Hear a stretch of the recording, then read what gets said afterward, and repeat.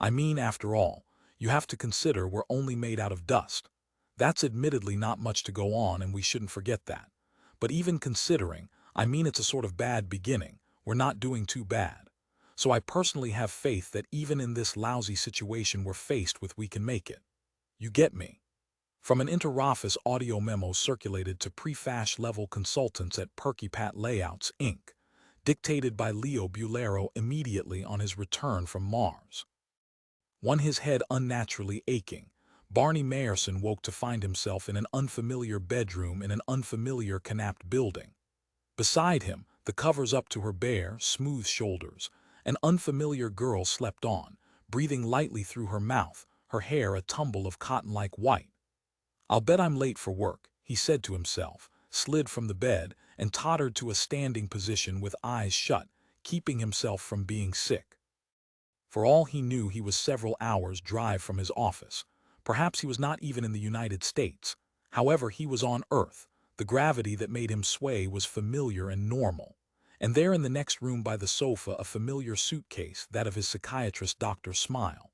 Barefoot, he padded into the living room and seated himself by the suitcase. He opened it, clicked switches, and turned on Dr. Smile. Meters began to register and the mechanism hummed. "Where am I?" Barney asked it. "And how far am I from New York?" That was the main point. He saw now a clock on the wall of the app's kitchen. The time was 7:30 a.m., not late at all. The mechanism, which was the portable extension of Dr. Smile, connected by micro-relay to the computer itself in the basement level of Barney's own canapped building in New York, the renowned 33 tinnily declared, "Ah, Mr. Mayerson." "Mayerson," Barney corrected, smoothing his hair with fingers that shook. "What do you remember about last night?" Now he saw, with intense physical aversion, half-empty bottles of bourbon and sparkling water, lemons, bitters, and ice-cube trays on the sideboard in the kitchen. "Who is this girl?" Dr. Smile said. "The girl in the bed is Miss Rondinella Fugate, Ronnie, as she asked you to call her." It sounded vaguely familiar, and oddly, in some manner, tied up with his job. "Listen," he said to the suitcase, but then in the bedroom the girl began to stir.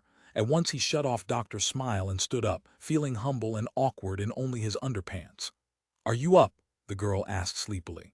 She thrashed about and sat facing him, quite pretty, he decided, with lovely, large eyes. "What time is it, and did you put on the coffee pot?" He tramped into the kitchen and punched the stove into life.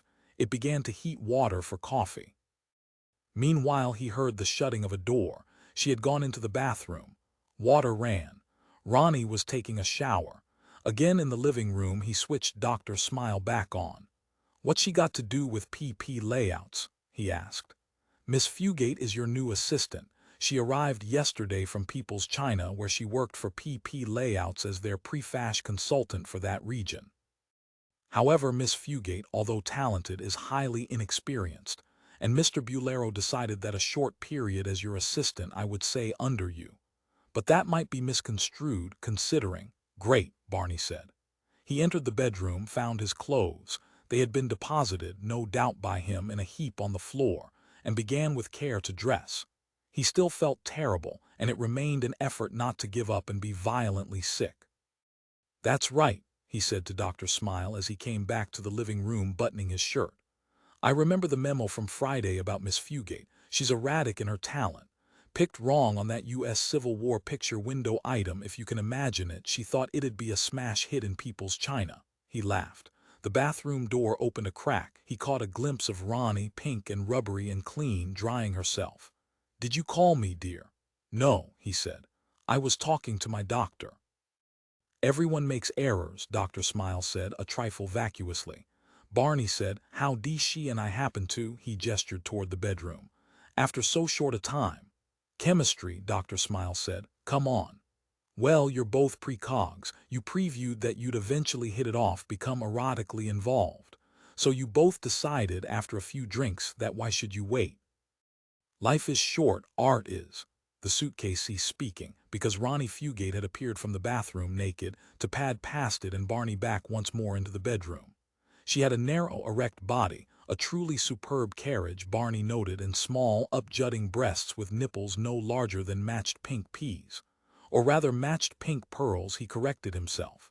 Ronnie Fugate said, I meant to ask you last night, why are you consulting a psychiatrist? And my lord, you carry it around everywhere with you. Not once did you set it down, and you had it turned on right up until. She raised an eyebrow and glanced at him searchingly. At least I did turn it off then, Barney pointed out. Do you think I'm pretty? Rising on her toes, she all at once stretched, reached above her head, then to his amazement began to do a brisk series of exercises, hopping and leaping, her breasts bobbing. I certainly do, he murmured, taken aback. I'd weigh a ton, Ronnie Fugate panted, if I didn't do these UN weapons wing exercises every morning. Go pour the coffee, will you, dear? Barney said. Are you really my new assistant at PP Layouts? Yes, of course. You mean you don't remember. But I guess you're like a lot of really top-notch precogs. You see the future so well that you have only a hazy recollection of the past. Exactly what do you recall about last night? She paused in her exercises, gasping for breath. Oh, he said vaguely, I guess everything. Listen, the only reason why you be carrying a psychiatrist around with you is that you must have gotten your draft notice. Right. After a pause he nodded, that he remembered. The familiar elongated blue-green envelope had arrived 1 week ago. Next Wednesday he would be taking his mental at the UN military hospital in the Bronx. Has it helped? Has he, she gestured at the suitcase, made you sick enough? Turning to the portable extension of Dr. Smile, Barney said, Have you? The suitcase answered. Unfortunately, you're still quite viable, Mr. Mayerson. You can handle 10 Freuds of stress. Sorry, but we still have several days. We've just begun. Going into the bedroom, Ronnie Fugate picked up her underwear and began to step into it. Just think, she said reflectively. If you're drafted, Mr. Mayerson, and you're sent to the colonies, maybe I'll find myself with your job. She smiled, showing superb, even teeth. It was a gloomy possibility, and his precog ability did not assist him. The outcome hung nicely, at perfect balance on the scales of cause and effect to be. You can't handle my job, he said. You couldn't even handle it in People's China, and that's a relatively simple situation in terms of factoring out pre-elements. But someday she could. Without difficulty, he foresaw that. She was young and overflowing with innate talent. All she required to equal him, and he was the best in the trade, was a few years' experience. Now he became fully awake as awareness of his situation filtered back to him. He stood a good chance of being drafted, and even if he was not, Ronnie Fugate might well snatch his fine, desirable job from him, a job up to which he had worked by slow stages over a 13-year period. A peculiar solution to the grimness of the situation, this going to bed with her. He wondered how he had arrived at it. Bending over the suitcase, he said in a low voice to Dr. Smile, I wish you'd detail me why the hell with everything so dire I decided to. I can answer that, Ronnie Fugate called from the bedroom. She had now put on a somewhat tight pale green sweater and was buttoning it before the mirror of her vanity table. You informed me last night, after your 5th bourbon and water. You said, she paused, eyes sparkling. It's inelegant, what you said was this. If you can't lick 'em, join 'em. Only the verb you used, I regret to say, was join. Barney said, and went into the kitchen to pour himself a cup of coffee. Anyhow, he was not far from New York. Obviously, if Miss Fugate was a fellow employee at PP Layouts, he was within commute distance of his job. They could ride in together. Charming. He wondered if their employer Leo Bulero would approve of this if he knew. Was there an official company policy about employees sleeping together? There was about almost everything else. Although how a man who spent all his time at the resort beaches of Antarctica or in German e-therapy clinics could find time to devise dogma on every topic eluded him. Someday, he said to himself, I'll live like Leo Bulero, instead of being stuck in New York City in 180-degree heat. Beneath him now a throbbing began. The floor shook. The building's cooling system had come on. Day had begun. Outside the kitchen window the hot, hostile sun took shape beyond the other canapped buildings visible to him. He shut his eyes against it. Going to be another scorcher, all right, probably up to the 20 Wagner mark. He did not need to be a precog to foresee this.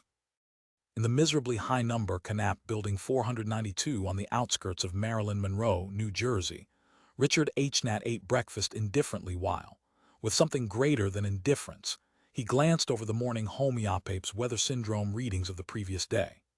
The Key Glacier, all skin top, had retreated 4.62 grables during the last 24-hour period, and the temperature, at noon in New York, had exceeded the previous days by 1.46 Wagners.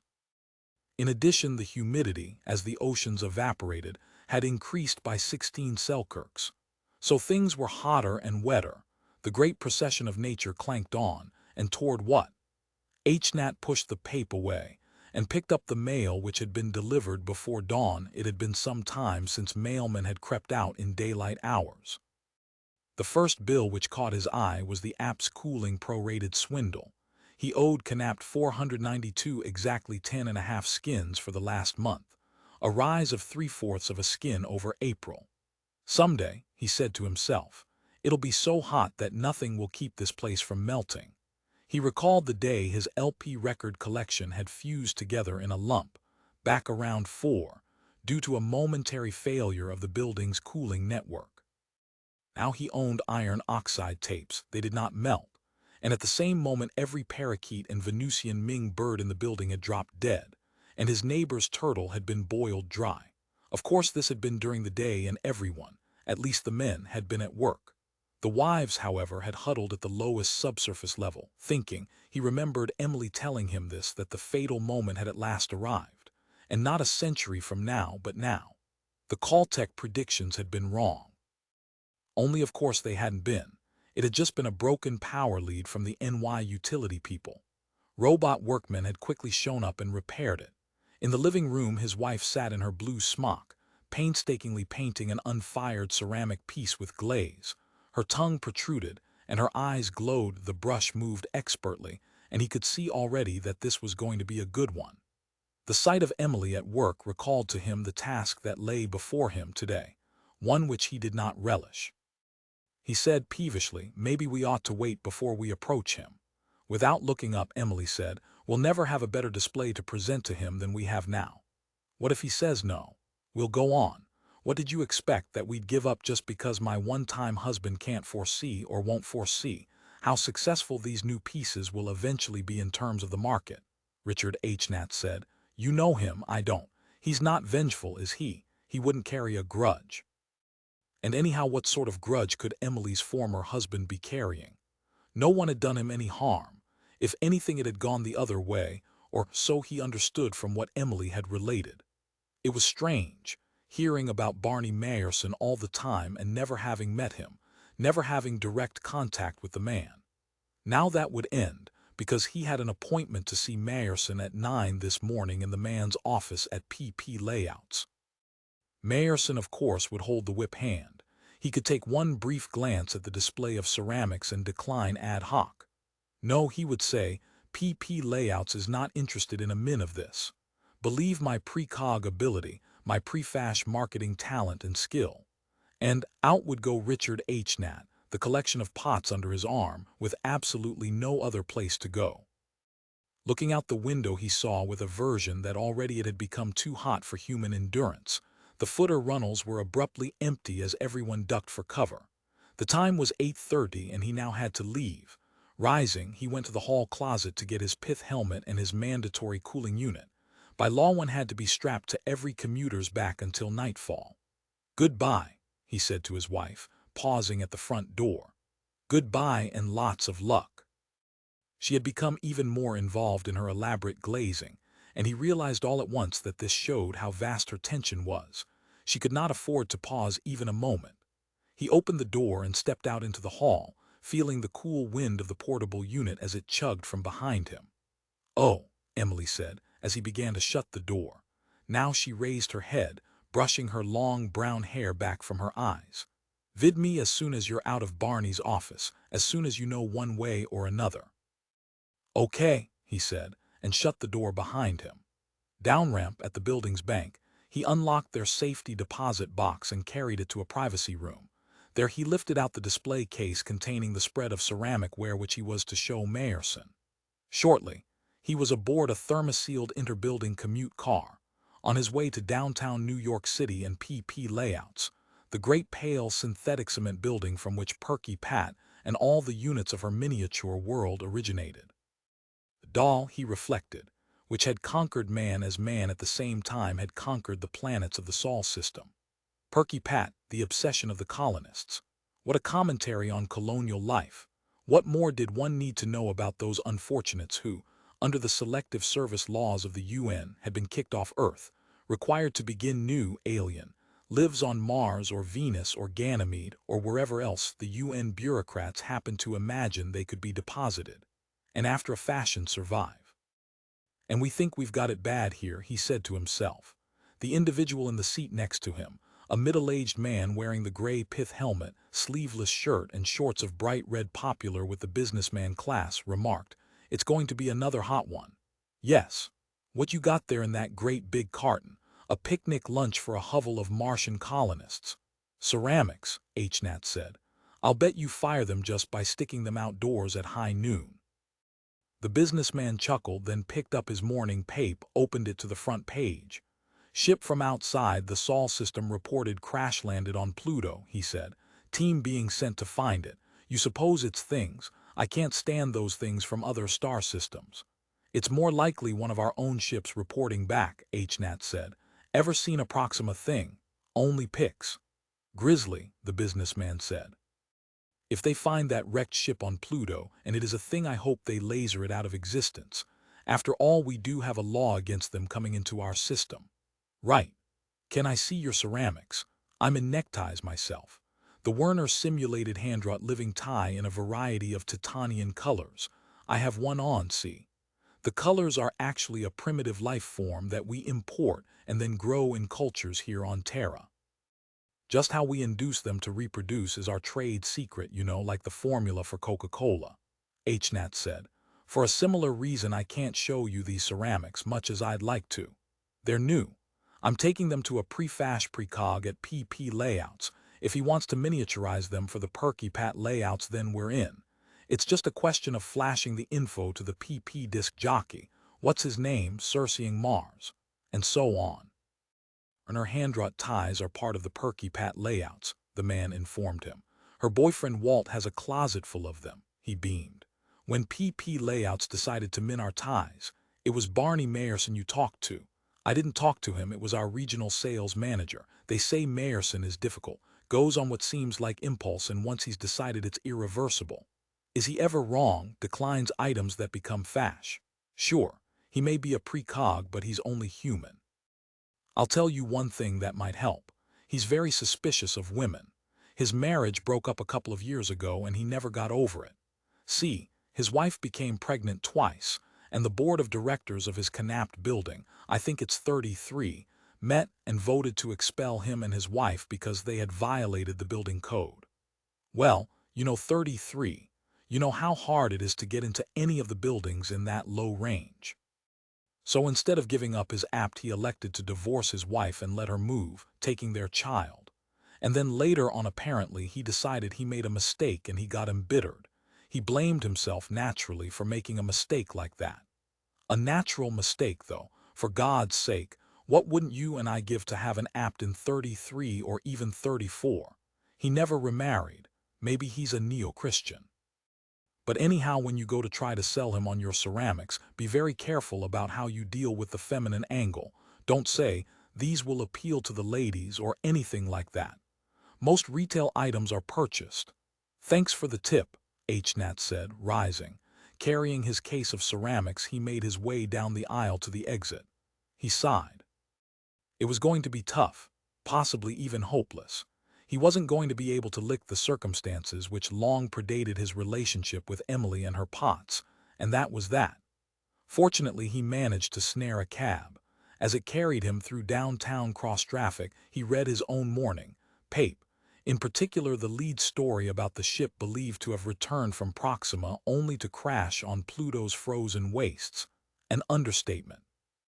Already it was conjectured that this might be the well-known interplan industrialist Palmer Eldritch, who had gone to the Prox system a decade ago at the invitation of the Prox Council of Humanoid Types. They had wanted him to modernize their autofax along Terran lines. Nothing had been heard from Eldritch since. Now this. It would probably be better for Terra if this wasn't Eldritch coming back, he decided. Palmer Eldritch was too wild and dazzling a solo pro. He had accomplished miracles in getting autofact production started on the colony planets, but, as always, he had gone too far, schemed too much. Consumer goods had piled up in unlikely places where no colonists existed to make use of them. Mountains of debris, they had become, as the weather corroded them bit by bit, inexorably. Snowstorms, if one could believe that such still existed somewhere. There were places which were actually cold. Too cold in actual fact.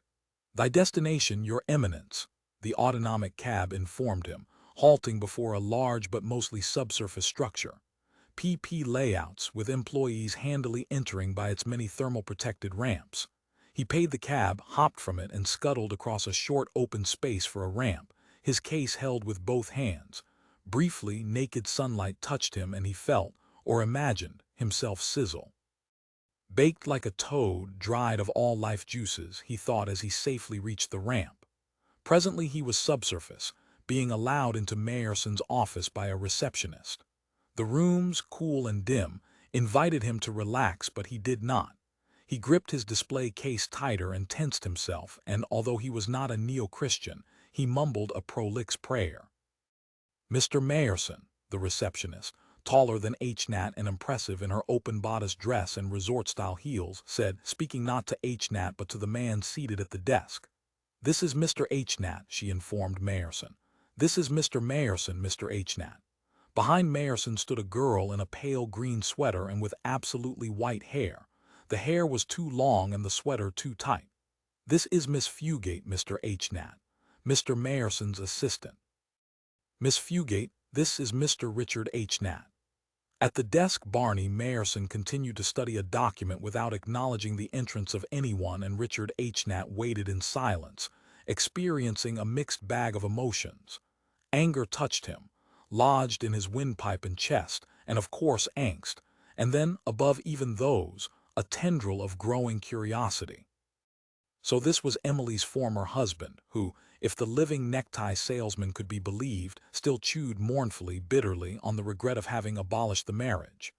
Mayerson was a rather heavy-set man in his late 30s with unusually, and not particularly fashionable, loose and wavy hair. He looked bored, but there was no sign of hostility about him. But perhaps he had not as yet. "Let's see your pots," Mayerson said suddenly.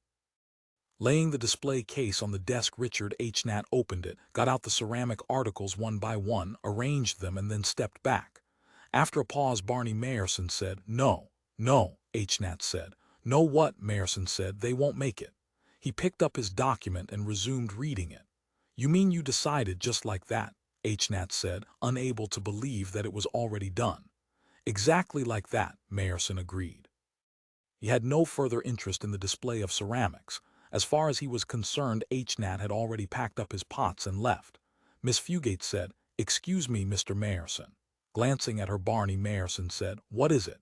"I'm sorry to say this, Mr. Mayerson," Miss Fugate said. She went over to the pots, picked one up and held it in her hands, weighing it, rubbing its glazed surface. "But I get a distinctly different impression than you do. I feel these ceramic pieces will make it." H-Nat looked from one to the other of them. "Let me have that." Mayerson pointed to a dark gray vase. At once H-Nat handed it to him. Mayerson held it for a time. "No," he said finally. He was frowning now. "I still get no impression of this item making it big. In my opinion, you're mistaken, Miss Fugate." He set the vase back down. "However," he said to Richard H-Nat, "in view of the disagreement between myself and Miss Fugate," he scratched his nose thoughtfully. "Leave this display with me for a few days. I'll give it further attention." Obviously, however, he would not. Reaching, Miss Fugate picked up a small, oddly shaped piece and cradled it against her bosom almost tenderly. "This one in particular, I receive very powerful emanations from it. This one will be the most successful of all." In a quiet voice, Barney Mayerson said, "You're out of your mind, Ronnie." He seemed really angry now. His face was violent and dark. "I'll vid you," he said to Richard H-Nat. "When I've made my final decision. I see no reason why I should change my mind, so don't be optimistic. In fact, don't bother to leave them." He shot a hard, harsh glance toward his assistant, Miss Fugate. Two in his office at 10 that morning, Leo Bulero, chairman of the board of directors of PP Layouts, received a vid call. which he had been expecting, from Triplanetary Law Enforcement, a private police agency. He had retained it within minutes of learning of the crash on Pluto by the intersystem ship returning from Prox. He listened idly, because despite the momentousness of the news, he had other matters on his mind. It was idiotic, in view of the fact that PP layouts paid an enormous yearly tribute to the UN for immunity. But idiotic or not, a UN Narcotics Control Bureau warship had seized an entire load of candy near the North Polar Cap of Mars, almost 1 million skins worth, on its way from the heavily guarded plantations on Venus. Obviously, the squeeze money was not reaching the right people within the complicated UN hierarchy, but there was nothing he could do about it. The UN was a windowless monad over which he had no influence. He could without difficulty perceive the intentions of the Narcotics Control Bureau. It wanted PP layouts to initiate litigation aimed at regaining the shipload, because this would establish that the illegal drug candy, chewed by so many colonists, was grown, processed, and distributed by a hidden subsidiary of PP layouts. So, valuable as the shipload was, better to let it go than to make a stab at claiming it. The homeopathic conjectures were correct, Felix Blau, boss of the police agency, was saying on the vidscreen. It is Palmer Eldritch, and he appears to be alive although badly injured. We understand that a UN ship of the line is bringing him back to a base hospital, location of course undisclosed. Leo Bulero said, nodding. However, as to what Eldritch found in the Prox system, you'll never find that out, Leo said. Eldritch won't say, and it'll end there. One fact has been reported, Blau said, of interest.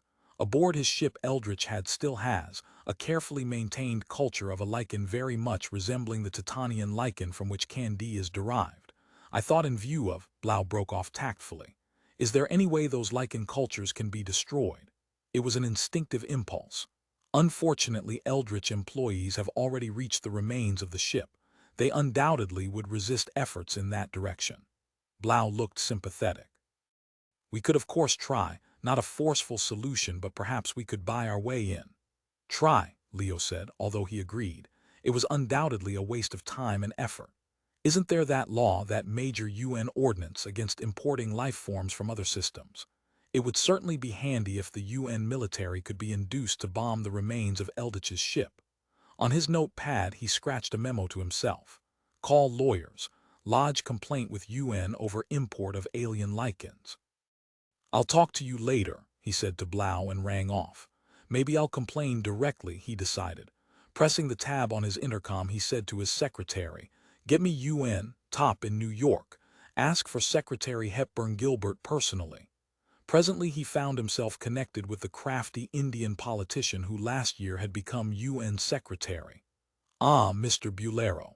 Hepburn Gilbert smiled slyly. You wish to complain as to the seizure of that shipment of candy which... I know nothing about any shipment of candy, Leo said. This has to do with another matter completely. Do you people realize what Palmer Eldritch is up to? He's brought non-sol lichens into our system.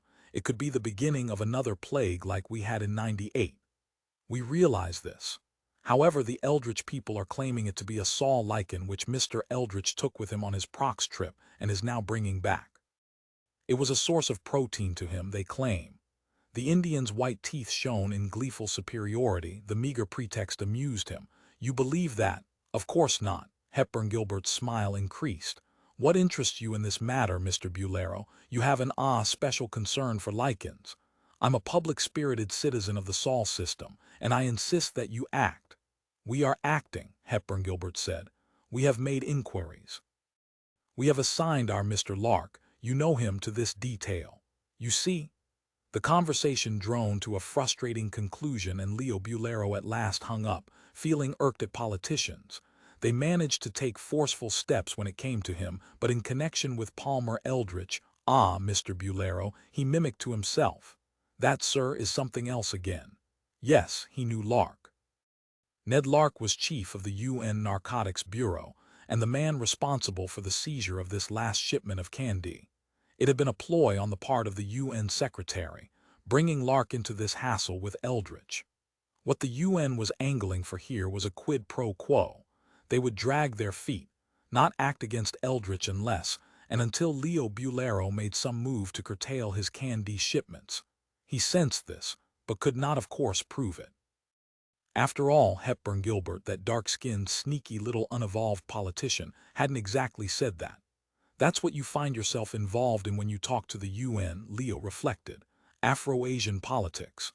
A swamp. It's run, staffed, directed by foreigners. He glared at the blank vidscreen. While he was wondering what to do, his secretary, Miss Gleason, clicked on the intercom at her end and said, "Mr. Bulero, Mr. Mayerson is in the outer office. He'd like a few moments with you." Send him in. He was glad for a respite. A moment later, his expert in the field of tomorrow's fashions came in, scowling. Silently, Barney Mayerson seated himself facing Leo. "What's eating you, Mayerson?" Leo demanded. "Speak up, that's what I'm here for, so you can cry on my shoulder. Tell me what it is and I'll hold your hand." Ray made his tone withering. "My assistant, Miss Fugate." "Yes, I hear you're sleeping with her." "That's not the issue." "Oh, I see," Leo said. "That's just a minor aside. I just meant I'm here about another aspect of Miss Fugate's behavior. We had a basic disagreement a little while ago. A salesman," Leo said. "You turned something down and she disagreed." "Yes. You precogs. Remarkable. Maybe there were alternate futures. So you want me to order her in the future always to back you up," Barney Mayerson said. "She's my assistant. That means she's supposed to do as I direct." "Well, isn't sleeping with you a pretty fair move in that direction?" Leo laughed. "However, she should back you up while salesmen are present. Then if she has any qualms, she should air them privately later on." "I don't even go for that." Barney scowled even more. Acutely, Leo said, "You know, because I take that E-therapy, I've got a huge frontal lobe. I'm practically a precog myself. I'm so advanced." "Was it a pot salesman? Ceramics?" With massive reluctance, Barney nodded. "They're your ex-wife's pots," Leo said. "Her ceramics were selling well. He had seen ads in the homeopapes for them as retailed by one of New Orleans' most exclusive art object shops, and here on the East Coast and in San Francisco. "Will they go over, Barney?" He studied his precog. "Was Miss Fugate right? They'll never go over, that's God's truth." Barney's tone, however, was leaden. The wrong tone, Leo decided, for what he was saying. It was too lacking in vitality. "That's what I foresee," Barney said doggedly. "Okay," Leo nodded. "I'll accept what you're saying, but if her pots become a sensation and we don't have mins of them available for the colonists' layouts," he pondered. "You might find your bed partner also occupying your chair," he said. Rising, Barney said, "You'll instruct Miss Fugate then as to the position she should take." He colored. "I'll rephrase that," he murmured as Leo began to guffaw. "Okay, Barney, I'll lower the F-nard on her. She's young, she'll survive. And you're aging, you need to keep your dignity, not have anyone disagree with you." He too rose, walking up to Barney. He slapped him on the back. "But listen, stop eating your heart out. Forget that ex-wife of yours, okay? I've forgotten her." "There are always more women," Leo said, thinking of Scotty Sinclair, his mistress at the moment. Scotty right now, frail and blonde but huge in the balcony, hung out at his satellite villa 500 miles at apogee, waiting for him to knock off work for the week. "There's an infinite supply. They're not like early U.S. postage stamps or the truffle skins we use as money." It occurred to him then that he could smooth matters by making available to Barney one of his discarded, but still serviceable former mistresses. "I tell you what," he began, but Barney at once cut him off with a savage swipe of his hand. "No," Leo asked. "No, anyhow I'm wound up tight with Ronnie Fugate. One at a time is enough for any normal man." Barney eyed his employer severely. "I agree. Lord, I only can see one at a time myself. What do you think, I've got a harem up there at Winnie the Pooh Acres?" He bristled. "The last time I was up there," Barney said, "which was at that birthday party for you back in January." "Oh well, parties, that's something else. You don't count what goes on during parties." He accompanied Barney to the door of the office. "You know, Mayerson, I heard a rumor about you, one I didn't like. Someone saw you lugging one of those suitcase-type extensions of a knapped psychiatric computer around with you. Did you get a draft notice?" There was silence. Then, at last, Barney nodded. "And you weren't going to say anything to us," Leo said. "We were to find out when, the day you board ship for Mars. I'm going to beat it." "Sure you are. Everyone does. That's the way the UN's managed to populate 4 planets, 6 moons." I'm going to fail my mental, Barney said. My precog ability tells me I am. It's helping me. I can't endure enough Freuds of stress to satisfy them. Look at me. He held up his hands. They perceptibly trembled. Look at my reaction to Miss Fugate's harmless remark. Look at my reaction to HNAT bringing in Emily's pots. Look at... Okay, Leo said, but he still was worried. Generally, the draft notices gave only a 90-day period before induction, and Miss Fugate would hardly be ready to assume Barney's chair that soon. Of course, he could transfer Mac Ronston from Paris, but even Ronston, after 15 years, was not of the same caliber as Barney Mayerson. He had the experience, but talent could not be stored up. It had to be there as God-given. The UN is really getting to me, Leo thought. He wondered if Barney's draft notice, coming at this particular moment, was only a coincidence or if this was another probe of his weak points. If it is, he decided, it's a bad one. And there's no pressure I can put on the UN to exempt him. And simply because I supply those colonists with their candy, he said to himself. I mean, somebody has to. They've got to have it. Otherwise, what good are the Perky Pat layouts to them? And in addition, it was one of the most profitable trading operations in the Sol system. Many truffle skins were involved. The UN knew that too. At 12:30 New York time, Leo Bulero had lunch with a new girl who had joined the secretary pool. Pia Jurgens, seated across from him in a secluded chamber of the Purple Fox, ate with precision, her small, neat jaw working in an orderly manner. She was a redhead and he liked redheads. They were either outrageously ugly or almost supernaturally attractive. Miss Jurgens was the latter. Now, if he could find a pretext by which to transfer her to Winnie the Pooh Acres, assuming that Scotty didn't object, however. And such did not at the present seem very likely. Scotty had a will of her own, which was always dangerous in a woman. Too bad I couldn't wangle Scotty off onto Barney Mayerson, he said to himself. Solve two problems at once. Make Barney more psychologically secure, free myself for nuts, he thought. Barney needs to be insecure, otherwise he's as good as on Mars. That's why he's hired that talking suitcase. I don't understand the modern world at all, obviously. I'm living back in the 20th century when psychoanalysts made people less prone to stress. Don't you ever talk, Mr. Bulero? Miss Jurgens asked. No, he thought, could I dabble successfully in Barney's pattern of behavior, help him to, become less viable, but it was not as easy as it sounded. He instinctively appreciated that expanded frontal lobe-wise. You can't make healthy people sick just by giving an order, or can you? Excusing himself, he hunted up the robot waiter and asked that a vidphone be brought to his table. A few moments later, he was in touch with Miss Gleason back at the office. Listen, I want to see Miss Rondinella Fugate from Mr. Mayerson's staff as soon as I get back. And Mr. Mayerson is not to know. Understand? Yes, sir, Miss Gleason said, making a note. I heard, Pia Jurgens said when he had hung up. You know, I could tell Mr. Mayerson. I see him nearly every day in the... Leo laughed. The idea of Pia Jurgens throwing away the burgeoning future opening for her vis-a-vis himself amused him. Listen, he said, patting her hand.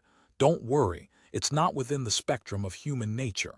Finish your Ganymedian wap frog croquette and let's get back to the office. What I meant, Miss Jurgens said stiffly, is that it seems a little odd to me that you be so open in front of someone else, someone you don't hardly know. She eyed him, and her bosom, already overextended and enticing, became even more so. It expanded with indignation. Obviously, the answer is to know you better, Leo said greedily. Have you ever chewed candy? He asked her rhetorically. You should, despite the fact that it's habit-forming. It's a real experience.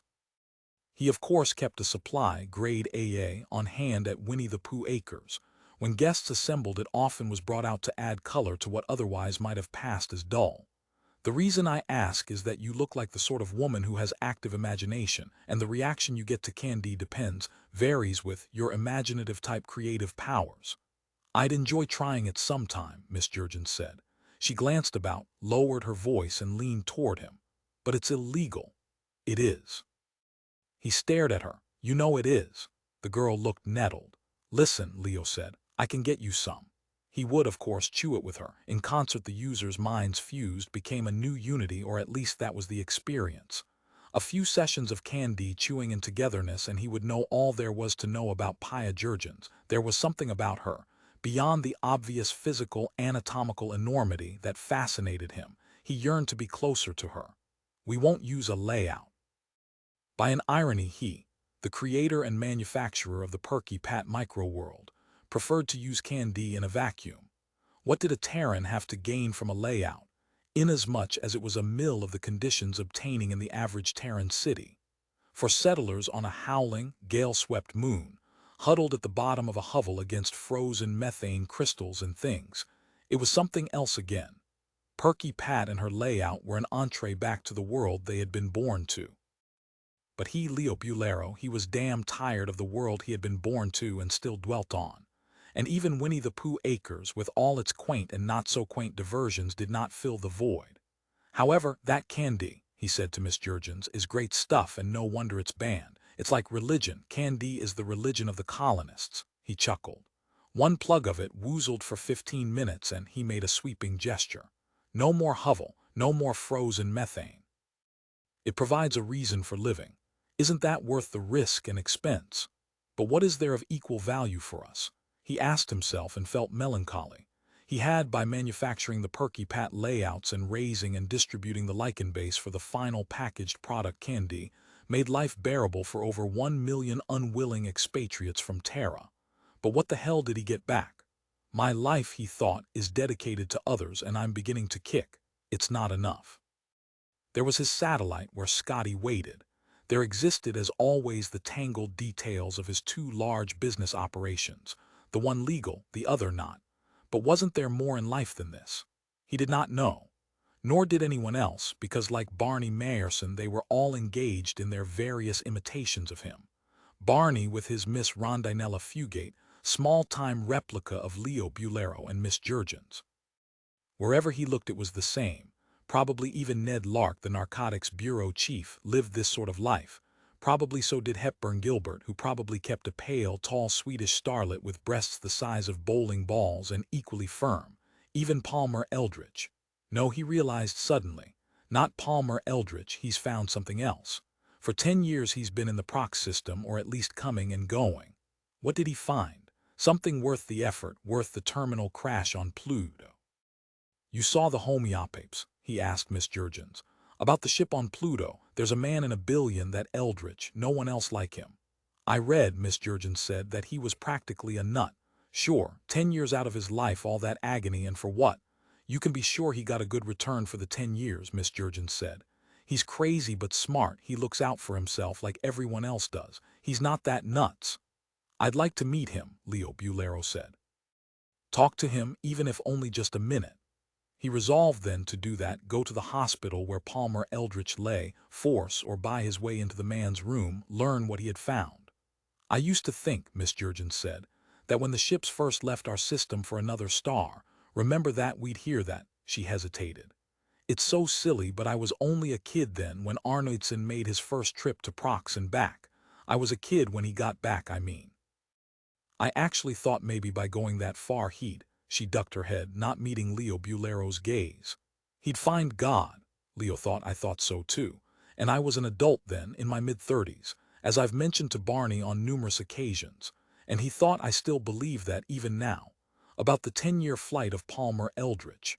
After lunch, back in his office at PP Layouts, he met Rondinella Fugate for the first time. She was waiting for him when he arrived.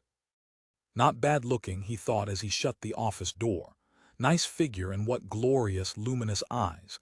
She seemed nervous. She crossed her legs, smoothed her skirt, watched him furtively as he seated himself at his desk facing her. Very young, Leo realized. A child who would speak up and contradict her superior when she thought he was wrong. Touching. Do you know why you're here in my office? He inquired. I guess you're angry because I contradicted Mr. Mayerson. But I really experienced the futurity and the lifeline of those ceramics. So what else could I do? She half rose imploringly, then reseated herself. Leo said, I believe you, but Mr. Mayerson is sensitive. If you're living with him, you know he has a portable psychiatrist that he lugs wherever he goes. Opening his desk drawer, he got out his box of Questa Rays, the very finest. He offered the box to Miss Fugate, who gratefully accepted one of the slender, dark cigars. He, too, took a cigar. He lit hers and then his and leaned back in his chair. "You know who Palmer Eldritch is?" "Yes." "Can you use your precog powers for something other than prefash foresight?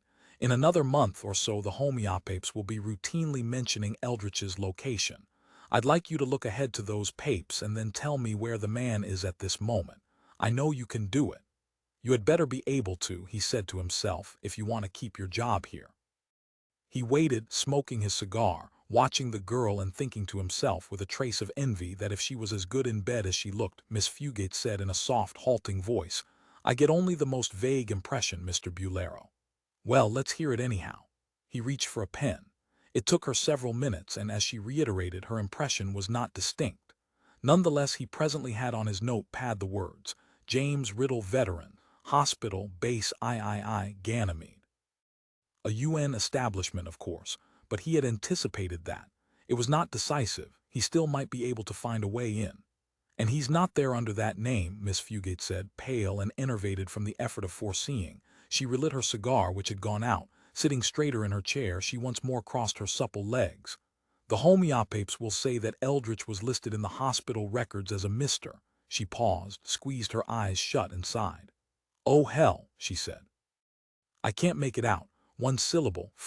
Brent. No, I think it's Trent. Yes, it's Eldon Trent." She smiled in relief. Her large eyes sparkled with naive, childlike pleasure.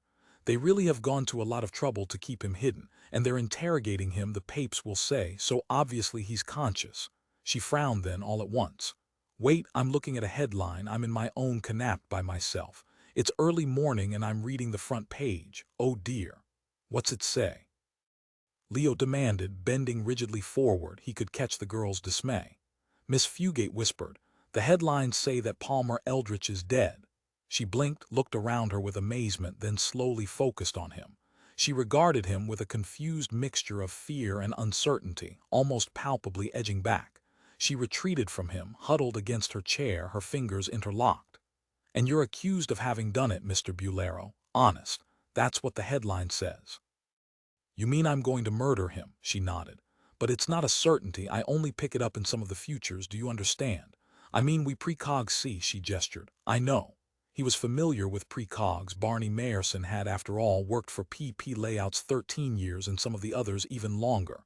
"It could happen," he said gratingly. "Why would I do a thing like that?" he asked himself. No way to tell now. Perhaps after he reached Eldritch, talked to him. As evidently he would. Miss Fugate said, "I don't think you ought to try to contact Mr. Eldritch in view of this possible future. Don't you agree, Mr. Bulero? I mean, the risk is there. It hangs very large. About, I'd guess, in the neighborhood of 40. What s 40%? Almost half the possibilities."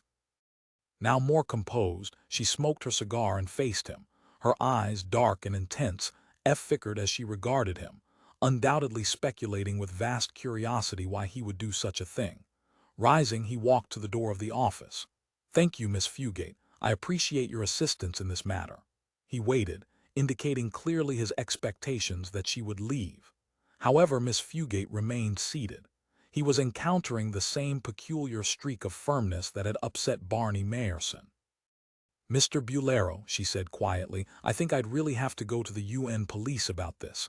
We precogs," he reshut the office door. "You precogs," he said, "are too preoccupied with other people's lives." But she had him. He wondered what she would manage to do with her knowledge. "Mr. Mayerson may be drafted," Miss Fugate said. "You knew that, of course. Are you going to try to influence them to let him off?" "Candidly," he said, "I had some intentions in the direction of helping him beat it, yes." "Mr. Bulero," she said in a small, steady voice, "I'll make a deal with you. Let them draft him, and then I'll be your New York prefash consultant." She waited. Leo Bulero said nothing. "What do you say?" she asked. Obviously, she was unaccustomed to such negotiations. However, she intended to make it stick if possible. After all, he reflected, everyone, even the smartest operator, had to begin somewhere. Perhaps he was seeing the initial phase of what would be a brilliant career. And then he remembered something. Remembered why she had been transferred from the Peking office to come here to New York as Barney Mayerson's assistant. Her predictions had proved erratic. Some of them, Too many of them, in fact, had proved erroneous. Perhaps her preview of the headline relating his indictment as the alleged murderer of Palmer Eldritch, assuming that she was being truthful, that she had really experienced it, was only another of her errors. The faulty precognition which had brought her here. Aloud he said, "Let me think it over. Give me a couple of days." "Until tomorrow morning," Miss Fugate said firmly. Leo laughed. "I see why Barney was so riled up." And Barney probably sensed with his own precog faculty, at least nebulously, that Miss Fugate was going to make a decisive strike at him, jeopardizing his whole position. "Listen." He walked over to her. "You're Mayerson's mistress. How'd you like to give that up? I can offer you the use of an entire satellite, assuming, of course, that he could pry Scotty out of there." "No thank you," Miss Fugate said. "Why?" He was amazed. "Your career." "I like Mr. Mayerson," she said. "And I don't particularly care for Bub," she caught herself. "Men who have evolved in those clinics." Again he opened the office door. "I'll let you know by tomorrow morning." As he watched her pass through the doorway and out into the receptionist's office, he thought, "That'll give me time to reach Ganymede and Palmer Eldritch. I'll know more then. Know if your foresight seems spurious or not." Shutting the door behind the girl, he turned at once to his desk and clicked the vidphone button connecting him with the outside. "To the New York City operator," he said. "Get me the James Riddle Veterans Hospital at Base III on Ganymede. I want to speak to a Mr. Eldon Trent, a patient there, person to person." He gave his name and number, then rang off, jiggled the hook, and dialed Kennedy Spaceport. He booked passage for the express ship leaving New York for Ganymede that evening, then paced about his office, waiting for the call back from James Riddle Veterans Hospital. Bubblehead, he thought. She'd call even her employer that. 10 minutes later the call came. "I'm sorry, Mr. Bulero," the operator apologized. "Mr. Trent is not receiving calls by doctor's orders." So Rondinella Fugate was right, and Eldon Trent did exist at James Riddle, and in all probability he was Palmer Eldritch. It was certainly worth making the trip. The odds looked good. Looked good, he thought wryly, that I'll encounter Eldritch, have some kind of altercation with him, God knows what, and eventually bring about his death. A man that at this point in time I don't even know. And I'll find myself arraigned. I won't get away with it. What a prospect. But his curiosity was aroused. In all his manifold operations he had never found the need of killing anyone under any circumstances.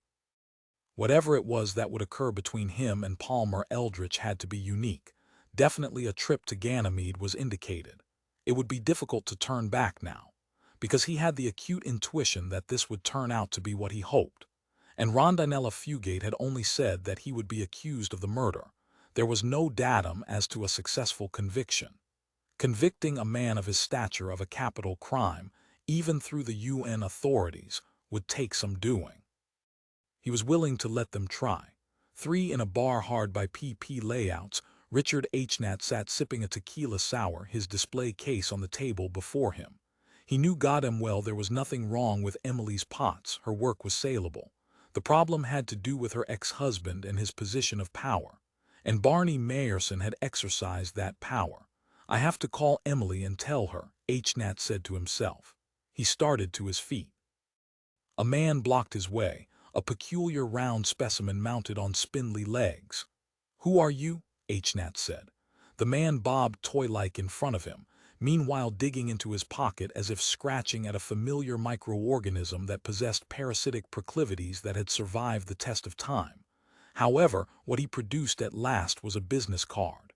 "We're interested in your ceramic ware, Mr. Nat, however you say it."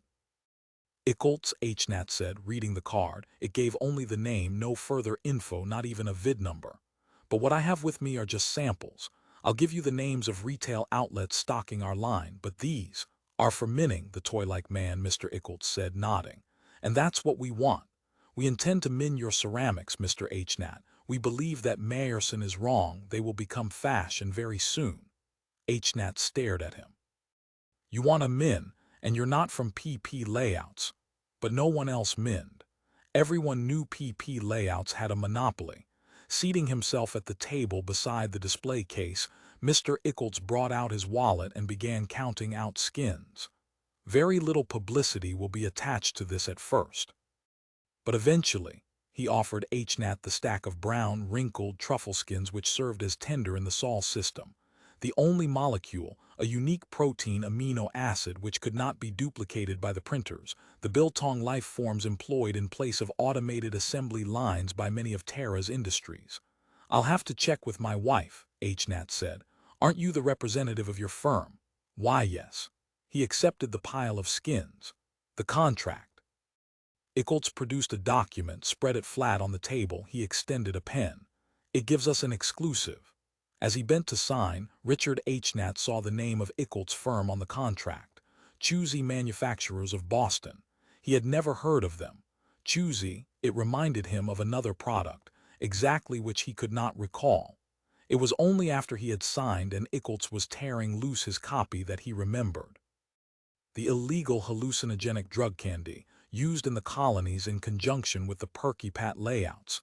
He had an intuition compounded of deep unease, but it was too late to back out. Eccles was gathering up the display case. The contents belonged to Choosy Manufacturers of Boston, USA, Terra now.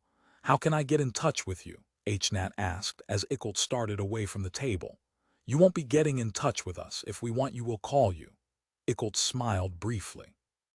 How in hell was he going to tell Emily? HNAT counted the skins, read the contract, realized by degrees exactly how much Eccles had paid him. It was enough to provide him and Emily with a 5-day vacation in Antarctica, at one of the great, cool resort cities frequented by the rich of Terra, where no doubt Leo Bulero and others like him spent the summer, and these days' summer lasted all year round. Or, he pondered, it could do even more. It could get himself and his wife into the most exclusive establishment on the planet, assuming he and Emily wanted it. They could fly to the Germanies and enter one of Dr. Willie Denkmal's e-therapy clinics. Wowie, he thought. He shut himself up in the bar's vidphone booth and called Emily. "Pack your bag, we're going to Munich." He picked the name of a clinic at random. He had seen this one advertised in exclusive Paris magazines. "To Eichenwald," he told her. "Dr. Denkmal is." "Barney took them," Emily said. "No, but there's someone else in the field of minting now besides PP layouts." He felt elated. "So Barney turned us down, so what? We did better with this new outfit. They must have plenty. I'll see you in half an hour. I'll arrange for accommodations on Trois Express flight.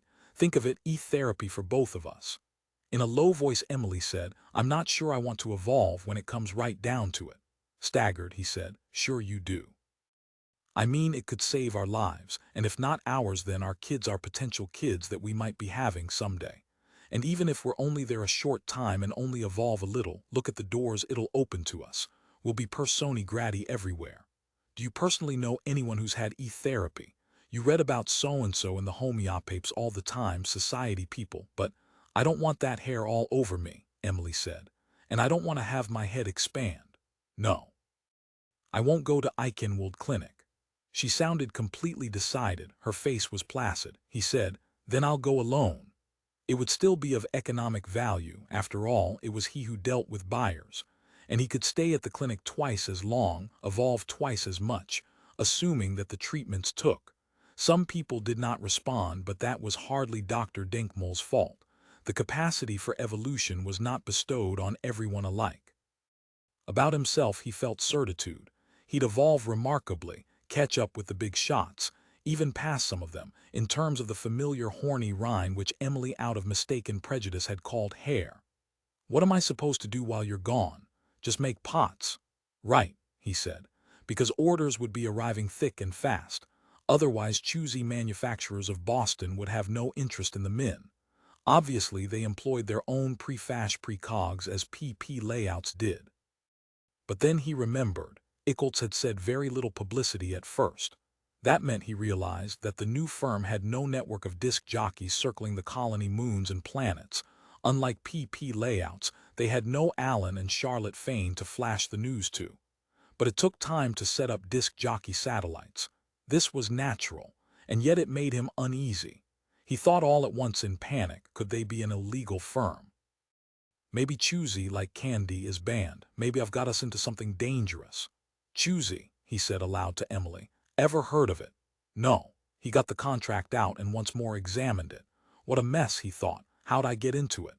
If only that damn Mayerson had said yes on the pots at 10 in the morning. A terrific horn, familiar to him, hooted. Sam regan out of his sleep, and he cursed the UN ship upstairs. He knew the racket was deliberate.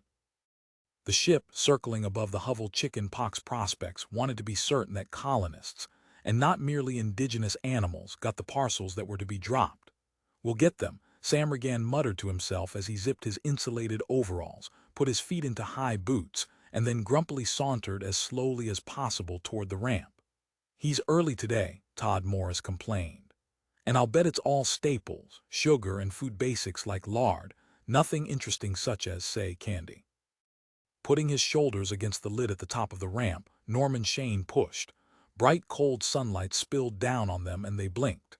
The UN ship sparkled overhead, set against the black sky as if hanging from an uneasy thread. Good pilot, this drop, Todd decided. Knows the Feinberg Crescent area. He waved at the UN ship, and once more the huge horn burst out its din, making him clap his hands to his ears. A projectile slid from the underpart of the ship, extended stabilizers, and spiraled toward the ground. "Shoot," Sam Regan said with disgust. "It is staple, they don't have the parachute." He turned away, not interested. How miserable the upstairs looked today, he thought as he surveyed the landscape of Mars, dreary. Why did we come here? Had to, were forced to. Already the UN projectile had landed, its hull cracked open, torn by the impact, and the 3 colonists could see canisters. It looked to be 500 pounds of salt. Sam Regan felt even more despondent. "Hey," Shane said, walking toward the projectile and peering. "I believe I see something we can use."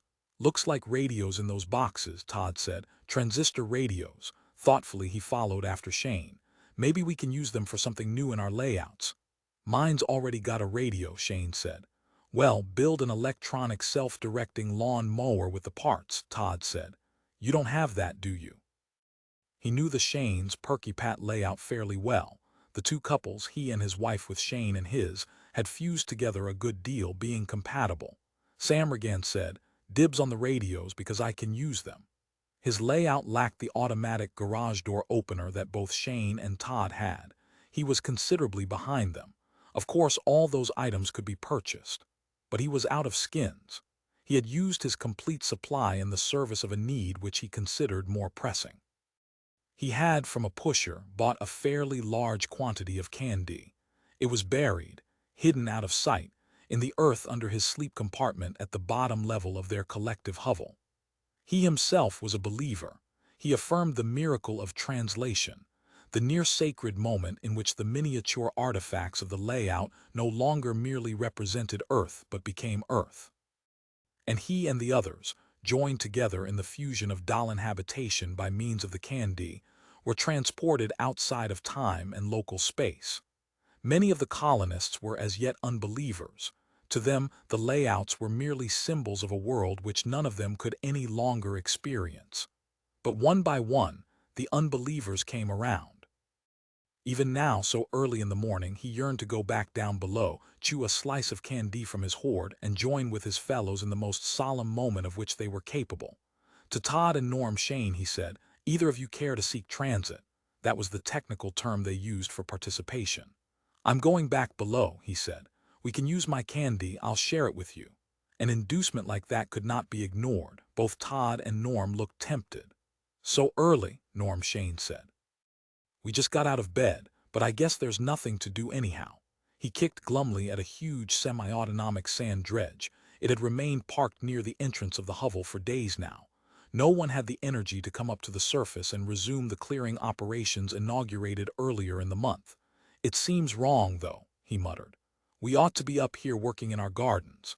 "And that's some garden you've got," Sam Regan said with a grin. "What is that stuff you've got growing there?" "Got a name for it." Norm Shane, hands in the pockets of his coveralls, walked over the sandy, loose soil with its sparse vegetation to his once carefully maintained vegetable garden. He paused to look up and down the rows, hopeful that more of the specially prepared seeds had sprouted. None had. "Swiss chard," Todd said encouragingly. "Right. Mutated as it is, I can still recognize the leaves." Breaking off a leaf, Norm chewed it, then spat it out. The leaf was bitter and coated with sand. Now Helen Morris emerged from the hovel, shivering in the cold Martian sunlight. "We have a question," she said to the three men. "I say that psychoanalysts back on Earth were charging $50 an hour and Fran says it was for only 45 minutes. She explained, "We want to add an analyst to our layout and we want to get it right, because it's an authentic item made on Earth and shipped here, if you remember that Bulero ship that came by last week." "We remember," Norm Shane said sourly. The prices that the Bulero salesman had wanted, and all the time in their satellite Alan and Charlotte Fane talked up the different items so, whetting everyone's appetite. "Ask the Fanes," Helen's husband Todd said. "Radio them the next time the satellite passes over." He glanced at his wristwatch. "In another hour. They have all the data on authentic items. In fact, that particular datum should have been included with the item itself, right in the carton." It perturbed him because it had of course been his skins, his and Helen's together, that had gone to pay for the tiny figure of the human-type psychoanalyst, including the couch, desk, carpet, and bookcase of incredibly well-minned impressive books. "You went to the analyst when you were still on Earth," Helen said to Norm Shane. "What was the charge?" "Well, I mostly went to group therapy," Norm said, "at the Berkeley State Mental Hygiene Clinic, and they charged according to your ability to pay. And of course Perky Pat and her boyfriend go to a private analyst." He walked down the length of the garden solemnly deeded to him, between the rows of jagged leaves, all of which were to some extent shredded and devoured by microscopic native pests. If he could find one healthy plant, one untouched, it would be enough to restore his spirits. Insecticides from Earth simply had not done the job here. The native pests thrived. They had been waiting 10,000 years, biding their time, for someone to appear and make an attempt to raise crops. Todd said, "You better do some watering." "Yeah," Norm Shane agreed. He meandered gloomily in the direction of chicken pox prospects, hydro-pumping system. It was attached to their now partially sand-filled irrigation network which served all the gardens of their hovel. Before watering came sand removal, he realized. If they didn't get the big Class A dredge started up soon, they wouldn't be able to water even if they wanted to. But he did not particularly want to. And yet he could not, like Sam Regan, simply turn his back on the scene up here, return below to fiddle with his layout, build or insert new items, make improvements, or, as Sam proposed, actually get out a quantity of the carefully hidden candy and begin the communication. We have responsibilities, he realized. To Helen he said, "Ask my wife to come up here." She could direct him as he operated the dredge. Fran had a good eye. "I'll get her," Sam Regan agreed, starting back down below. "No one wants to come along." No one followed him. Todd and Helen Morris had gone over to inspect their own garden now, and Norm Shane was busy pulling the protective wrapper from the dredge, preparatory to starting it up. Back below, Sam Regan hunted up Fran Shane. He found her crouched at the Perky Pat layout which the Morrises and the Shanes maintained together, intent on what she was doing. Without looking up, Fran said, "We've got Perky Pat all the way downtown in her new Ford hardtop convert and parked in a dime in the meter, and she's shopped and now she's in the analyst's office reading fortune. But what does she pay?" She glanced up, smoothed back her long dark hair and smiled at him. Beyond a doubt Fran was the handsomest and most dramatic person in their collective hovel. He observed this now, and not for anything like the first time. He said, "How can you fuss with that layout and not chew?" He glanced around. The two of them appeared to be alone. Bending down he said softly to her, "Come on and we'll chew some first-rate candy like you and I did before. Okay." His heart labored as he waited for her to answer. Recollections of the last time the two of them had been translated in unison made him feel weak. "Helen Morris will be." "No, they're cranking up the dredge above. They won't be back down for an hour." He took hold of Fran by the hand, led her to her feet. "What arrives in a plain brown wrapper," he said as he steered her from the compartment out into the corridor, "should be used, not just buried. It gets old and stale, loses its potency.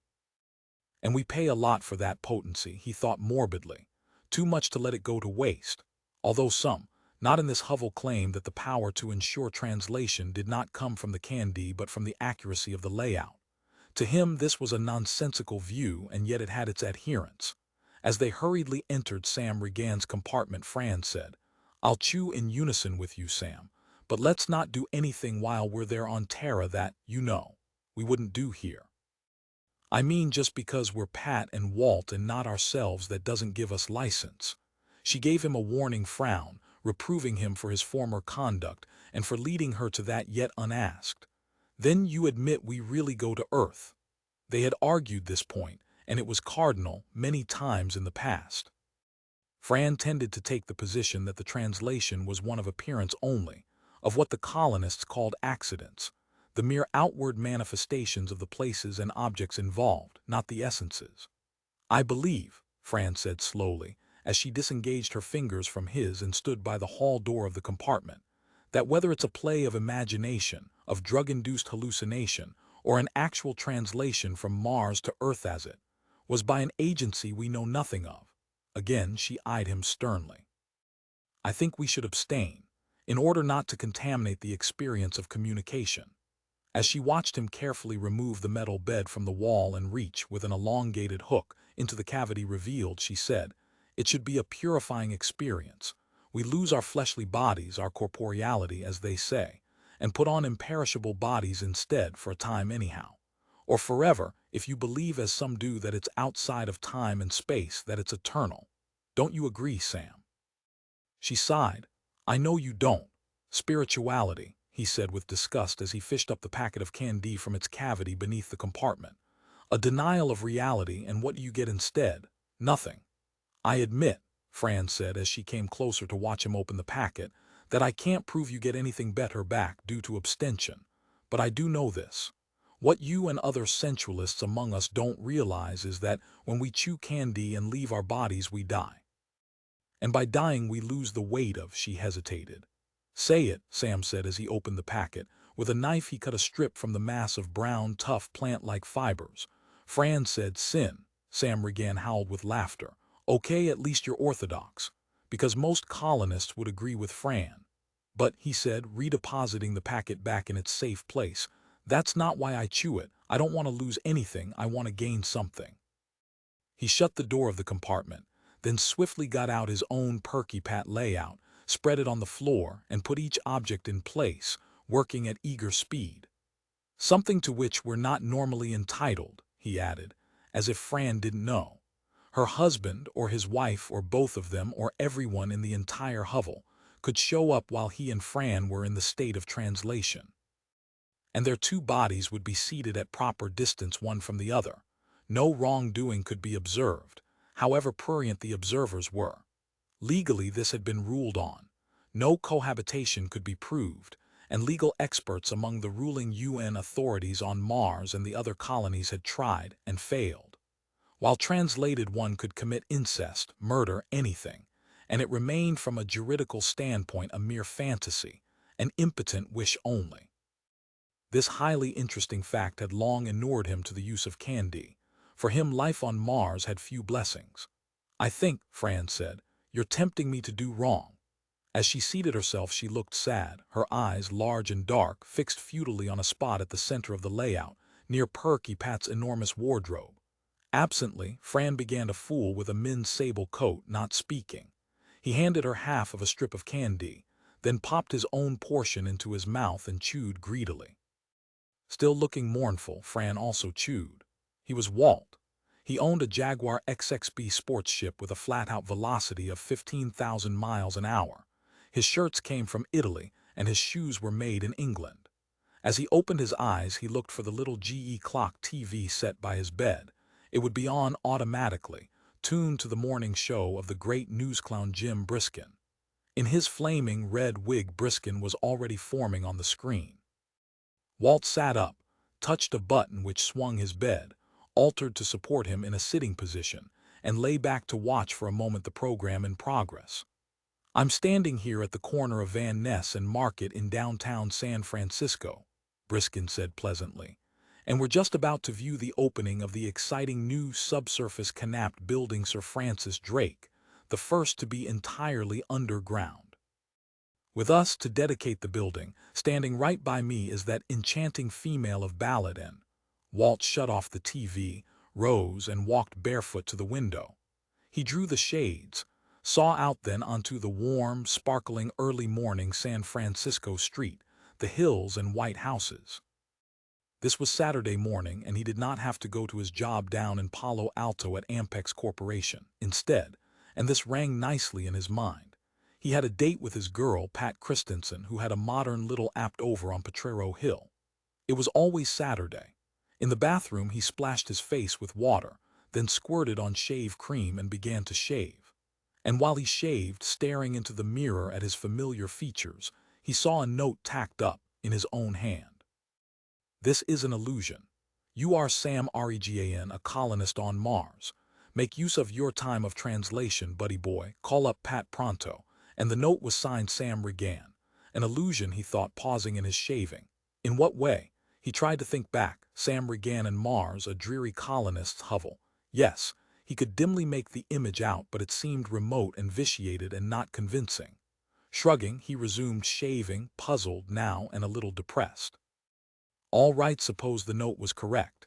Maybe he did remember that other world, that gloomy quasi-life of involuntary expatriation in an unnatural environment. So what? Why did he have to wreck this? Reaching, he yanked down the note, crumpled it, and dropped it into the bathroom disposal chute. As soon as he had finished shaving, he vidphoned Pat. "Listen," she said at once, cool and crisp. On the screen, her blonde hair shimmered. She had been drying it. "I don't want to see you, Walt, please. Because I know what you have in mind and I'm just not interested. Do you understand?" Her blue-gray eyes were cold. He said, shaken, trying to think of an answer. "But it's a terrific day. We ought to get outdoors. Visit Golden Gate Park, maybe. It's going to be too hot to go outdoors." "No," he disagreed, nettled. "That's later. Hey, we could walk along the beach, splash around in the waves, okay?" She wavered visibly. "But that conversation we had just before, there was no conversation. I haven't seen you in a week, not since last Saturday." He made his tone as firm and full of conviction as possible. "I'll drop by your place in half an hour and pick you up. Wear your swimsuit, you know, the yellow one, the Spanish one that has a halter." "Oh," she said disdainfully, "that's completely out of fashion now. I have a new one from Sweden. You haven't seen it. I'll wear that if it's permitted." The girl at A&F wasn't sure. "It's a deal," he said, and rang off.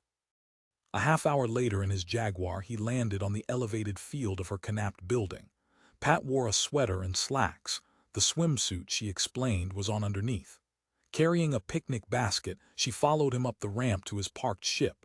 Eager and pretty, she hurried ahead of him, pattering along in her sandals. It was all working out as he had hoped. This was going to be a swell day after all, after his initial trepidations had evaporated, as thank God they had.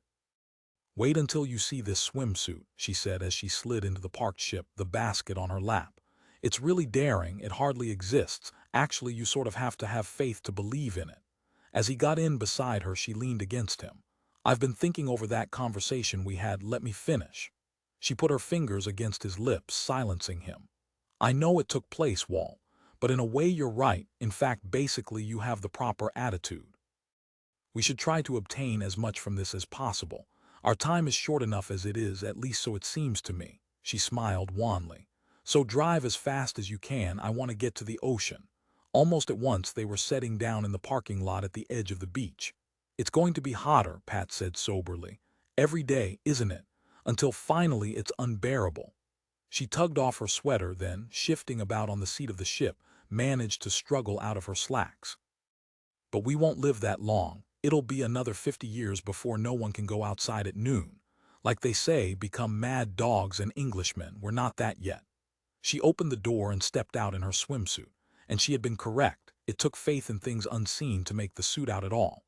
It was perfectly satisfactory to both of them. Together, he and she plodded along the wet, hard-packed sand, examining jellyfish, shells, and pebbles, the debris tossed up by the waves. "What year is this?" Pat asked him suddenly, halting. The wind blew her untied hair back. It lifted in a mass of cloud-like yellow, clear and bright and utterly clean, each strand separate. He said, "Well, I guess it's," and then he could not recall. It eluded him.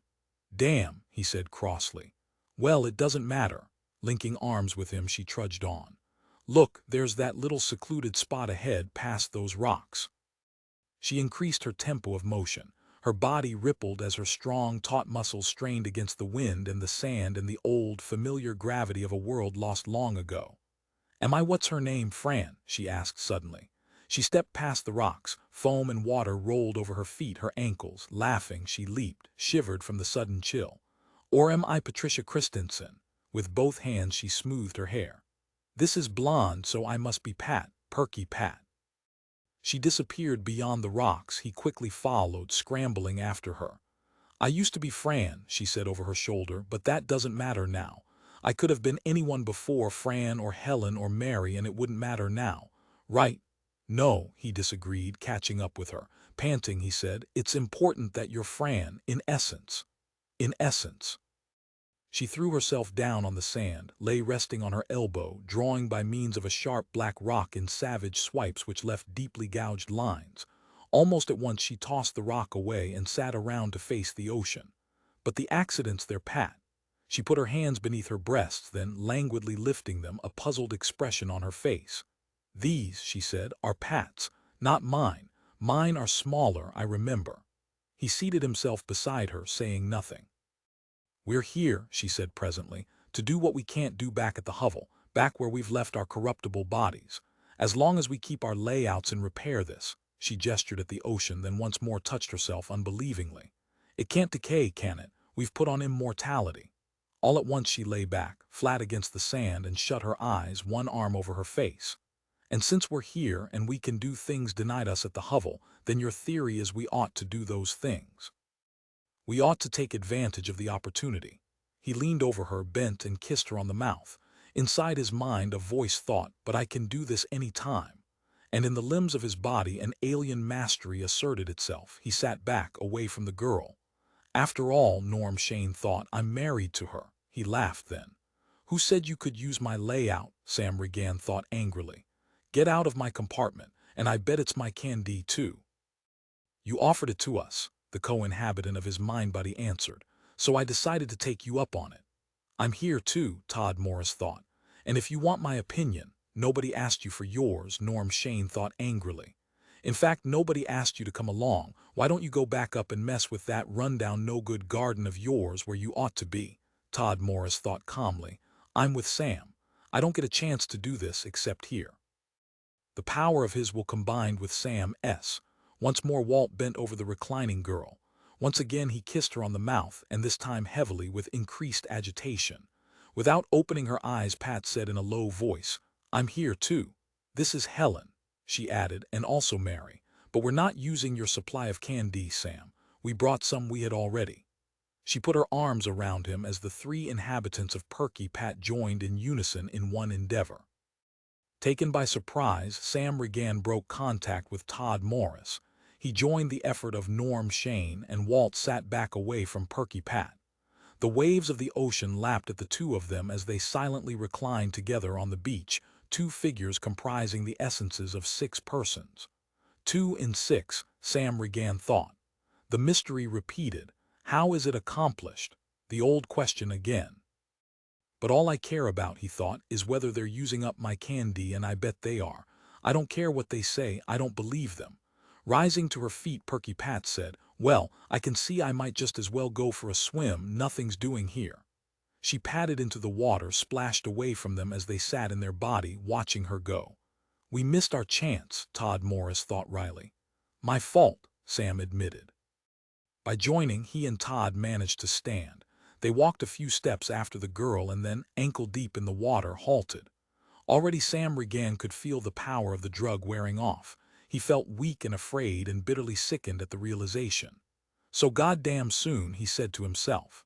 All over, back to the hovel, to the pit in which we twist and cringe like worms in a paper bag, huddled away from the daylight. Pale and white and awful. He shuddered. Shuddered and saw once more his compartment with its tinny bed, washstand, desk, kitchen stove. And in slumped, inert heaps, the empty husks of Todd and Helen Morris, Fran and Norm Shane, his own wife Mary. Their eyes stared emptily and he looked away, appalled. On the floor between them was his layout. He looked down and saw the dolls, Walt and Pat, placed at the edge of the ocean, near the parked Jaguar. Sure enough, Perky Pat had on the near-invisible Swedish swimsuit, and next to them reposed a tiny picnic basket. And by the layout, a plain brown wrapper that had contained candy. The 5 of them had chewed it out of existence, and even now as he looked, against his will, He saw a thin trickle of shiny brown syrup emerge from each of their slack, will-less mouths. Across from him, Fran Shane stirred, opened her eyes, moaned. She focused on him, then wearily sighed. "They got to us," he said. "We took too long." She rose unsteadily, stumbled, and almost fell. At once he was up too, catching hold of her. "You were right, we should have done it right away if we intended to," but she let him hold her briefly. "I like the preliminaries, walking along the beach showing you the swimsuit that is no swimsuit." She smiled a little. Sam said, "They'll be out for a few more minutes, I bet." Wide-eyed, Fran said, "Yes, you're right." She skipped away from him to the door. Tugging it open, she disappeared out into the hall. "In our compartment," she called back. "Hurry, pleased," he followed. It was too amusing. He was convulsed with laughter. Ahead of him, the girl scampered up the ramp to her level of the hovel. He gained on her, caught hold of her as they reached her compartment. Together they tumbled in, rolled giggling and struggling across the hard metal floor to bump against the far wall. We won after all, he thought as he deftly unhooked her bra, began to unbutton her shirt, unzipped her skirt, and removed her laceless slipper-like shoes in one swift operation. He was busy everywhere, and Fran sighed, this time not wearily. "I better lock the door." He rose, hurried to the door, and shut it, fastening it securely. Fran, meanwhile, struggled out of her undone clothes. "Come back," she urged. "Don't just watch." She piled them in a hasty heap, shoes on top like two paperweights. He descended back to her side, and her swift, clever fingers began on him. Dark eyes alit, she worked away to his delight. And right here in their dreary abode on Mars. And yet they had still managed it in the old way, the soul way, through the drug brought in by the furtive pushers. Candy had made this possible. They continued to require it. In no way were they free. As Fran's knees clasped his bare sides, he thought, and in no way do we want to be. In fact, just the opposite. As his hand traveled down her flat, quaking stomach, he thought, we could even use a little more. For at the reception desk at James Riddle Veterans Hospital at Base III on Ganymede, Leo Bulero tipped his expensive hand-fashioned Wubford Derby to the girl in her starched white uniform and said, "I'm here to see a patient, a Mr. Eldon Trent." "I'm sorry, sir," the girl began, but he cut her off. "Tell him Leo Bulero is here." "Got it, Leo Bulero." And he saw past her hand to the register. He saw the number of Eldritch's room. As the girl turned to the switchboard, he strode in the direction of that number. "The hell with waiting," he said to himself. "I came millions of miles, and I expect to see the man or the thing, whichever it is." An armed UN soldier with a rifle halted him at the door, a very young man with clear, cold eyes like a girl's, eyes that emphatically said no, even to him. "Okay," Leo grumbled. "I get the picture." But if he knew who it was out here, he'd say, "Let me in." Beside him, at his ear, startling him, a sharp female voice said, "How did you find out my father was here, Mr. Bulero?" He turned and saw a rather heavy-set woman in her mid-30s.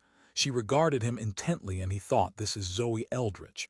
I ought to know. She's on the society pages of the homeopaths enough." A UN official approached. "Miss Eldritch, if you'd like, we can evict Mr. Bulero from this building. It's up to you." He smiled pleasantly at Leo, and all at once Leo identified him. This was the chief of the UN's legal division, Ned Lark's superior, Frank Santina. Dark-eyed, alert, somatically vibrant, Santina looked quickly from Leo to Zoe Eldritch, waiting for a response. "No," Zoe Eldritch said at last. "At least not right now. Not until I find out how he found out Dad is here. He can't know." "Can you, Mr. Bulero?" Santina murmured. "Through one of his pre-fash precogs, probably." "Isn't that so, Bulero?" Presently Leo reluctantly nodded. "You see, Miss Eldritch," Santina explained, "a man like Bulero can hire anything he wants, any form of talent, so we expected him." He indicated the two uniformed armed guards at Palmer Eldritch's door. "That's why we require both of them at all times, as I tried to explain." "Isn't there any way I can do business with Eldritch?" Leo demanded. "That's what I came here for. I've got nothing illegal in mind." "I think all of you are nuts, or else you're trying to hide something. Maybe you've got guilty consciences." He eyed them but saw nothing. "Is it really Palmer Eldritch in there?" he asked. "I bet it is." Again he got no response. Neither of them rose to the jibe. "I'm tired," he said. "It was a long type trip here. The hell with it. I'm going to go get something to eat, and then I'm going to find a hotel room and sleep for 10 hours and forget this." Turning, he stalked off. Neither Santina nor Miss Eldritch tried to stop him. Disappointed, he continued on, feeling oppressive disgust. Obviously, he would have to reach Palmer Eldritch through some median agency. Perhaps, he reflected, Felix Blau and his private police could gain entry here. It was worth a try. But once he became this depressed, nothing seemed to matter. Why not do as he had said, eat and then get some needed rest, forget about reaching Eldritch for the time being? The hell with all of them, he said to himself as he left the hospital building and marched out onto the sidewalk to search for a cab. That daughter, he thought, tough-looking like a lesbian with her hair cut short and no makeup. He found a cab and rode airborne for a time while he pondered. Using the cab's vid system, he contacted Felix back on Earth. "I'm glad you called," Felix Blau said, as soon as he made out who it was. "There's an organization that's come into existence in Boston under strange circumstances. It seems to have sprung up overnight completely intact, including—" "What's it doing?" "They're preparing to market something. The machinery is there, including 3 ad satellites, similar to your own, one on Mars, one on Io, one on Titan. The rumor we hear is that they're preparing to approach the market with a commodity directly competing with your own Perky Pat layouts. It'll be called Connie Companion Doll." He smiled briefly. "Isn't that cute?" Leo said. "What about, the additive?" "No information on that. Assuming there is one, it would be beyond the legal scope of merchandising operations, presumably. Is a min layout any use minus the additive?" "No." "Then that would seem to answer that," Leo said. "I called you to find out if you can get me in to see Palmer Eldritch. I've located him here at Base III on Ganymede. You recall my report on Eldritch's importation of a lichen similar to that used in the manufacture of candy. Has it occurred to you that this new Boston outfit may have been set up by Eldritch? Although it would seem rather soon for that. However, he could have radioed ahead years ago to his daughter." "I've got to see him," Leo said. "It's James Riddle Hospital, I assume. We thought he might be there. By the way, you ever heard of a man named Richard H. Nat?" "Never." "A rep from this new Boston outfit met with him and transacted some kind of business deal. This rep, Ickles." "What a mess," Leo said. "And I can't even get to Eldritch. Santina is hanging around at the door along with that dyke daughter of Palmer S. No one would get past the two of them," he decided. He gave Felix Blau the address of a hotel at Base III, the one at which he had left his baggage, and then rang off. "I bet he's right," he said to himself. "Palmer Eldritch is this competitor. Just my luck. I have to be in the particular line that Eldritch, on his way back from Prox, decides to enter.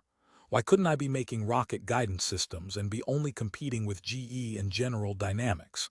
Now he really wondered about the lichen which Eldritch had brought with him. An improvement on candy, perhaps. Cheaper to produce, capable of creating translation of longer duration and intensity. Geez. Mulling, here and now a bizarre recollection came to him. An organization, emanating from the United Arab Republic, trained assassins for hire. Fat chance they would have against Palmer Eldritch. A man like that, once he had made his mind up. And yet Rondinella Fugate's precognition remained. In the future he would be arraigned for the murder of Palmer Eldritch. Evidently he would find a way despite the obstacles. He had with him a weapon so small, so intangible, that even the most thorough search couldn't disclose it. Some time ago a surgeon at Washington, D.C. had sewn it into his tongue. A self-guiding, high-velocity poison dart, modeled on Soviet-Russian lines, but vastly improved, in that once it had reached its victim it obliterated itself, leaving no remains. The poison, too, was original. It did not curtail heart or respiratory action. In fact, it was not a poison but a filterable virus which multiplied in the victim's bloodstream, causing death within 48 hours. It was carcinomatous, an importation from one of Uranus's moons and still generally unknown. It had cost him a great deal.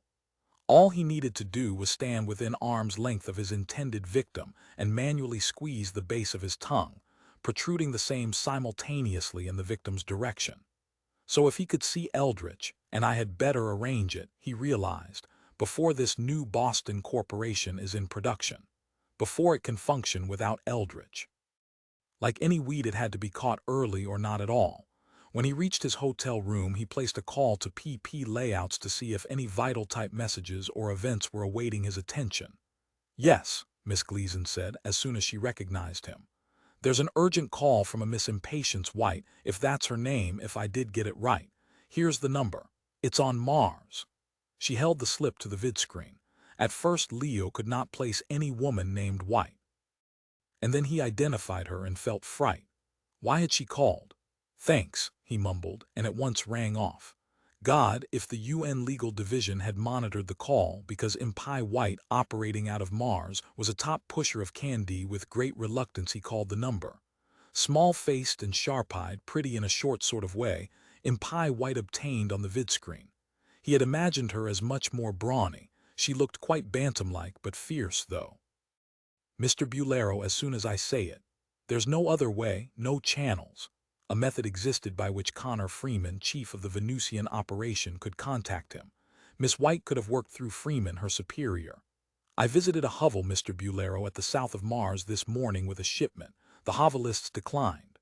On the grounds they had spent all their skins for a new product, in the same class as what we sell. Choosy," she went on, and Leo Bulero rang off.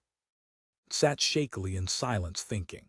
"I've got to not get rattled," he told himself. "After all, I'm an evolved human variety. So this is it. This is that Boston firm's new product. Derived from Eldritch's lichen, I have to assume that. He's lying there on his hospital bed not a mile from me, giving the orders no doubt through Zoe, and there's not a fligging thing I can do. The operation is all set up and functioning. I'm already too late. Even this thing in my tongue," he realized. "It's futile now. But I'll think of something," he knew. "I always do." This was not the end of PP Layouts exactly. The only thing was, what could he do? It eluded him, and this did not decrease his sweaty, nervous alarm. "Come to me, artificially accelerated cortical development idea," he said in prayer. "God help me to overcome my enemies, the bastards. Maybe if I make use of my prefash precogs, Ronnie Fugate and Barney, maybe they can come up with something. Especially that old pro Barney. He hasn't been brought in on this at all as yet." Once more he placed a vid call to PP Layouts back on Terra. This time he requested Barney Mayerson's department.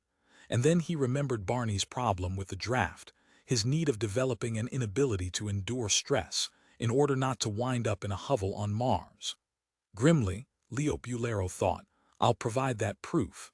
For him, the danger of being drafted is already over." When the call came from Leo Bulero on Ganymede, Barney Mayerson was alone in his office. The conversation did not last long. When he had hung up, he glanced at his watch and marveled. 5 minutes. It had seemed a major interval in his life. Rising, he touched the button of his intercom and said, "Don't let anyone in for a while. Not even, especially not even, Miss Fugate." He walked to the window and stood gazing out at the hot, bright, empty street. Leo was dumping the entire problem in his lap. It was the first time he had seen his employer collapse. Imagine, he thought, Leo Bulero baffled by the first competition that he had ever experienced. He very simply was not used to it. The new Boston company's existence had totally, for the time being, disoriented him. The man became the child. Eventually Leo would snap out of it, but meanwhile, what can I get from this? Barney Mayerson asked himself, and did not immediately see any answer. I can help Leo, but exactly what can Leo do for me? That was a question more to his liking. In fact, he had to think of it that way. Leo himself had taught him to over the years. His employer would not have wanted it any other way. For a time he sat meditating, and then, as Leo had directed, he turned his attention to the future. And while he was at it, he poked once more into his own draft situation. He tried to see precisely how that would finally resolve itself. But the topic of his being drafted was too small, too much an iota to be recorded in the public annals of the great. He could scan no homeopathic headlines, hear no newscasts. In Leo's case, however, it was something else again. Because he previewed a number of paper lead articles pertaining to Leo and Palmer Eldritch. Everything, of course, was blurred, and alternates presented themselves in a chaos of profusion. Leo would meet Eldritch. Leo would not. And at this he focused intently. Leo arraigned for the murder of Palmer Eldritch. Good Lord, what did that mean? It meant, he discovered from closer scrutiny, just what it said. And if Leo were arrested, tried, and sentenced, it might mean the termination of PP Layouts as a salary-paying enterprise. Hence the end of a career to which he had already sacrificed everything else in his life, his marriage and the woman he, even now, loved. Obviously it was to his advantage, a necessity in fact, to warn Leo. And yet even this datum could be turned to advantage. He phoned Leo back. "I have your news." "Good." Leo beamed, his florid, elongated, rind-topped face suffused with relief. "Go ahead, Barney," Barney said. "There will soon be a situation which you can exploit. You can get in to see Palmer Eldritch, not there at the hospital but elsewhere. He'll be removed from Ganymede by his own order." He added with caution, not wanting to give away too much of the data he had collected. "There'll be a falling out between him and the UN. He's using them now while he's incapacitated to protect him. But when he's well—" "Details," Leo said at once, cocking his big head alertly. "There is something I'd like in exchange." "For what?" Leo's palpably evolved face clouded. Barney said, "In exchange for my telling you the exact date and locus at which you can successfully reach Palmer Eldritch." Grumbling, Leo said, "And what do ya want, for Christ's sakes?" He eyed Barney apprehensively. E-therapy had not brought tranquility. 1/4% of your gross, of PP Layouts, not including revenue from any other source. Meaning the plantation network on Venus where Candy was obtained. "Good food in heaven," Leo said and breathed raggedly. "There's more." "What more?" "I mean you'll be rich. And I want a restructuring of your use of prefash consultants. Each will stay at his post, nominally handle the job he has now, but with this alteration. All their decisions will be referred to me for final review. I'll have the ultimate say-so on their determinations. So I no longer will represent any one region. You can turn New York over to Ronnie as soon as—" "Power-hungry," Leo said in a grating voice. Barney shrugged. Who cared what it was called? It represented the culmination of his career. This was what counted. And they were all in it for this, Leo included. In fact, Leo first of all. "Okay," Leo said, nodding. "You can ride herd on all the other prefash consultants. It doesn't mean anything to me. Now tell me how and when and where." "You can meet Palmer Eldritch in 3 days. One of his own ships, unmarked, will take him off Ganymede the day after tomorrow to his domain on Luna. There he'll continue to recuperate, but no longer in UN territory. Frank Santina won't have any more authority in this matter, so you can forget about him. On the 23rd at his domain, Eldritch will meet PAPE reporters and give them his version of what took place on his trip. He'll be in a good mood, at least so they'll report. Apparently healthy, glad to be back, recovering satisfactorily. He'll give a long story about. Just tell me how to get in. There'll still be a security system by his own boys." Barney said, "PP Layouts, get this, puts out a trade journal 4 times a year.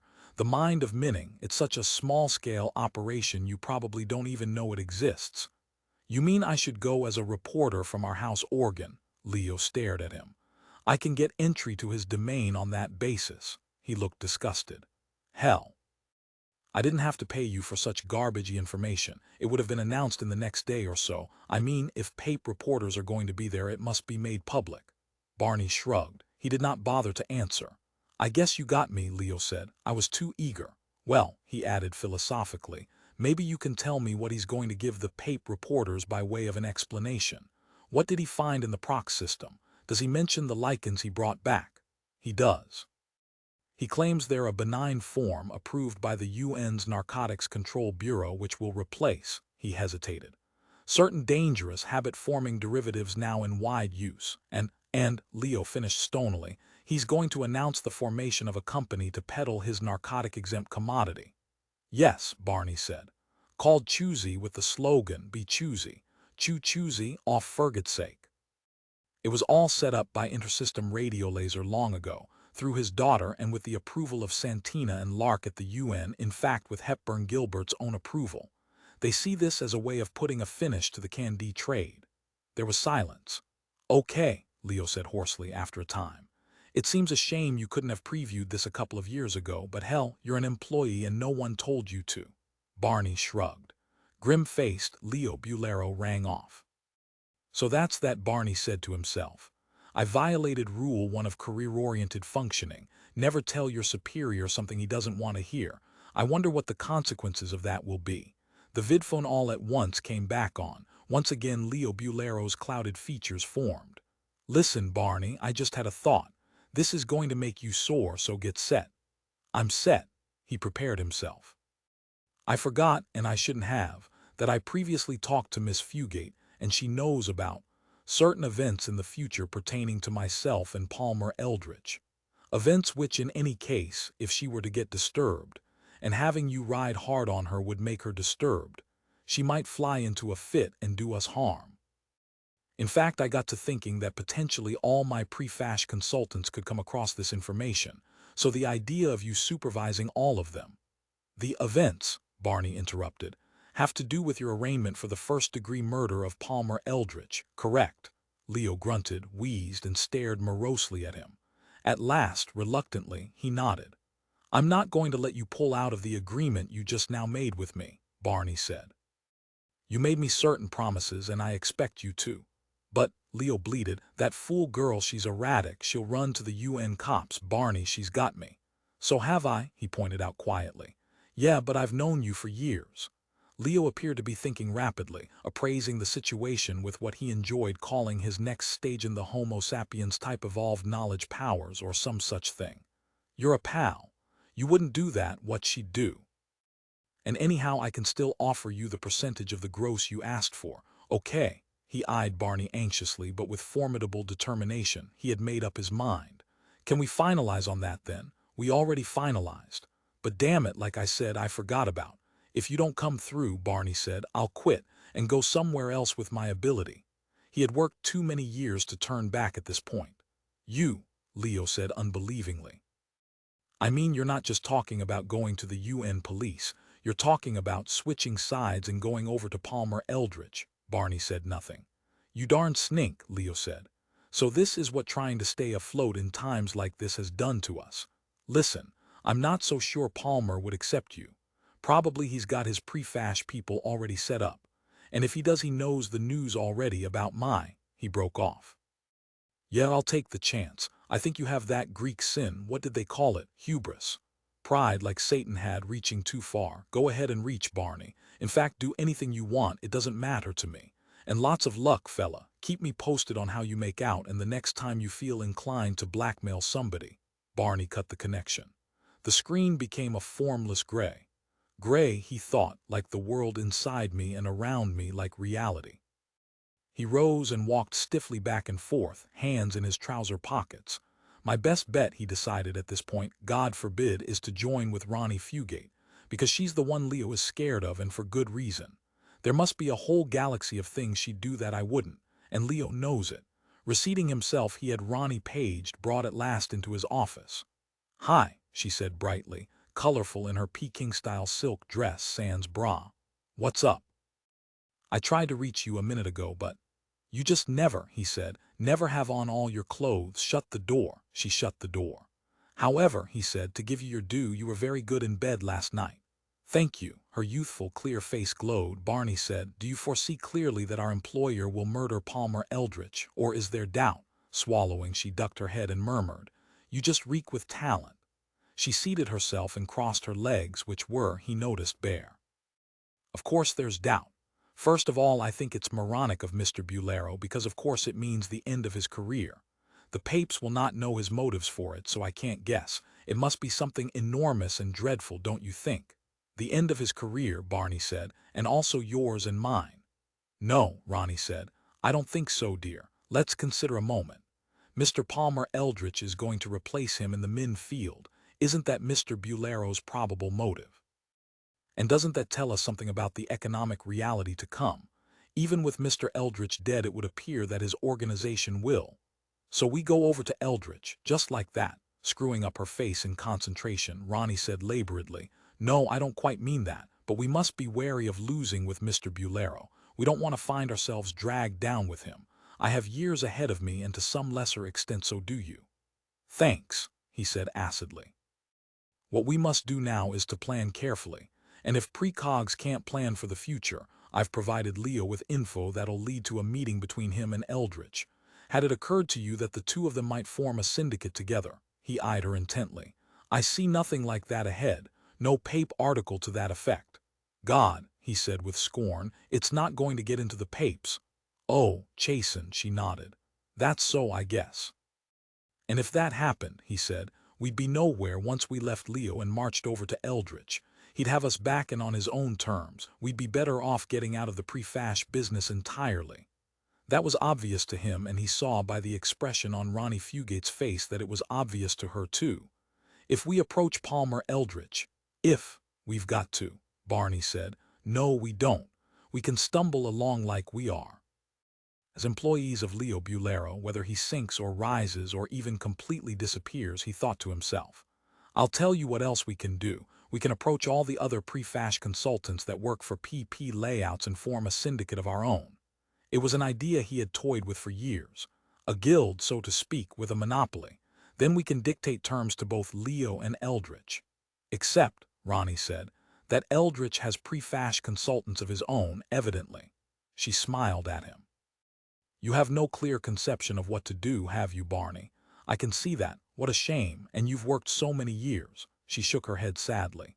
I can see, he said, why Leo was hesitant at the idea of crossing you. Because I tell the truth, she raised her eyebrows. Yes, perhaps so. Everybody's afraid of the truth. You, for instance, you don't like to face the fact that you said no to that poor pot salesman just to get back at the woman who— Shut up, he said savagely. You know where that pot salesman probably is right now, signed up by Palmer Eldritch. You did him and your ex-wife a favor. Whereas if you'd said yes, you'd have chained him to a declining company, cut both of them out of their chance to, she broke off. I'm making you feel bad.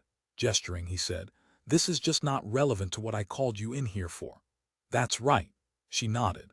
You called me in here so we could work out a way of betraying Leo Bulero together. Baffled, he said, listen. But it's so. You can't handle it alone. You need me. I haven't said no. Keep calm. However, I don't think this is the place or the time to discuss it. Let's wait until we're home at the Canapt. Okay, she gave him then a brilliant smile, one of absolute warmth. Okay, he agreed. She was right. Wouldn't it be sad, Ronnie said, if this office of yours were bugged? Perhaps Mr. Bulero is going to get a tape of everything we've said just now. Her smile continued, even grew. It dazzled him. The girl was afraid of no one and nothing on Earth or in the whole Sol system, he realized. He wished he felt the same way.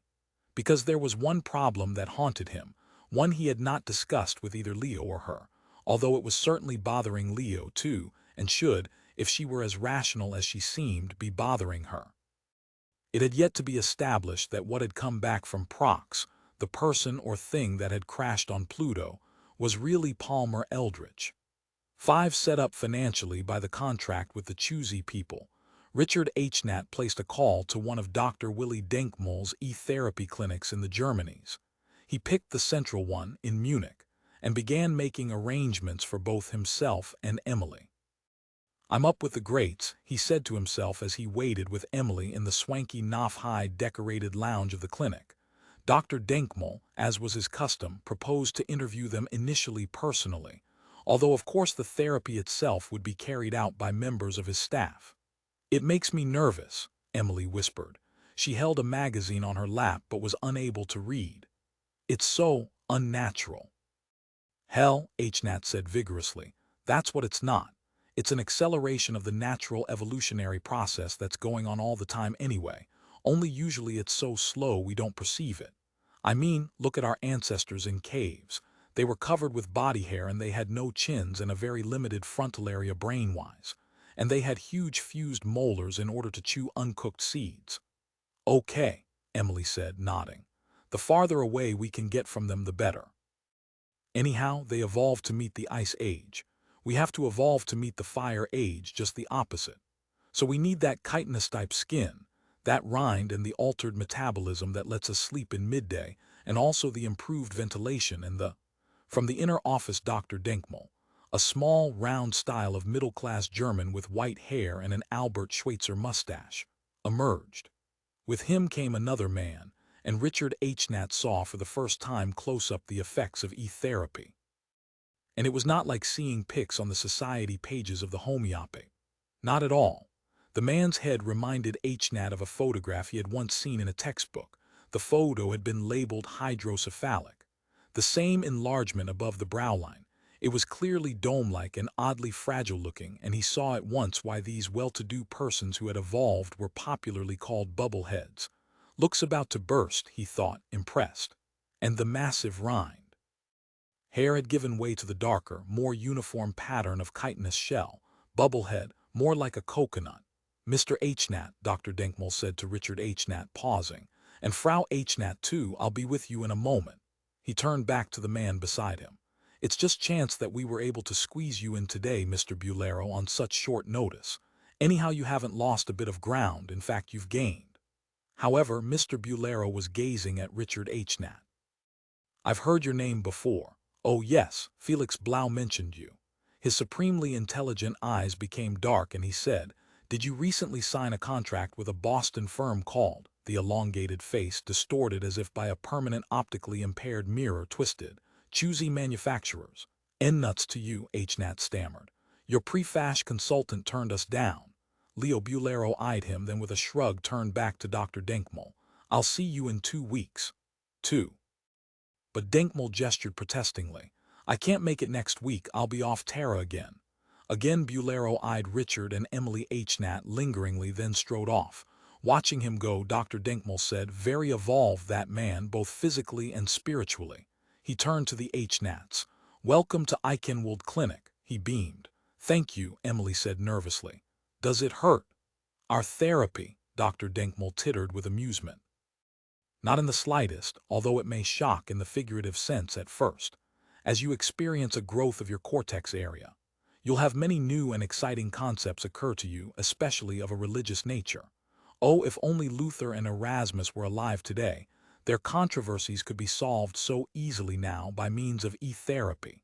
Both would see the truth, as zum Beispiel regard transubstantiation. You know the blood und, he interrupted himself with a cough.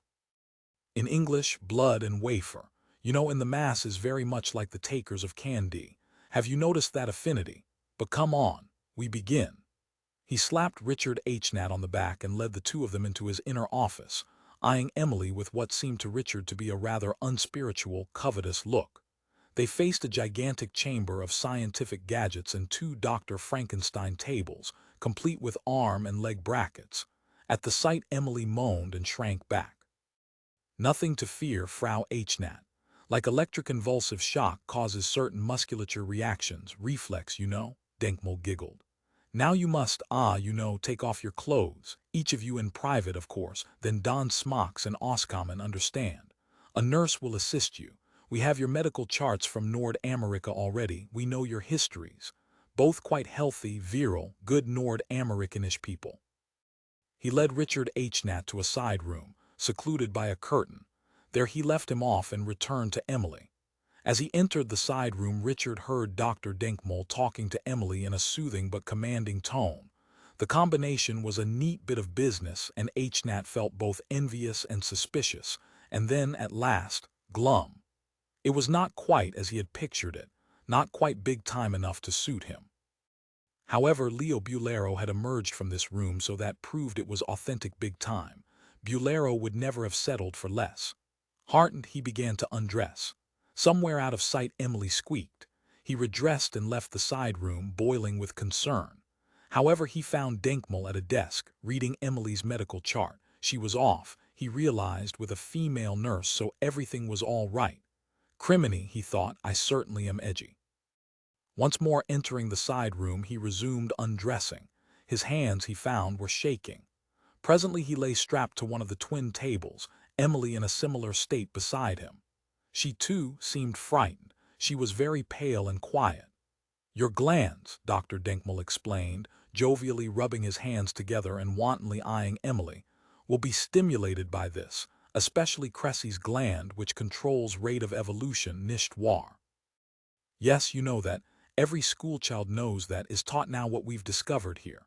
Today what you will notice is no growth of chitinous shell or brain shield or loss of fingernails and toenails. You didn't know that, I bet. But only a slight but very, very important change in the frontal lobe. It will smart. That is a pun, you know. It smarts and you become, smart. Again he giggled. Richard H-Nat felt miserable. He waited like some hog-tied animal for whatever they had in store for him. What a way to make business contacts, he said ruefully to himself and shut his eyes. A male attendant materialized and stood by him, looking blonde, Nordic, and without intelligence. "We play soothing music," Dr. Denkmal said, pressing a button. Multiphonic sound from every corner of the room filtered out, an insipid orchestral version of some popular Italian opera, Puccini or Verdi. H-Nat did not know. "Now Herr H-Nat." Denkmal bent down beside him, suddenly serious. "I want you to understand, every now and then this therapy, what do you say, blasts back. Backfires," H-Nat said gratingly. He had been expecting this. "But mostly we have successes. Here, Herr H-Nat, is what the backfires consist of. I am afraid, instead of evolving, the Cressy gland is very stimulated to regress. Is that correct in English?" "Yes," H-Nat muttered. "Regress how far? Just a trifle, but it could be unpleasant. We would catch it quickly, of course, and cease therapy. And generally that stops the regression, but not always. Sometimes once the Cressy gland has been stimulated too," he gestured, "it keeps on. I should tell you this in case you might have scruples, right?" "I'll take the chance," Richard H. Nat said. "I guess. Everyone else does, don't they? Okay, go ahead." He squirmed, saw Emily, even paler now, almost imperceptibly nodding. Her eyes were glassy. "What'll probably happen," he thought fatalistically, "is that one of us will evolve, probably Emily, and the other, me, will devolve back to Sinanthropus. Back to fused molars, tiny brain, bent legs, and cannibalistic tendencies. I'll have a hell of a time closing sales that way." Dr. Denkmal clamped a switch shut, whistling along with the opera happily to himself. The H-Nat's E-therapy had begun. He seemed to feel a loss of weight, nothing more, at least not at first. And then his head ached as if rapped by a hammer. With the ache came almost instantly a new and acute comprehension. It was a dreadful risk he and Emily were taking, and it wasn't fair to her to subject her to this, just to further sales. Obviously she didn't want this. Suppose she evolved back just enough to lose her ceramic talent, and they both would be ruined. His career hung on seeing Emily remain one of the planet's top ceramists. "Stop," he said aloud, but the sound did not seem to emerge. He did not hear it, although his vocal apparatus seemed to function. He felt the words in his throat. And then it came to him. He was evolving, it was functioning. His insight was due to the change in his brain metabolism. Assuming Emily was all right, then everything was all right. He perceived, too, that Dr. Willie Denkmal was a cheap little pseudo-quack, that this whole business preyed off the vanity of mortals striving to become more than they were entitled to be, and in a purely earthly, transitory way. The hell with his sales, his contacts. What did that matter in comparison to the possibility of evolving the human brain to entire new orders of conception?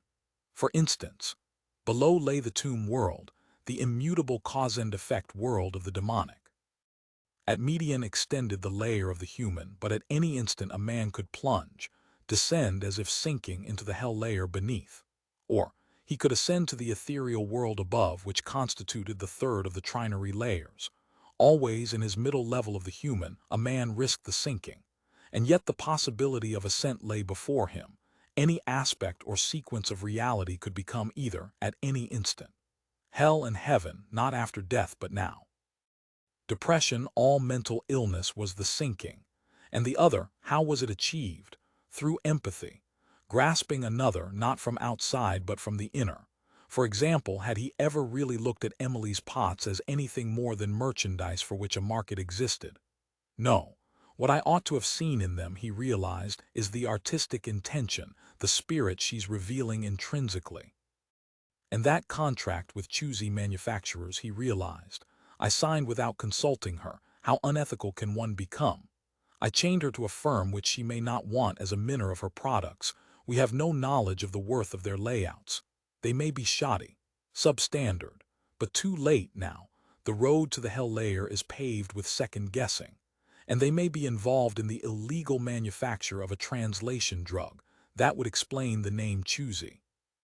It would correspond with Candy, but the fact that they've selected that name openly suggests they have nothing illegal in mind. With a lightning leap of intuition it came to him. Someone had found a translation drug which satisfied the UN's narcotics agency. The agency had already passed on Choosy, would allow it on the open market. So, for the first time, a translation drug would be available on thoroughly policed Terra, not in the remote, unpoliced colonies only. And this meant that Choozy's layouts, unlike Perky Pat, would be marketable on Terra along with the drug. And as the weather worsened over the years, as the home planet became more of an alien environment, the layouts would sell faster. The market which Leo Bulero controlled was pitifully meager compared to what lay eventually, but not now, before choosy manufacturers. So he had signed a good contract after all. And no wonder Choosy had paid him so much. They were a big outfit with big plans. They had, obviously, unlimited capital backing them. And where would they obtain unlimited capital? Nowhere on Terra. He intuited that too. Probably from Palmer Eldritch, who had returned to the Sol system after having joined economically with the Proxers. It was they who were behind Choosy, so, for the chance to ruin Leo Bulero, the UN was allowing a non-Sol race to begin operations in the system. It was a bad, perhaps even terminal, exchange. The next he knew, Dr. Denkmal was slapping him into wakefulness. "How goes it?" Denkmal demanded, peering at him. "Broad, all-inclusive preoccupations." "Why, yes," he said, and managed to sit up. He was unstrapped. "Then we have nothing to fear," Denkmal said, and beamed, his white mustache twitching like antennae. "Now we will consult with Frau Hnat." A female attendant was already unstrapping her. Emily sat up groggily and yawned. Dr. Denkmal looked nervous. "How do you feel, Frau?" he inquired. "Fine," Emily murmured. "I had all sorts of pot ideas, one after another." She glanced timidly at first him and then at Richard. "Does that mean anything?" "Paper," Dr. Denkmal said, producing a tablet. "Pen." He extended them to Emily. "Put down your ideas, Frau." Tremblingly, Emily sketched her pot ideas. She seemed to have difficulty controlling the pen, Hnat noticed, but presumably that would pass. "Fine," Dr. Denkmal said when she had finished. He showed the sketches to Richard Hnat. "Highly organized cephalic activity. Superior inventiveness, right?" The pot sketches were certainly good, even brilliant. And yet Hnat felt there was something wrong, something about the sketches. But it was not until they had left the clinic, were standing together under the antithermal curtain outside the building, waiting for their Jet Express cab to land, that he realized what it was. The ideas were good, but Emily had done them already. Years ago, when she had designed her first professionally adequate pots, she had shown him sketches of them and then the pots themselves, even before the two of them were married. Didn't she remember this? Obviously not. He wondered why she didn't remember and what it meant. It made him deeply uneasy. However, he had been continually uneasy since receiving the first E-therapy treatment, first about the state of mankind and the Sol system in general, and now about his wife. Maybe it's merely a sign of what Denkmal calls highly organized cephalic activity, he thought to himself. Brain metabolism stimulation. Or maybe not. Arriving on Luna, with his official press card from PP Layout's house journal clutched, Leo Bulero found himself squeezed in with a gaggle of homeopathic reporters on their way by surface tractor across the ashy face of the moon to Palmer Eldritch's domain. "Your ident pape, sir," an armed guard, but not wearing the colors of the UN, yapped at him as he prepared to exit into the parking area of the domain. Leo Bulero was thereupon wedged in the doorway of the tractor, while behind him the legitimate homeopathic reporters surged and clamored restively, wanting to get out. "Mr. Bulero," the guard said leisurely, and returned the press card. "Mr. Eldritch is expecting you. Come this way." He was immediately replaced by another guard, who began checking the ID of the reporters one by one. Nervous, Leo Bulero accompanied the first guard through an air-filled, pressurized, and comfortably heated tube to the domain proper. Ahead of him, blocking the tube, appeared another uniformed guard from Palmer Eldritch's staff. He raised his arm and pointed something small and shiny at Leo Bulero. "Hey," Leo protested feebly, freezing in his tracks. He spun, ducked his head, and then stumbled a few steps back the way he had come. The beam of a variety he knew nothing about touched him and he pitched forward, trying to break his fall by throwing his arms out. The next he knew he was once more conscious and swaddled, absurdly, to a chair in a barren room. His head rang and he looked blearily around, but saw only a small table in the center of the room on which an electronic contraption rested. "Let me out of here," he said. At once the electronic contraption said, "Good morning, Mr. Bulero. I am Palmer Eldritch. You wanted to see me, I understand." "This is cruel conduct," Bulero said. "Having me put to sleep and then tying me up like this. Have a cigar." The electronic contraption sprouted an extension which carried in its grasp a long green cigar. The end of the cigar puffed into flame, and then the elongated pseudopodium presented it to Leo Bulero. "I brought 10 boxes of these back from Prox, but only one box survived the crash. It's not tobacco, it's superior to tobacco." "What is it, Leo? What did you want?" Leo Bulero said. "Are you in that thing there, Eldritch, or are you somewhere else speaking through it?" "Be content," the voice from the metal construct resting on the table said. It continued to extend the lighted cigar, then withdrew it, stubbed it out, and dropped the remains from sight within itself. "Do you care to see color slides of my visit to the Prox system?" "You're kidding." "No," Palmer Eldritch said. "They'll give you some idea of what I was up against there. They're 3D time-lapse slides, very good." "No thanks," Eldritch said. "We found that dart embedded in your tongue. It's been removed, but you may have something more, or so we suspect." "You're giving me a lot of credit," Leo said. "More than I ought to get. In 4 years on Prox I learned a lot. 6 years in transit, 4 in residence. The Proxers are going to invade Earth." "You're putting me on," Leo said. Eldritch said. "I can understand your reaction. The UN, in particular Hepburn Gilbert, reacted the same way. But it's true, not in the conventional sense, of course, but in a deeper, coarser manner that I don't quite get, even though I was among them for so long. It may be involved with Earth's heating up for all I know, or there may be worse to come. Let's talk about that lichen you brought back. I obtained that illegally. The Proxers didn't know I took any of it. They use it themselves in religious orgies, as our Indians made use of mescal and peyote. Is that what you wanted to see me about?" "Sure. You're getting into my business. I know you've already set up a corporation, haven't you? Nuts to this business about Proxers invading our system. It's you I'm sore about, what you're doing. Can't you find some other field to go into besides min layouts?" The room blew up in his face. White light descended, blanketing him, and he shut his eyes. "Geez," he thought. "Anyhow, I don't believe that about the Proxers. He's just trying to turn our attention away from what he's up to. I mean, it's strategy." He opened his eyes and found himself sitting on a grassy bank. Beside him, a small girl played with a yo-yo. "That toy," Leo Bulero said, "is popular in the Prox system." His arms and legs, he discovered, were untied. He stood up stiffly and moved his limbs. "What's your name?" he asked. The little girl said, "Monica." "The Proxers," Leo said, "the humanoid types anyhow, wear wigs and have false teeth." He took hold of the bulk of the child's luminous blonde hair and pulled. "Ouch," the girl said. "You're a bad man." He let go and she retreated, still playing with her yo-yo and glaring at him defiantly. "Sorry," he murmured. Her hair was real. Perhaps he was not in the Prox system. Anyhow, wherever he was, Palmer Eldritch was trying to tell him something. "Are you planning to invade Earth?" he asked the child. "I mean, you don't look as if you are."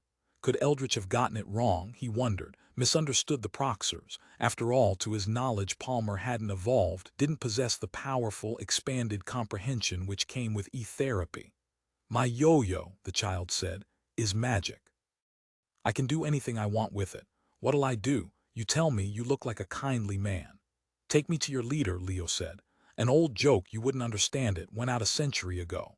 He looked around him and saw no signs of habitation, only the grassy plain. Too cool for Earth, he realized. Above, the blue sky. Good air, he thought, dense.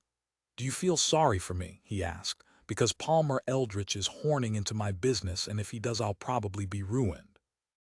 I'm going to have to make some kind of a deal with him. It now looks like killing him is out," he said to himself morosely. "But," he said, "I can't figure out any deal he'll take. He seems to hold all the cards. Look, for instance, how he's got me here, and I don't even know where this is. Not that it matters," he realized, "because where it is, it's a place Eldritch controls." "Cards," the child said. "I have a deck of cards in my suitcase." He saw no suitcase. "Where?" Kneeling, the girl touched the grass here and there. All at once a section slid smoothly back. The girl reached into the cavity and brought out a suitcase. "I keep it hidden," she explained. "From the sponsors." What's that mean, that sponsors? Well, to be here you need a sponsor. All of us have them. I guess they pay for everything. Pay until we're well and then we can go home if we have homes. She seated herself by the suitcase and opened it, or at least tried to.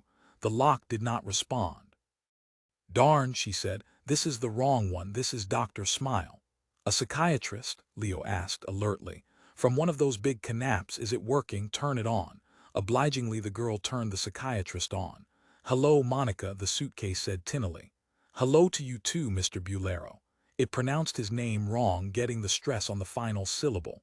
What are you doing here, sir? You're much too old to be here, tee-hee. Or are you regressed due to malappropriate so-called etherpe rggggg click? It word in agitation. Therapy in Munich, it finished. I feel fine, Leo assured it. Look, Smile, who do you know that I know that could get me out of here? Name someone, anyone. I can't stay here anymore, get it? I know a Mr. Mayerson, Dr. Smile said. In fact, I'm with him right now, via portable extension, of course, right in his office. There's nobody I know named Mayerson, Leo said. What is this place? Obviously it's a rest camp of some sort for sick kids or kids with no money or some damn thing.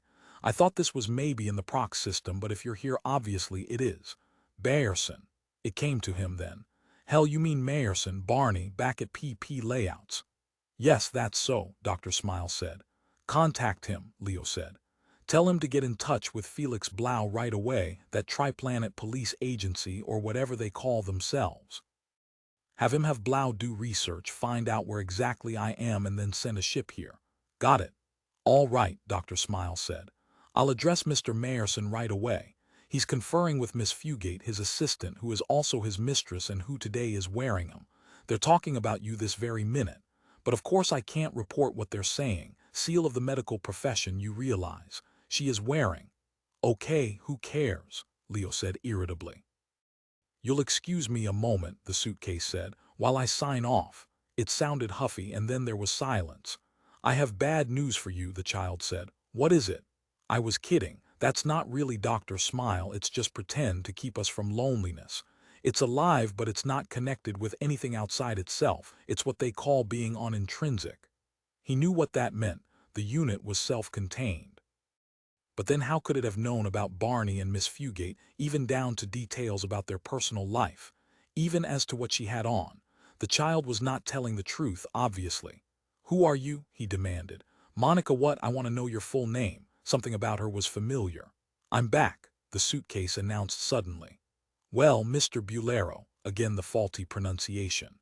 I've discussed your dilemma with Mr. Mayerson, and he will contact Felix Blau as you requested.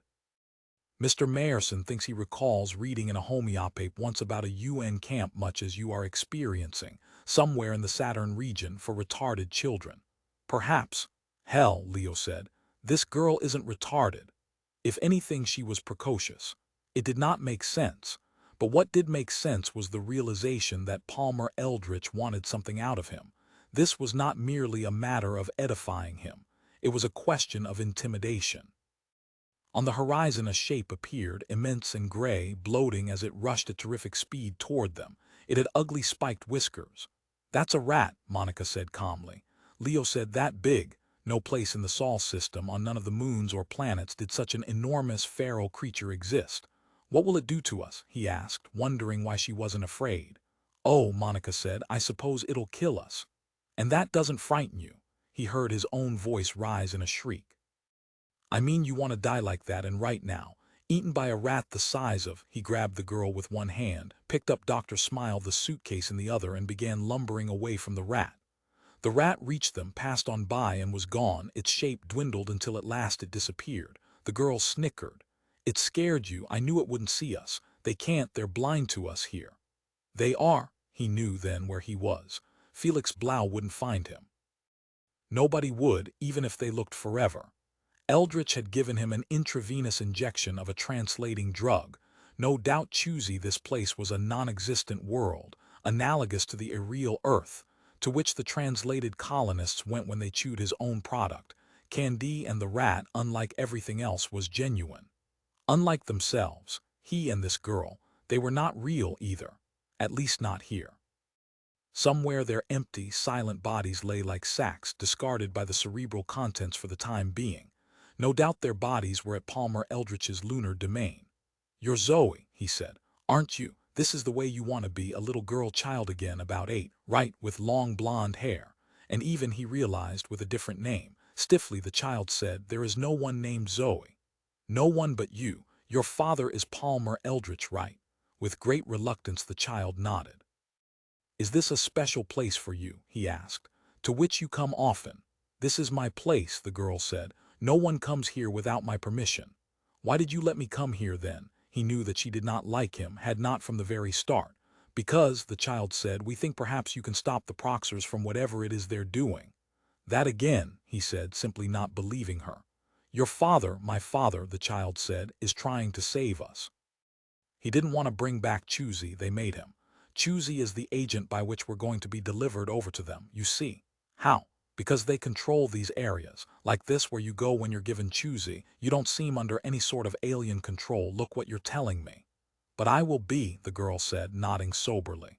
"Soon, just like my father is now. He was given it on Prox, he's been taking it for years. It's too late for him and he knows it." "Prove all this to me," Leo said. "In fact, prove any of it, even one part. Give me something actual to go on." The suitcase, which he still held, now said, "What Monica says is true, Mr. Bulero." "How do you know?" he demanded, annoyed with it. "Because," the suitcase replied, "I'm under Proc's influence too, that's why I—" "You did nothing," Leo said. He set the suitcase down. "Damn that Choosy," he said to both of them, the suitcase and the girl. "It's made everything confused. I don't know what the hell's going on. You're not Zoe. You don't even know who she is. And you're not Dr. Smile, and you didn't call Barney, and he wasn't talking to Ronnie Fugate. It's all just a drug-induced hallucination. It's my own fears about Palmer Eldritch being read back to me. This trash about him being under Proc's influence. And you, too. Who ever heard of a suitcase being dominated by minds from an alien star system?" Highly indignant, he walked away from them. "I know what's going on," he realized. "This is Palmer's way of gaining domination over my mind. This is a form of what they used to call brainwashing. He's got me running scared." Carefully measuring his steps, he continued on without looking back. It was a near-fatal mistake. Something, he caught sight of it out of the corner of his eye, launched itself at his legs. He leaped aside and it passed him, circling back at once as it reoriented itself, and picked him up again as its prey. "The rats can't see you," the girl called, "but the Glucks can. You better run." Without clearly seeing it, he had seen enough, he ran. And what he had seen he could not blame on Choosy, because it was not an illusion, not a device of Palmer Eldritch's to terrorize him. The Gluck, whatever it was, did not originate on Terra nor from a Terran mind. Behind him, leaving the suitcase, the girl ran too. "What about me?" Dr. Smile called anxiously. No one came back for him. On the vidscreen, the image of Felix Blau said, "I've processed the material you gave me, Mr. Mayerson. It adds up to a convincing case that your employer, Mr. Bulero, who is also a client of mine, is at present on a small artificial satellite orbiting Earth, legally titled Sigma 14b. I have consulted the records of ownership, and it appears to belong to a rocket fuel manufacturer in St. George, Utah." He inspected the papers before him. "Robard Lething Sales. Lething is their trade name for their brand of—" "Okay," Barney Mayerson said. "I'll contact them." How in God's name had Leo Bulero gotten there? There is one further item of possible interest. Robard Lething Sales incorporated the same day, 4 years ago, as Choosy Manufacturers of Boston. It seems more than a coincidence to me. What about getting Leo off the satellite? You could file a writ of mandamus with the courts demanding. "Too much time," Barney said. He had a deep, ill sense of personal responsibility for what had happened. Evidently Palmer Eldritch had set up the news conference with the Pape reporters as a pretext by which to lure Leo to the lunar domain. And he, precog Barney Mayerson, the man who could perceive the future, had been taken in, had expertly done his part to get Leo there. Felix Blau said, "I can supply you with about 100 men from various offices of my organization, and you ought to be able to raise 50 more from PP layouts. You could try to invest the satellite." "And find him dead." "True," Blau appeared to pout. Well, you could go to Hepburn Gilbert and plead for UN assistance, or try to contact, and this sticks in the craw even worse, contact Palmer or whatever's taking Palmer's place and deal directly with it. See if you can buy Leo back. Barney cut the circuit. He at once dialed for an outplanned line, saying, "Get me Mr. Palmer Eldritch on Luna. It's an emergency. I'd like you to hurry it up, miss." As he waited for the call to be put through, Ronnie Fugate said from the far end of the office, "Apparently we're not going to have time to sell out to Eldritch." It does look that way. How smoothly it had all been handled. Eldritch had let his adversary do the work. And us too, he realized, Ronnie and I. He'll probably get us the same way. In fact, Eldritch could indeed be waiting for our flight to the satellite. That would explain his supplying Leo with Dr. Smile. "I wonder," Ronnie said, fooling with the clasp of her blouse, "if we want to work for a man that clever, if it is a man. It looks more and more to me as if it's not actually Palmer who came back but one of them. I think we're going to have to accept that. The next thing we can look forward to is Choosy flooding the market, with UN sanction." Her tone was bitter. "And Leo, who at least is one of us and who just wants to make a few skins, will be dead or driven out." She stared straight ahead in fury. "Patriotism," Barney said.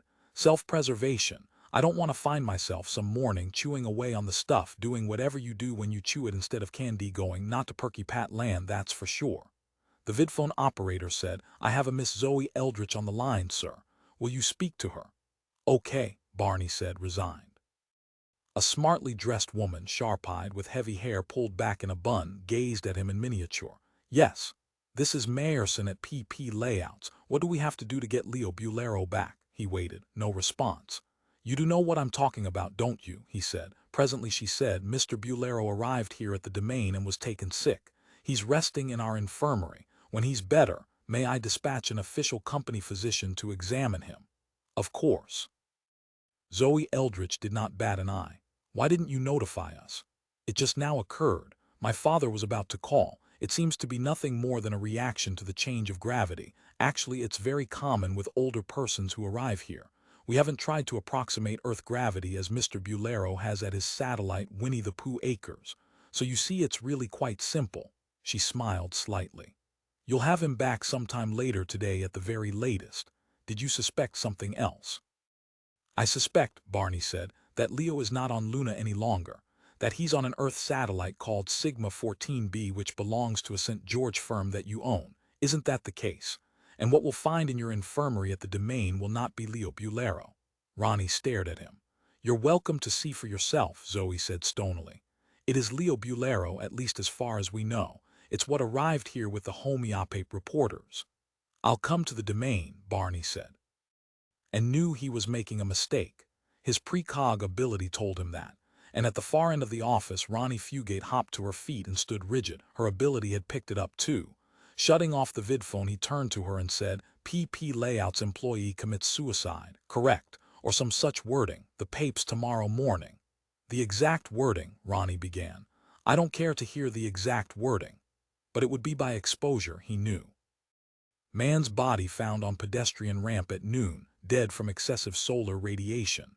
Downtown New York somewhere. At whatever spot the Eldritch organization had dropped him off, would drop him off. He could have done without his precog faculty in this, since he did not intend to act on its foresight.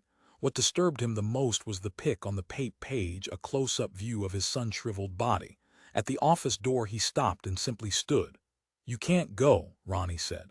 "No. Not after previewing the pic. Leo," he realized, "will have to take care of himself." Returning to his desk, he reseated himself. "The only problem," Ronnie said, "is that if he does get back, he's going to be hard to explain the situation to, that you didn't do anything." "I know. But that was not the only problem. In fact, that was barely an issue at all, because Leo would probably not be getting back. 6. The Gluck had him by the ankle and it was trying to drink him. It had penetrated his flesh with tiny tubes like cilia. Leo Bulero cried out, and then, abruptly, there stood Palmer Eldritch. "You were wrong," Eldritch said. "I did not find God in the prox system, but I found something better." With a stick he poked at the Gluck. It reluctantly withdrew its cilia and contracted into itself until at last it was no longer clinging to Leo. It dropped to the ground and traveled away as Eldritch continued to prod it. God, Eldritch said, promises eternal life. I can do better, I can deliver it. Deliver it how? Trembling and weak with relief, Leo dropped to the grassy soil, seated himself, and gasped for breath. Through the lichen which we're marketing under the name Choosy, Eldritch said. It bears very little resemblance to your own product, Leo. Candy is obsolete because what does it do? Provides a few moments of escape, nothing but fantasy. Who wants it? Who needs that when they can get the genuine thing from me? He added, we're there now. So I assumed. And if you imagine people are going to pay out skins for an experience like this, Leo gestured at the Gluck, which still lurked nearby, keeping an eye on both himself and Eldritch. You're not just out of your body, you're out of your mind too. This is a special situation, to prove to you that this is authentic. Nothing excels physical pain and terror in that respect. The Glucks showed you with absolute clarity that this is not a fantasy. They could actually have killed you, and if you died here, that would be it. Not like candy, is it? Eldritch was palpably enjoying the situation.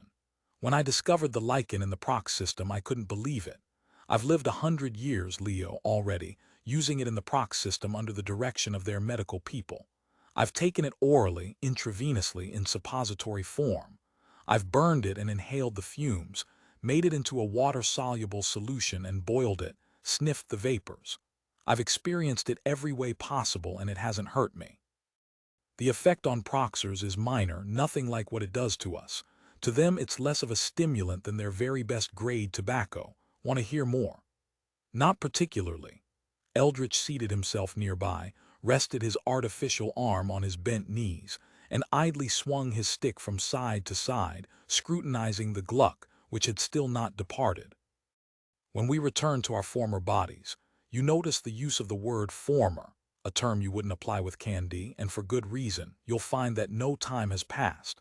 We could stay here 50 years and it'd be the same. We'd emerge back at the domain on Luna and find everything unchanged, and anyone watching us would see no lapse of consciousness, as you have with candy, no trance, no stupor. Oh, maybe a flicker of the eyelids. A split second. I'm willing to concede that. What determines our length of time here? Leo asked. Our attitude, not the quantity taken. We can return whenever we want to, so the amount of the drug need not be. That's not true because I've wanted out of here for some time now. But, Eldritch said, you didn't construct this establishment here, I did, and it's mine. I created the Glucks, this landscape, he gestured with his stick. Every damn thing you see, including your body. My body, Leo examined himself. It was his regular, familiar body, known to him intimately. It was his, not Eldritch's. I willed you to emerge here exactly as you are in our universe, Eldritch said. You see, that's the point that appealed to Hepburn Gilbert, who of course is a Buddhist. You can reincarnate in any form you wish, or that's wished for you, as in this situation. So that's why the UN bit, Leo said. It explained a great deal. With Choosy, one can pass from life to life, be a bug, a physics teacher, a hawk, a protozoan, a slime mold, a streetwalker in Paris in 1904. Even, Leo said, a Gluck. Which one of us is the Gluck there?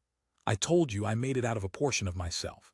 You could shape something. Go ahead, project a fraction of your essence. It'll take material form on its own. What you supply is the logos. Remember that. I remember, Leo said. He concentrated, and presently there formed not far off an unwieldy mass of wires and bars and grid-like extensions. What the hell is that? Eldritch demanded. A Gluck trap. Eldritch put his head back and laughed. Very good, but please don't build a Palmer Eldritch trap. I still have things I want to say. He and Leo watched the Gluck suspiciously approach the trap, sniffing. It entered and the trap banged shut. The Gluck was caught, and now the trap dispatched it. One quick sizzle, a small plume of smoke, and the Gluck had vanished. In the air before Leo, a small section shimmered. Out of it emerged a black book, which he accepted, thumbed through, then, satisfied, put down on his lap. What's that? Eldritch asked. A King James Bible. I thought it might help protect me. Not here, Eldritch said. This is my domain. He gestured at the Bible, and it vanished. You could have your own, though, and fill it with Bibles. As can everyone. As soon as our operations are underway. We're going to have layouts, of course, but that comes later with our Terran activities. And anyhow, that's a formality, a ritual to ease the transition. Candy and Choosy will be marketed on the same basis, in open competition. We'll claim nothing for Choosy that you don't claim for your product. We don't want to scare people away. Religion has become a touchy subject.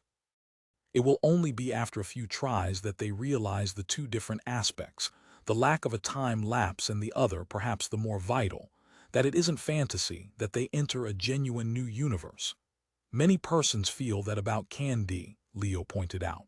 They hold it as an article of faith that they're actually on Earth. Fanatics, Eldritch said with disgust. Obviously it's illusion because there is no Perky Pat and no Walt Essex, and anyhow the structure of their fantasy environment is limited to the artifacts actually installed in their layout. They can't operate the automatic dishwasher in the kitchen unless a min of one was installed in advance. And a person who doesn't participate can watch and see that the two dolls don't go anywhere. No one is in them. It can be demonstrated. But you're going to have trouble convincing those people, Leo said. They'll stay loyal to Candy. There's no real dissatisfaction with Perky Pat. Why should they give up? I'll tell you, Eldritch said. Because however wonderful being Perky Pat and Walt is for a while, eventually they're forced to return to their hovels. Do you know how that feels, Leo? Try it sometime. Wake up in a hovel on Ganymede after you've been freed for 20-30 minutes. It's an experience you'll never forget. And there's something else, and you know what it is, too. When the little period of escape is over and the colonist returns, he's not fit to resume a normal daily life. He's demoralized, but if instead of Candy he's chewed, he broke off. Leo was not listening. He was involved in constructing another artifact in the air before him. A short flight of stairs appeared, leading into a luminous hoop. The far end of the flight of stairs could not be seen. Where does that go? Eldritch demanded, an irritated expression on his face. New York City, Leo said. It'll take me back to PP layouts. He rose and walked to the flight of stairs. I have a feeling, Eldritch, that something's wrong, some aspect of this Choosy product, and we won't discover what it is until too late. He began climbing the stairs, and then he remembered the girl, Monica. He wondered if she was all right here in Palmer Eldritch's world. What about the child? He stopped his climb. Below him, but seemingly far off, he could make out Eldritch, still seated with his stick on the grass.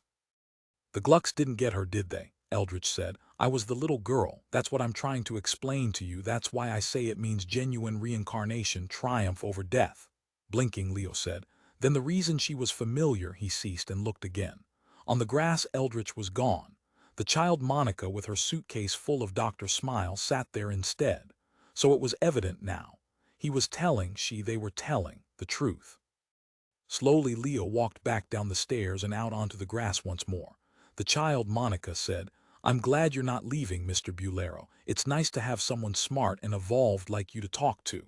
She patted the suitcase resting on the grass beside her. I went back and got him. He was terrified of the Glucks. I see you found something that would handle them. She nodded toward his Gluck trap, which, now empty, awaited another victim. Very ingenious of you.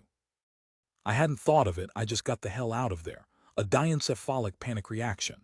To her, Leo said hesitantly, You're Palmer, are you? I mean down underneath, actually. Take the medieval doctrine of substance versus accidents, the child said pleasantly. My accidents are those of this child, but my substance, as with the wine and the wafer, in transubstantiation. Okay, Leo said. You're Eldritch, I believe you, but I still don't like this place. Those Glucks. Don't blame them on Choosy, the child said. Blame them on me. They're a product of my mind, not of the lichen. Does every new universe constructed have to be nice? I like Glucks in mine. They appeal to something in me. Suppose I want to construct my own universe, Leo said. Maybe there's something evil in me too, some aspect of my personality I don't know about. That would cause me to produce a thing even more ugly than what you've brought into being. At least with the Perky Pat layouts, one was limited to what one had provided in advance, as Eldritch himself had pointed out. And there was a certain safety in this. Whatever it was could be abolished, the child said indifferently. If you found you didn't like it, and if you did like it, she shrugged. Keep it then, why not? Who's hurt? You're alone in your... Instantly she broke off, clapping her hand to her mouth. Alone, Leo said. You mean each person goes to a different subjective world? It's not like the layouts then, because everyone in the group who takes Candy goes to the layout, the men to Walt, the women into Perky Pat. But that means you're not here. Or he thought, I'm not here. But in that case, the child watched him intently, trying to gauge his reaction. "We haven't taken Choosy," Leo said quietly. "This is all a hypnagogic, absolutely artificially induced pseudo-environment. We're not anywhere except where we started from. We're still at your domain on Luna. Choosy doesn't create any new universe and you know it. There's no bona fide reincarnation with it. This is all just one big snow job." The child was silent, but she had not taken her eyes from him. Her eyes burned, cold and bright, unwinking. Leo said, "Come on, Palmer, what does Choosy really do?" "I told you." The child's voice was harsh. "This is not even as real as Perky Pat as the use of our own drug. And even that is open to the question as regards the validity of the experience, its authenticity versus it as purely hypnagogic or hallucinatory. So obviously there won't be any discussion about this. It's patently the latter." "No," the child said, "and you better believe me, because if you don't, you won't get out of this world alive." "You can't die in a hallucination," Leo said, "any more than you can be born again. I'm going back to PP layouts." Once more he started toward the stairs. "Go ahead and climb," the child said from behind him. "See if I care. Wait and see where it gets you." Leo climbed the stairs and passed through the luminous hoop. Blinding, ferociously hot sunlight descended on him. He scuttled from the open street to a nearby doorway for shelter. A jet cab from the towering high buildings swooped down, spying him. "A ride, sir. Better get indoors. It's almost noon."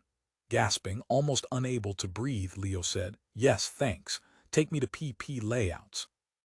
He unsteadily got into the cab and fell back at once against the seat, panting in the coolness provided by its antithermal shield. The cab took off. Presently it was descending at the enclosed field of his company's central building. As soon as he reached his outer office, he said to Miss Gleason, "Get hold of Mayerson. Find out why he didn't do anything to rescue me." "Rescue you?" Miss Gleason said in consternation. "What was the matter, Mr. Bulero?" She followed him to the inner office. "Where were you and in what way?" "Just get Mayerson." He seated himself at his familiar desk, relieved to be back here. "The hell with Palmer Eldritch," he said to himself, and reached into the desk drawer for his favorite English briar pipe and half-pound can of sale tobacco, a Dutch Cavendish mix. He was busy lighting his pipe when the door opened and Barney Mayerson appeared, looking sheepish and worn. "Well," Leo said. He puffed energetically on his pipe. Barney said, He turned to Miss Fugate, who had come in alter him. Gesturing, he turned again to Leo and said, "Anyhow, you're back." "Of course I'm back. I built myself a stairway to here. Aren't you going to answer as to why you didn't do anything?" "I guess not. But as you say, you weren't needed. I've now got an idea of what this new Choosy substance is like. It's definitely inferior to candy. I have no qualms in saying that emphatically. You can tell without doubt that it's merely a hallucinogenic experience you're undergoing. Now let's get down to business. Eldritch has sold Choosy to the UN by claiming that it induces genuine reincarnation, which ratifies the religious convictions of more than half the governing members of the General Assembly, plus that Indian skunk Hepburn Gilbert himself. It's a fraud because Choosy doesn't do that. But the worst aspect of Choosy is the solipsistic quality. With Candy, you undergo a valid interpersonal experience in that the others in your hovel are. He paused irritably. "What is it, Miss Fugate? What are you staring at?" Ronnie Fugate murmured. "I'm sorry, Mr. Bulero, but there's a creature under your desk." Bending, Leo peered under the desk. A thing had squeezed itself between the base of the desk and the floor. Its eyes regarded him greenly, unwinking. "Get out of there," Leo said. To Barney he said, "Get a yardstick or a broom, something to prod it with." Barney left the office. "Damn it, Miss Fugate," Leo said, smoking rapidly on his pipe. "I hate to think what that is under there, and what it signifies.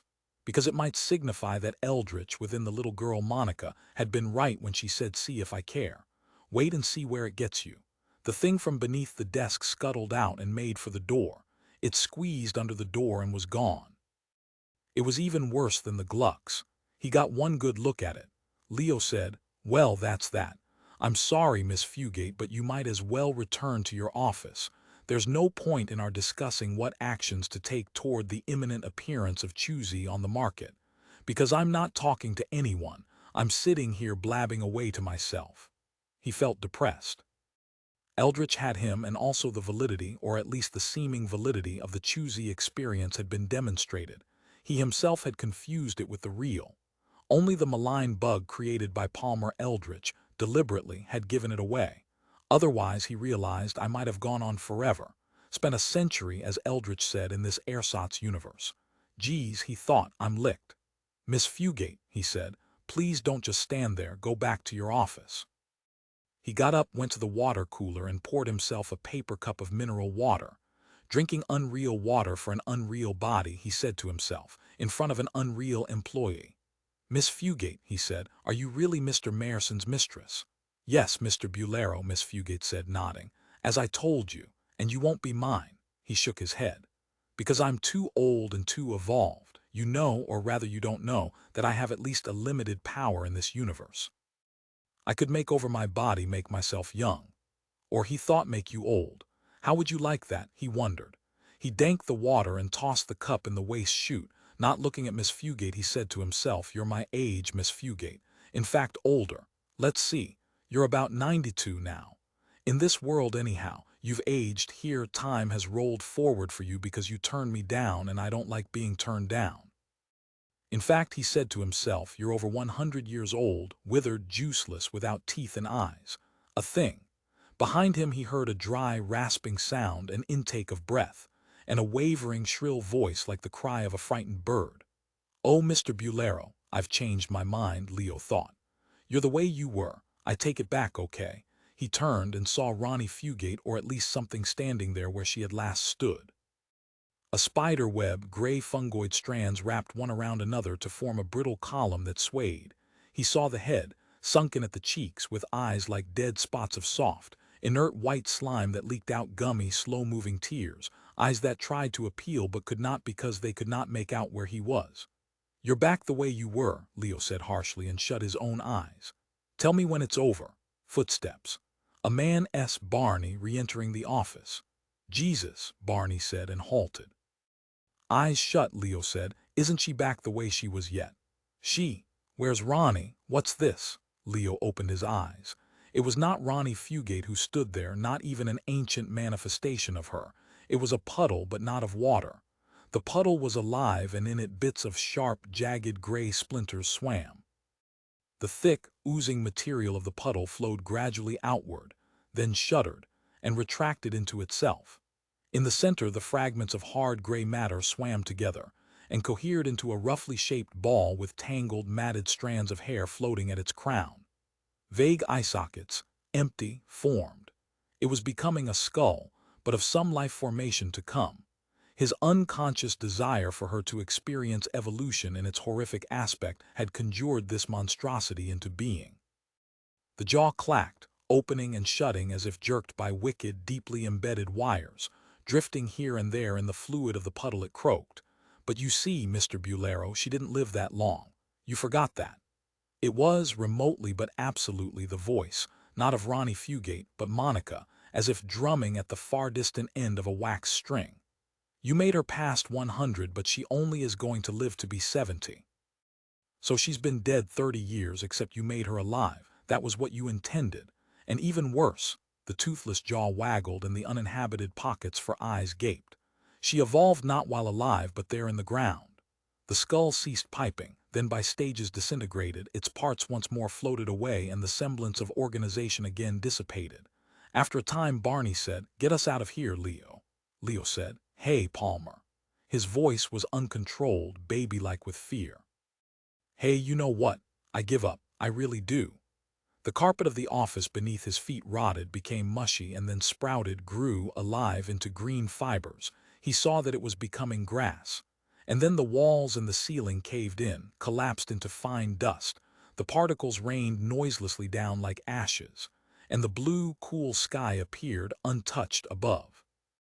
Seated on the grass with the stick in her lap and the suitcase containing Dr. Smile beside her, Monica said, "Did you want Mr. Mayerson to remain? I didn't think so. I let him go with the rest that you made." "Okay," she smiled up at Leo. "Okay," he agreed chokingly. Looking around him, he saw now only the plain of green. Even the dust which had composed PP layouts, the building and its core of people, had vanished, except for a dim layer that remained on his hands on his coat. He brushed it off reflexively. Monica said, "From dust thou art come, O man, to dust shalt."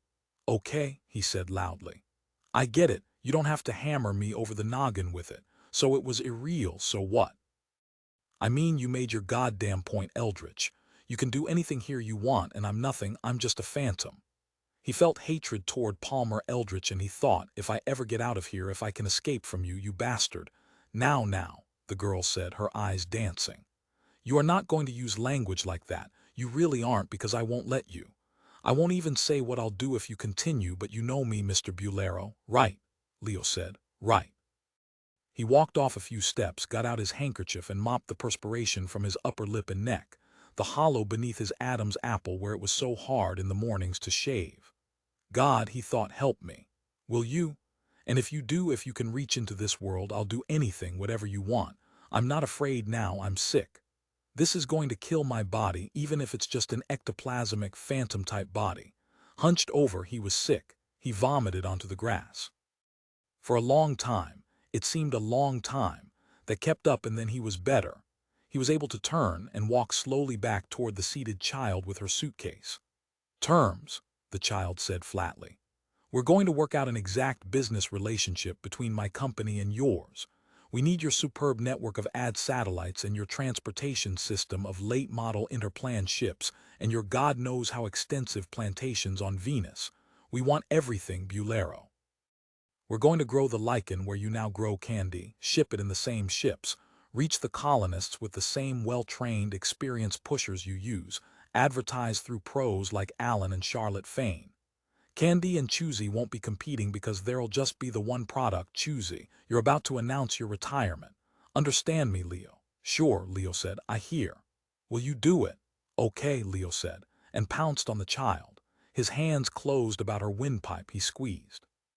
She stared into his face rigidly, her mouth pursed, saying nothing, not even trying to struggle to claw him or get away. He continued squeezing, for a time so long that it seemed as if his hands had grown fast to her, become fixed in place forever, like gnarled roots of some ancient, diseased but still living plant. When he let go, she was dead. Her body settled forward, then twisted and fell to one side to come to rest supine on the grass. No blood. No sign even of a struggle, except that her throat was a dark, mottled blackish red. He stood up, thinking, well, did I do it? If he, she, or it, whatever it is, dies here, does that take care of it? But the simulated world remained. He had expected it to dwindle away as her Eldritch's life dwindled away. Puzzled, he stood without moving an inch, sniffing the air, listening to a far-off wind. Nothing had changed except that the girl had died. Why? What ailed the basis on which he had acted? Incredibly, it was wrong. Bending, he snapped on Dr. Smile. "Explain it to me," he said. Obligingly, Dr. Smile tinnily declared, "He is dead here, Mr. Bulero, but at the domain on Luna." "Okay," Leo said roughly. "Well, tell me how to get out of this place. How do I get back to Luna to," he gestured. "You know what I mean, actuality." At this moment, Dr. Smile explained, Palmer Eldritch, although considerably upset and angered, is intravenously providing you with a substance which counters the injectable Choosy previously administered. You will return shortly. It added, that is shortly, even instantly in terms of the time flow in that world. As to this, it chuckled. It could seem longer. How longer? "Oh, years," Dr. Smile said, "but quite possibly less. Days, months. Time sense is subjective, so let's see how it feels to you. Do you not agree?" Seating himself wearily by the body of the child, Leo sighed, put his head down, chin against his chest, and prepared to wait. "I'll keep you company," Dr. Smile said, "if I can, but I'm afraid without Mr. Eldritch's animating presence." Its voice, Leo realized, had become feeble as well as slowed down. "Nothing can sustain this world," it intoned weakly, "but Mr. Eldritch. So I am afraid." Its voice faded out entirely. There was only silence. Even the distant wind had ceased. How long? Leo asked himself. And then he wondered if he could, as before, make something. Gesturing in the manner of an inspired symphony conductor, his hands writhing, he tried to create before him in the air a jet cab. At last a meager outline appeared. Insubstantial, it remained, without color, almost transparent. He rose, walked closer to it, and tried with all his strength once more. For a moment it seemed to gain color and reality, and then suddenly it became fixed. Like a hard, discarded chitinous shell, it sagged and burst. Its sections, only two-dimensional at best, blew and fluttered, tearing into ragged pieces. He turned his back on it and walked away in disgust. What a mess, he said to himself dismally. He continued without purpose to walk, until he came all at once to something in the grass, something dead. He saw it lying there, and warily he approached it. This, he thought, the final indication of what I've done.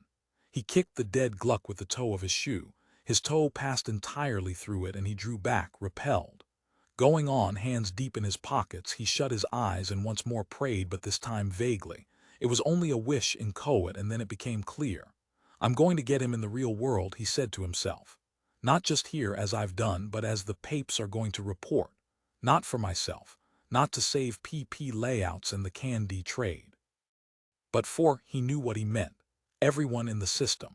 Because Palmer Eldritch is an invader, and this is how we'll all wind up here like this, on a plane of dead things that have become nothing more than random fragments.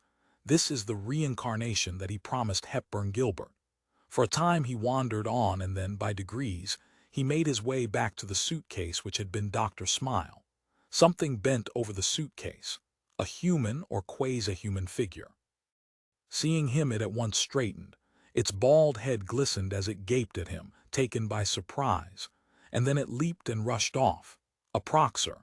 It seemed to him as he watched it go that this put everything in perspective. Palmer Eldritch had peopled his landscape with things such as this. He was still highly involved with them, even now that he had returned to his home system. This, which had appeared just now, gave an insight into the man's mind at the deepest level, and Palmer Eldritch himself might not have known that he had so populated his hallucinatory establishment. The proxer might have been just as much a surprise to him. Unless, of course, this was the prox system. Perhaps it would be a good idea to follow the proxer. He set off in that direction and trudged for what seemed to be hours. He saw nothing, only the grass underfoot, the level horizon. And then at last a shape formed ahead. He made for it and found himself all at once confronting a parked ship. Halting, he regarded it in amazement. For one thing, it was not a Terran ship, and yet it was not a prox ship either. Simply, it was not from either system. Nor were the two creatures lounging nearby it proxers or Terrans. He had never seen such life forms before. Tall, slender, with reed-like limbs and grotesque, egg-shaped heads which even at this distance seemed oddly delicate, a highly evolved race, he decided, and yet related to Terrans. The resemblance was closer than to the proxers. He walked toward them, hand raised in greeting. One of the two creatures turned toward him, saw him, gaped, and nudged its companion. Both stared, and then the first one said, "My God, Alec, it's one of the old forms. You know, the near men." "Yeah," the other creature agreed. "Wait," Leo Bulero said. "You're speaking the language of Terra, 21st century English, so you must have seen a Terran before." "Terran," the one named Alex said. "We're Terrans. What the hell are you? A freak that died out centuries ago, that's what. Well, maybe not centuries, but anyhow a long time ago." "An enclave of them must still exist on this moon," the first said. To Leo he said, "How many Dawn men are there besides you? Come on, fella, we won't treat you bad. Any women? Can you reproduce?" To his companion he said, "It just seems like centuries. I mean, you've got to remember we've been evolving in terms of 100,000 years at a crack. If it wasn't for Denkmal, these Dawn men would still be." "Denkmal," Leo said. Then this was the end result of Denkmal's e-therapy. This was only a little ahead in time, perhaps merely decades. Like them, he felt a gulf of 1,000,000 years, and yet it was in fact an illusion. He himself, when he finished with his therapy, might resemble these, except that the chitinous hide was gone, and that had been one of the prime aspects of the evolving types. "I go to his clinic," he said to the two of them. "Once a week at Munich. I'm evolving, it's working on me." He came up close to them and studied them intently. "Where's the hide?" he asked. "To shield you from the sun." "All that phony hot period over," the one named Alex said with a gesture of derision. "That was those proxers working with the renegade, you know, or maybe you don't." "Palmer Eldritch," Leo said. "Yeah," Alex said, nodding. "But we got him right here on this moon, in fact. Now it's a shrine not to us but to the proxers. They sneak in here to worship. Seen any? We're supposed to arrest any we find. This is Sol system territory, belongs to the UN. What planet's this a moon of? Leo asked. The two evolved Terrans both grinned. Terra, Alex said, it's artificial, called Sigma 14b, built years ago. Didn't it exist in your time? It must have, it's a real old one. I think so, Leo said. Then you can get me to Earth. Sure. Both of the evolved Terrans nodded in agreement. As a matter of fact, we're taking off in half an hour. We'll take you along, you and the rest of your tribe. Just tell us the location. I'm the only one, Leo said testily. And we would hardly be a tribe anyhow. We're not out of prehistoric times. He wondered how he had gotten here to this future epoch. Or was this an illusion, too, constructed by the master hallucinator, Palmer Eldritch? Why should he assume this was any more real than the child Monica or the Glucks or the synthetic PP layouts which he had visited and seen collapse? This was Palmer Eldritch imagining the future. These were meanderings of his brilliant, creative mind as he waited at his domain on Luna for the effects of the intravenous injection of Chuzi to wear off. Nothing more. In fact, even as he stood here, he could see faintly the horizon line through the parked ship. The ship was slightly transparent, not quite substantial enough. And the two evolved Terrans. They wavered in a mild but pervasive distortion which reminded him of the days when he had astigmatic vision before he had received, by surgical transplant, totally healthy eyes. The two of them had not exactly locked in place. He reached his hand out to the first Terran. I'd like to shake hands with you, he said. Alec, the Terran, extended his hand too with a smile. Leo's hand passed through Alec's and emerged on the far side. Hey, Alex said, frowning. He at once piston-like withdrew his hand.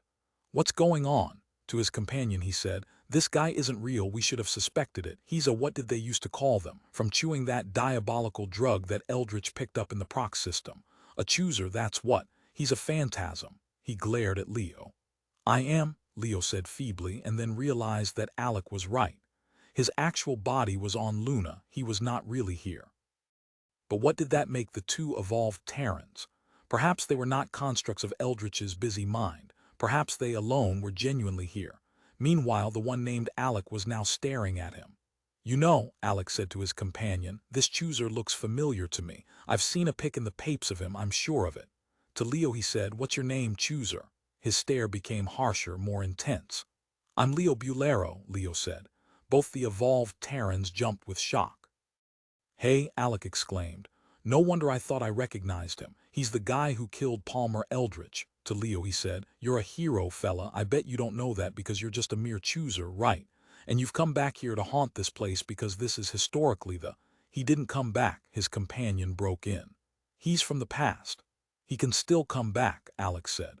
This is a second coming for him after his own time. He's returned, okay, can I say that? To Leo he said, you've returned to this spot because of its association with Palmer Eldritch's death. He turned and started on a run toward the parked ship. I'm going to tell the papes, he called. Maybe they can get a pic of you, the ghost of Sigma 14b, he gestured excitedly. Now the tourists really will want to visit here, but look out, maybe Eldritch's ghost, his chooser, will show up here too, to pay you back. At that thought he did not look too pleased. Leo said, Eldritch already has. Alec halted, then came slowly back. He has. He looked around nervously. Where is he? Near here. He's dead, Leo said. I killed him, strangled him. He felt no emotion about it, just weariness. How could one become elated over the killing of any living person, especially a child? They've got to reenact it through eternity, Alex said, impressed and wide-eyed. He shook his great egg-like head. Leo said, I wasn't reenacting anything. This was the first time. Then he thought, and not the real one, that's still to come. You mean, Alex said slowly, I've still got to do it, Leo grated. But one of my pre-fash consultants tells me it won't be long, probably. It was not inevitable and he could never forget that fact. And Eldritch knew it too. This would go a long way in explaining Eldritch's efforts here and now. He was staving off, or so he hoped, his own death. Come on, Alex said to Leo, and take a look at the marker commemorating the event. He and his companion led the way. Leo reluctantly followed. The proxers, Alex said over his shoulder, always seek to, desiccate this. Desecrate, his companion corrected. Yeah, Alex said, nodding. Anyhow, here it is. He stopped. Ahead of them jutted an imitation but impressive granite pillar. On it a brass plaque had been bolted securely at eye level. Leo, against his better judgment, read the plaque, in MEMORIUM. 2016 ADNEAR. This spot, the enemy of the Sol system Palmer Eldritch was slain in fair combat with the champion of OUR9 PLANETS, Leo Bulero of Terra. Hoopla, Leo ejaculated, impressed despite himself. He read it again, and again. I wonder, he said, half to himself, if Palmer's seen this. If he's a chooser, Alex said, he probably has. The original form of choosy produced what the manufacturer, Eldritch himself, called time overtones. That's you right now. You occupy a locus years alter you're dead. I guess you're dead by now anyhow. To his companion he said, Leo Bulero's dead by now, isn't he? Oh hell sure, his companion said. By several decades. In fact, I think I read, Alec began, then ceased, looking past Leo. He nudged his companion. Leo turned to see what it was. A scraggly, narrow, ungainly white dog was approaching. Yours? Alec asked. No, Leo said. It looks like a chooser dog, Alec said. See, you can look through it a little. The three of them watched the dog as it marched up to them, then past them to the monument itself. Picking up a pebble, Alec chucked it at the dog. The pebble passed through the dog and landed in the grass beyond. It was a chooser dog. As the three of them watched, the dog halted at the monument, seemed to gaze up at the plaque for a brief interval, and then it. Defecation, Alex shouted, his face turning bright red with rage. He ran toward the dog, waving his arms and trying to kick it, then reaching for the laser pistol at his belt but missing its handle in his excitement. Desecration, his companion corrected. Leo said, it's Palmer Eldritch. Eldritch was showing his contempt for the monument, his lack of fear toward the future. There would never be such a monument. The dog leisurely strolled off, the two evolved Terrans cursing futilely at it as it departed. You're sure that's not your dog? Alec demanded suspiciously. As far as I can make out, you're the only chooser around. He eyed Leo. Leo started to answer, to explain to them what had happened. It was important that they understand. And then, without harbinger of any kind, the two evolved Terrans disappeared. The grassy plain, the monument, the departing dog. The entire panorama evaporated, as if the method by which it had been projected, stabilized, and maintained had clicked to the off position. He saw only an empty white expanse, a focused glare, as if there were now no 3D slide in the projector at all. The light, he thought, that underlies the play of phenomena which we call reality. And then he was sitting in the barren room in Palmer Eldritch's domain on Luna, facing the table with its electronic gadget. The gadget or contraption or whatever it was said, yes, I've seen the monument. About 45% of the futures have it. Slightly less than equal chances obtained, so I'm not terribly concerned. Have a cigar. Once again the machine extended a lighted cigar to Leo. No, Leo said. I'm going to let you go, the gadget said, for a short time, for about 24 hours. You can return to your little office at your minuscule company on Terra. While you're there, I want you to ponder the situation. Now you've seen Choosy in force. You comprehend the fact that your antediluvian product Candy can't even remotely compare to it. And furthermore, Bull, Leo said, Candy is far superior. Well, you think it over, the electronic contraption said with confidence. All right, Leo said. He stood stiffly. Had he actually been on the artificial Earth satellite Sigma 14b? It was a job for Felix Blau. Experts could trace it down. No use worrying about that now. The immediate problem was serious enough. He still had not gotten out from under Palmer Eldritch's control. He could escape only when, and if Eldritch decided to release him. That was an undisguised piece of factual reality, hard as it was to face. I'd like to point out, the gadget said, that I've shown mercy to you, Leo. I could have put in, well, let's say a period to the sentence that constitutes your rather short life. And at any time, because of this, I insist that you consider very seriously doing the same. As I said, I'll think it over, Leo answered. He felt irritable, as if he had dunked too many cups of coffee and he wanted to leave as soon as possible. He opened the door of the room and made his way out into the corridor. As he started to shut the door after him, the electronic gadget said, If you don't decide to join me, Leo, I'm not going to wait. I'm going to kill you. I must, to save my own self. Do you understand? I understand, Leo said and shut the door after him. And I have to too, he thought. Must kill you, or couldn't we both put it in a less direct way, something like they say about animals, put you to sleep? And I have to do it not just to save myself but everyone in the system, and that's my staff on which I'm leaning. For example, those two evolved Terran soldiers I ran into at the monument. For them so they'll have something to guard. Slowly he walked up the corridor. At the far end stood the group of PAPE reporters. They had not left yet, had not even obtained their interview. Almost no time had passed. So on that point Palmer was right. Joining the reporters, Leo relaxed and felt considerably better. Maybe he would get away now. Maybe Palmer Eldritch was actually going to let him go. He would live to smell, see, drink in the world once more. But underneath he knew better. Eldritch would never let him go. One of them would have to be destroyed first.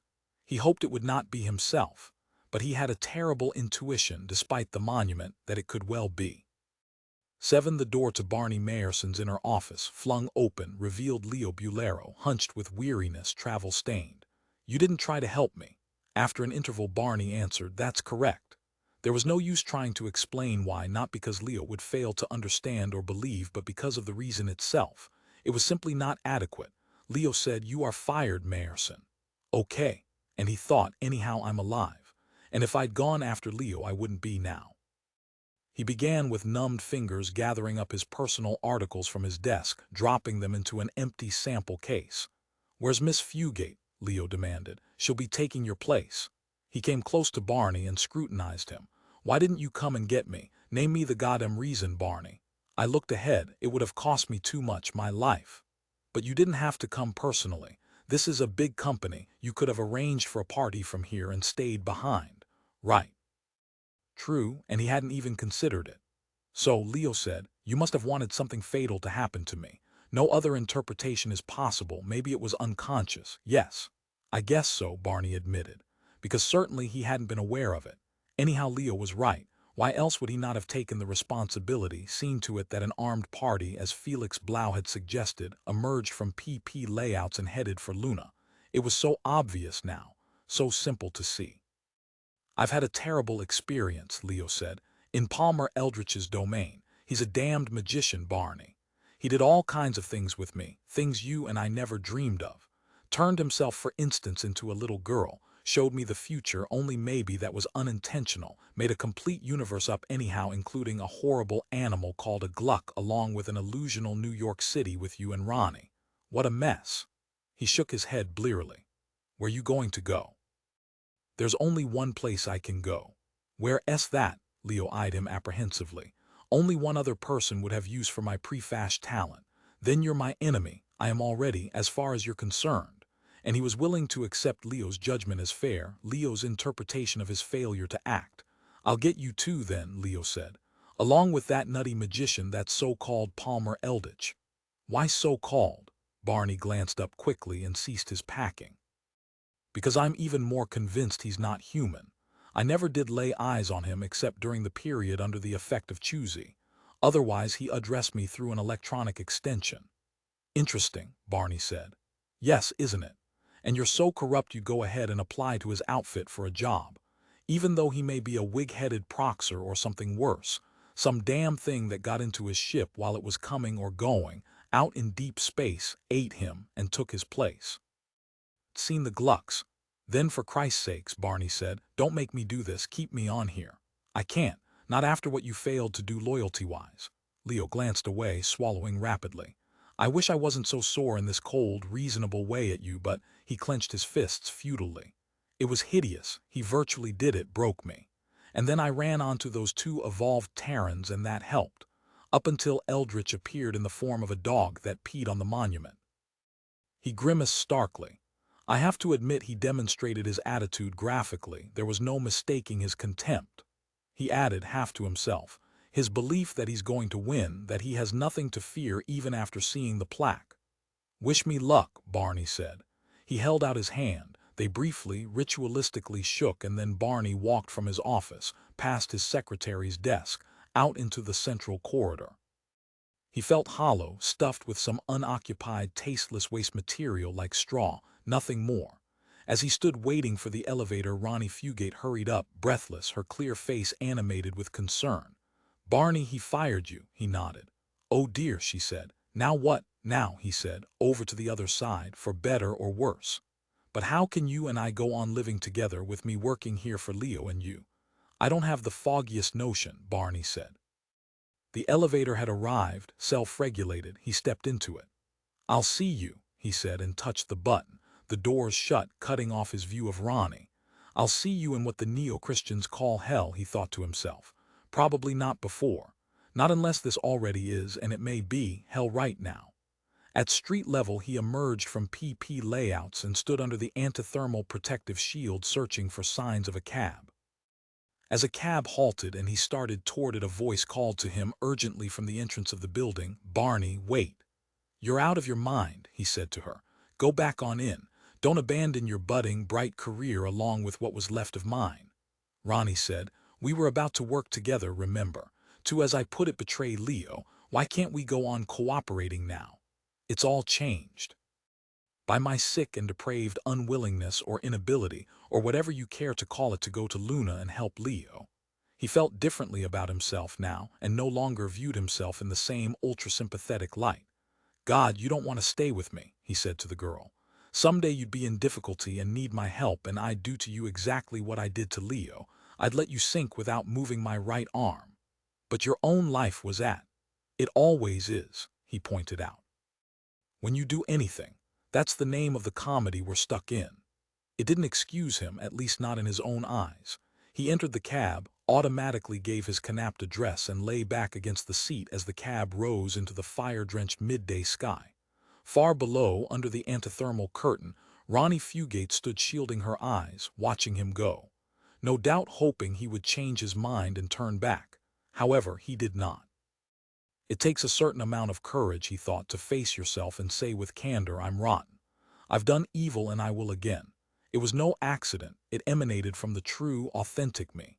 Presently the cab began to descend. He reached into his pocket for his wallet and then discovered with shock that this was not his Canapt building. In panic he tried to figure out where he was.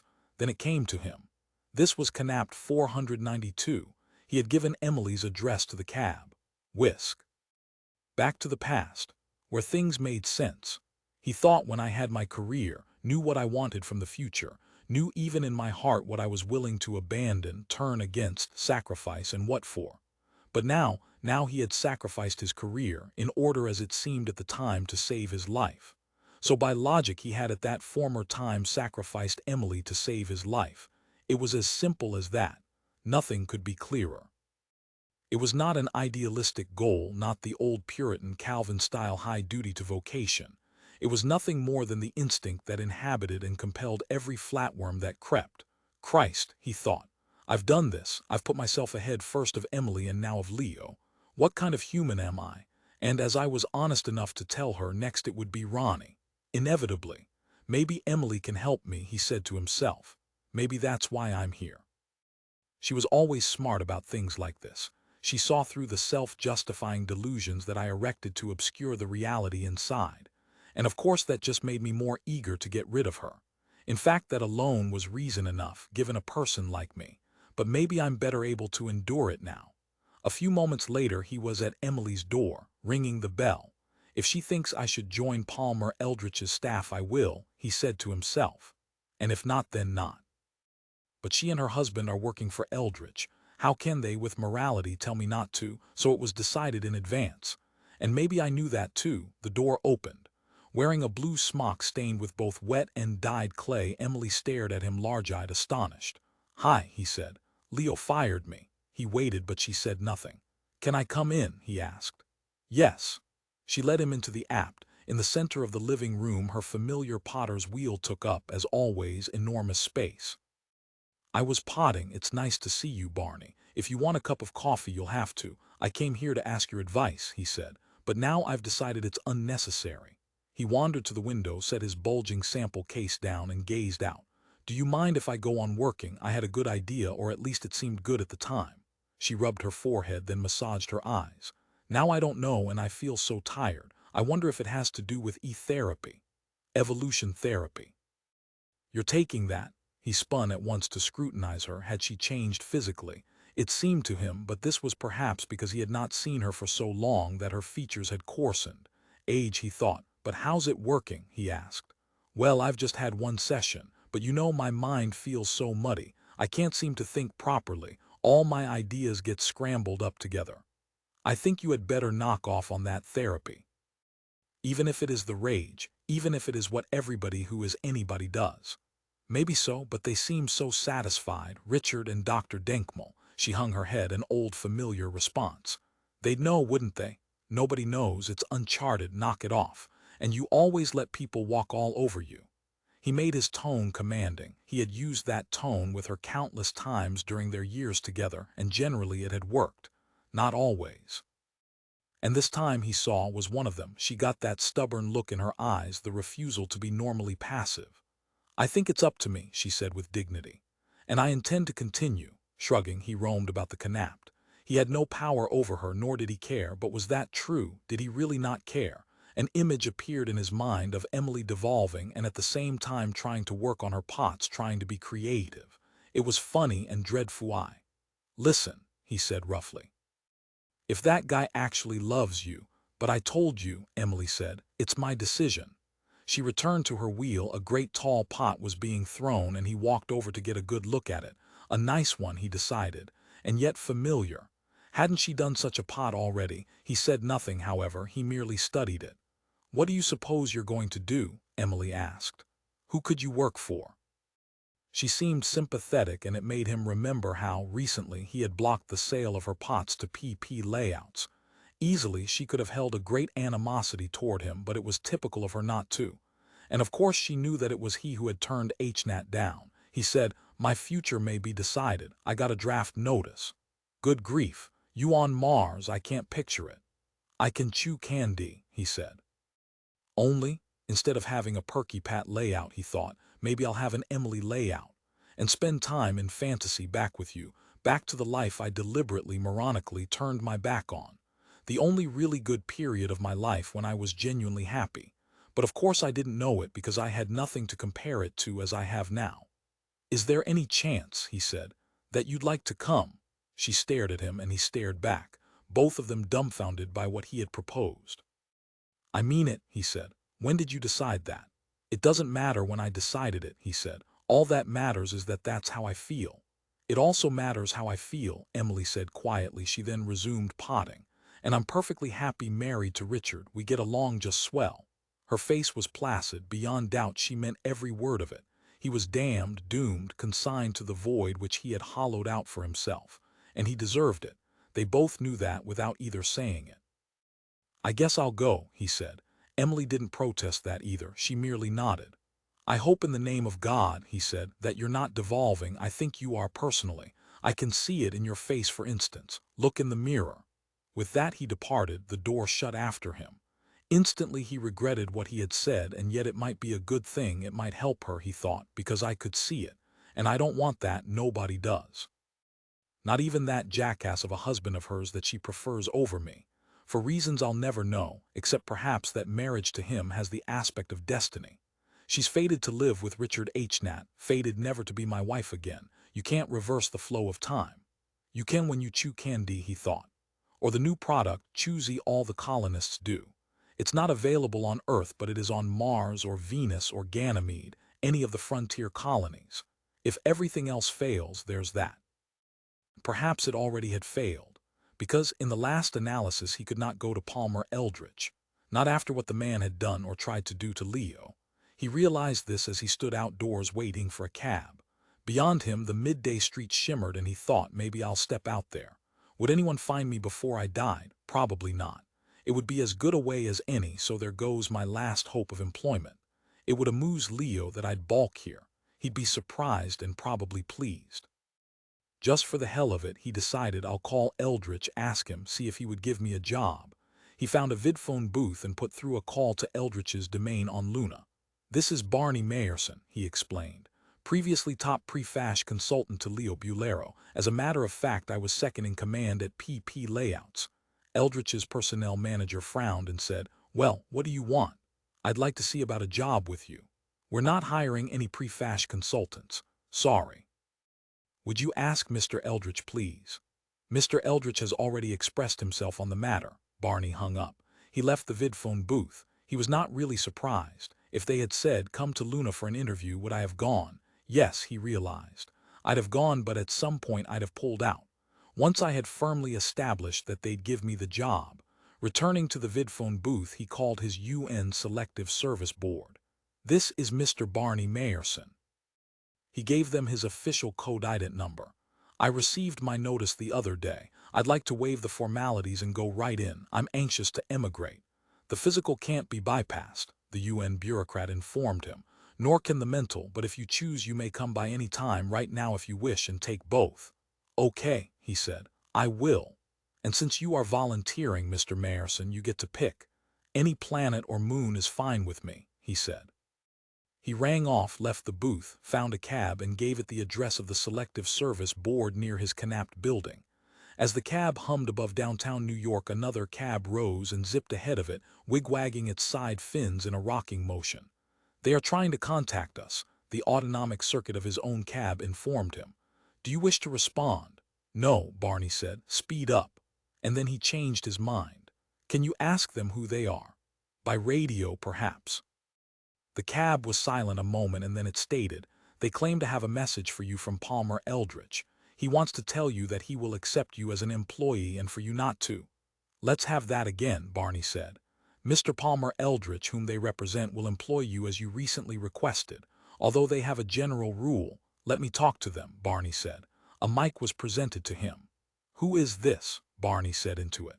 An unfamiliar man's voice said, "This is Eldritch. From Choosy Manufacturers of Boston. May we land and discuss the matter of your employment with our firm? I'm on my way to the draft board to give myself up." "There's nothing in writing, is there? You haven't signed?" "No." "Good, then it's not too late," Barney said. "But on Mars I can chew candy. Why do you want to do that, for God's sake?" "Then I can be back with Emily." "Who's Emily?" "My previous wife, who I kicked out because she became pregnant. Now I realize it was the only happy time of my life. In fact, I love her more now than I ever did. It's grown instead of faded." "Look," Eldritch said, "we can supply you with all the choosy you want, and it's superior. You can live forever in an eternal, unchanging perfect now with your ex-wife, so there's no problem. But maybe I don't want to work for Palmer Eldritch." "You applied." "I've got doubts," Barney said. "Grave ones, I tell you. Don't call me, I'll call you. If I don't go into the service." He handed the mic back to the cab. "Here, thanks." "It's patriotic to go into the service," the cab said. "Mind your own business," Barney said. "I think you're doing the right thing," the cab said anyhow. "If only I had gone to Sigma 14B to save Leo," he said. Or was it Luna? Wherever he was, I can't even remember now. It all seems like a disfigured dream. Anyhow, if I'd still be working for him and everything would be all right. "We all make mistakes," the cab said piously. "But some of us," Barney said, "make fatal ones. First about our loved ones, our wife and children, and then about our employer," he said to himself. The cab hummed on. "And then," he said to himself, "we make one last one, about our whole life, summing it all up. Whether to take a job with Eldritch or go into the service. And whichever we choose, we can know this: it was the wrong alternative." An hour later he had taken his physical. He had passed, and thereupon the mental was administered by something not unlike Dr. Smile. He passed that too. In a daze he took the oath, "I swear to look upon Earth as the mother and leader," etc. And then, with a folio of greetings, type information, was ejected to go back to his canapt and pack. He had 24 hours before his ship left for wherever they were sending him. They had not as yet uttered this. The notification of destination, he conjectured, probably began, mean Tekel. At least it should, considering the possible choices to which it was limited. "I'm in," he said to himself, with every sort of reaction, gladness, relief, terror, and then the melancholy that came with an overwhelming sense of defeat. Anyhow, he thought as he rode back to his canapt, this beat stepping out into the midday sun, becoming, as they say, a mad dog or an Englishman. Or did it? Anyhow, this was slower. It took longer to die this way, possibly 50 years, and that appealed to him more. But why, he did not know. However, he reflected, I can always decide to speed it up. On the colony world there are undoubtedly as many opportunities for that as there are here, perhaps even more. While he was packing his possessions, ensconced for the last time in his beloved, worked-for canapt, the vidphone rang. Mr. Mayerson, a girl, some minor official of some sub-front office department of the UN's colonizing apparatus, smiling. Mayerson. Yes, what I called for, you see, is to tell you your destination, and lucky you, Mr. Mayerson, it will be the fertile area of Mars known as Feinberg Crescent. I know you'll enjoy it there. Well, so goodbye, sir, and good luck. She kept right on smiling, even up until he had cut off the image. It was the smile of someone who was not going. Good luck to you too, he said, Feinberg Crescent. He had heard of it. Relatively, it actually was fertile. Anyhow, the colonists there had gardens. It was not, like some areas, a waste of frozen methane crystals and gas descending in violent, ceaseless storms year in, year out. Believe it or not, he could go up to the surface from time to time, step out of his hovel. In the corner of the living room of his canapt rested the suitcase containing Dr. Smile. He switched it on and said, Doctor, you'll have a bit of trouble believing this, but I have no further need of your services. Goodbye and good luck, as the girl who isn't going said. He added by way of explanation, I volunteered. Cedric's, Dr. Smile blared, slipping a cog down below in the canapt building's basement. But for your type, that's virtually impossible. What was the reason, Mr. Mayerson? The death wish, he said, and shut the psychiatrist off. He resumed his packing in silence. God, he thought. And a little while ago Ronnie and I had such big plans. We were going to sell out Leo on a grand scale, go over to Eldritch with an enormous splash. What happened to all that? I'll tell you what happened, he said to himself. Leo acted first. And now Ronnie has my job. Exactly what she wanted. The more he thought of it, the angrier it made him in a baffled sort of way. But there was nothing he could do about it, at least not in this world. Maybe when he chewed candy or choosy he could inhabit a universe where there was a knock at the door. Hi, Leo said. Can I come in? He entered the apt, wiping his immense forehead with a folded handkerchief. Hot day. I looked in the pape and it's gone up 6/10 of. If you came to offer me my job back, Barney said, pausing in his packing. It's too late because I've entered the service. I'm leaving tomorrow for the Feinberg Crescent. It would be a final irony if Leo wanted to make peace, the ultimate turn of the blind wheels of creation. I'm not offering you your job back, and I know you've been inducted. I've got informants in the selective service, and anyhow Dr. Smile notified me. I was paying him, you didn't know this, of course, to report to me on your progress in declining under stress. What do you want then? Leo said. I want you to accept a job with Felix Blau. It's all worked out. The rest of my life, Barney said quietly, will be spent at Feinberg Crescent, don't you understand? Take it easy. I'm trying to make the best of a bad situation, and you'd better too. Both of us acted too hastily, me in firing you, you in giving yourself up to your Dracula-type selective service board. Barney, I think I know a way to ensnare Palmer Eldritch. I've hashed it out with Blau and he likes the idea. You're to pose as a colonist, Leo corrected himself. Or rather go ahead, live your actual colonist-type life, become one of the group. Now one of these days, probably in the next week, Eldritch is going to start peddling choosy in your area. They may right away approach you, anyhow we hope so, we're counting on it. Barney rose to his feet. And I'm supposed to jump to and buy. Right. Why? You file a complaint, our legal boys will draw it up for you with the UN. Declaring that the goddamn miserable unholy crap produced highly toxic side effects in you. Never mind what now. We'll escalate you into a test case, compel the UN to ban choosy as harmful, dangerous. We'll keep it off Terra completely. Actually, it's ideal you quitting your job with PP and going into the service. It couldn't have happened at a better time.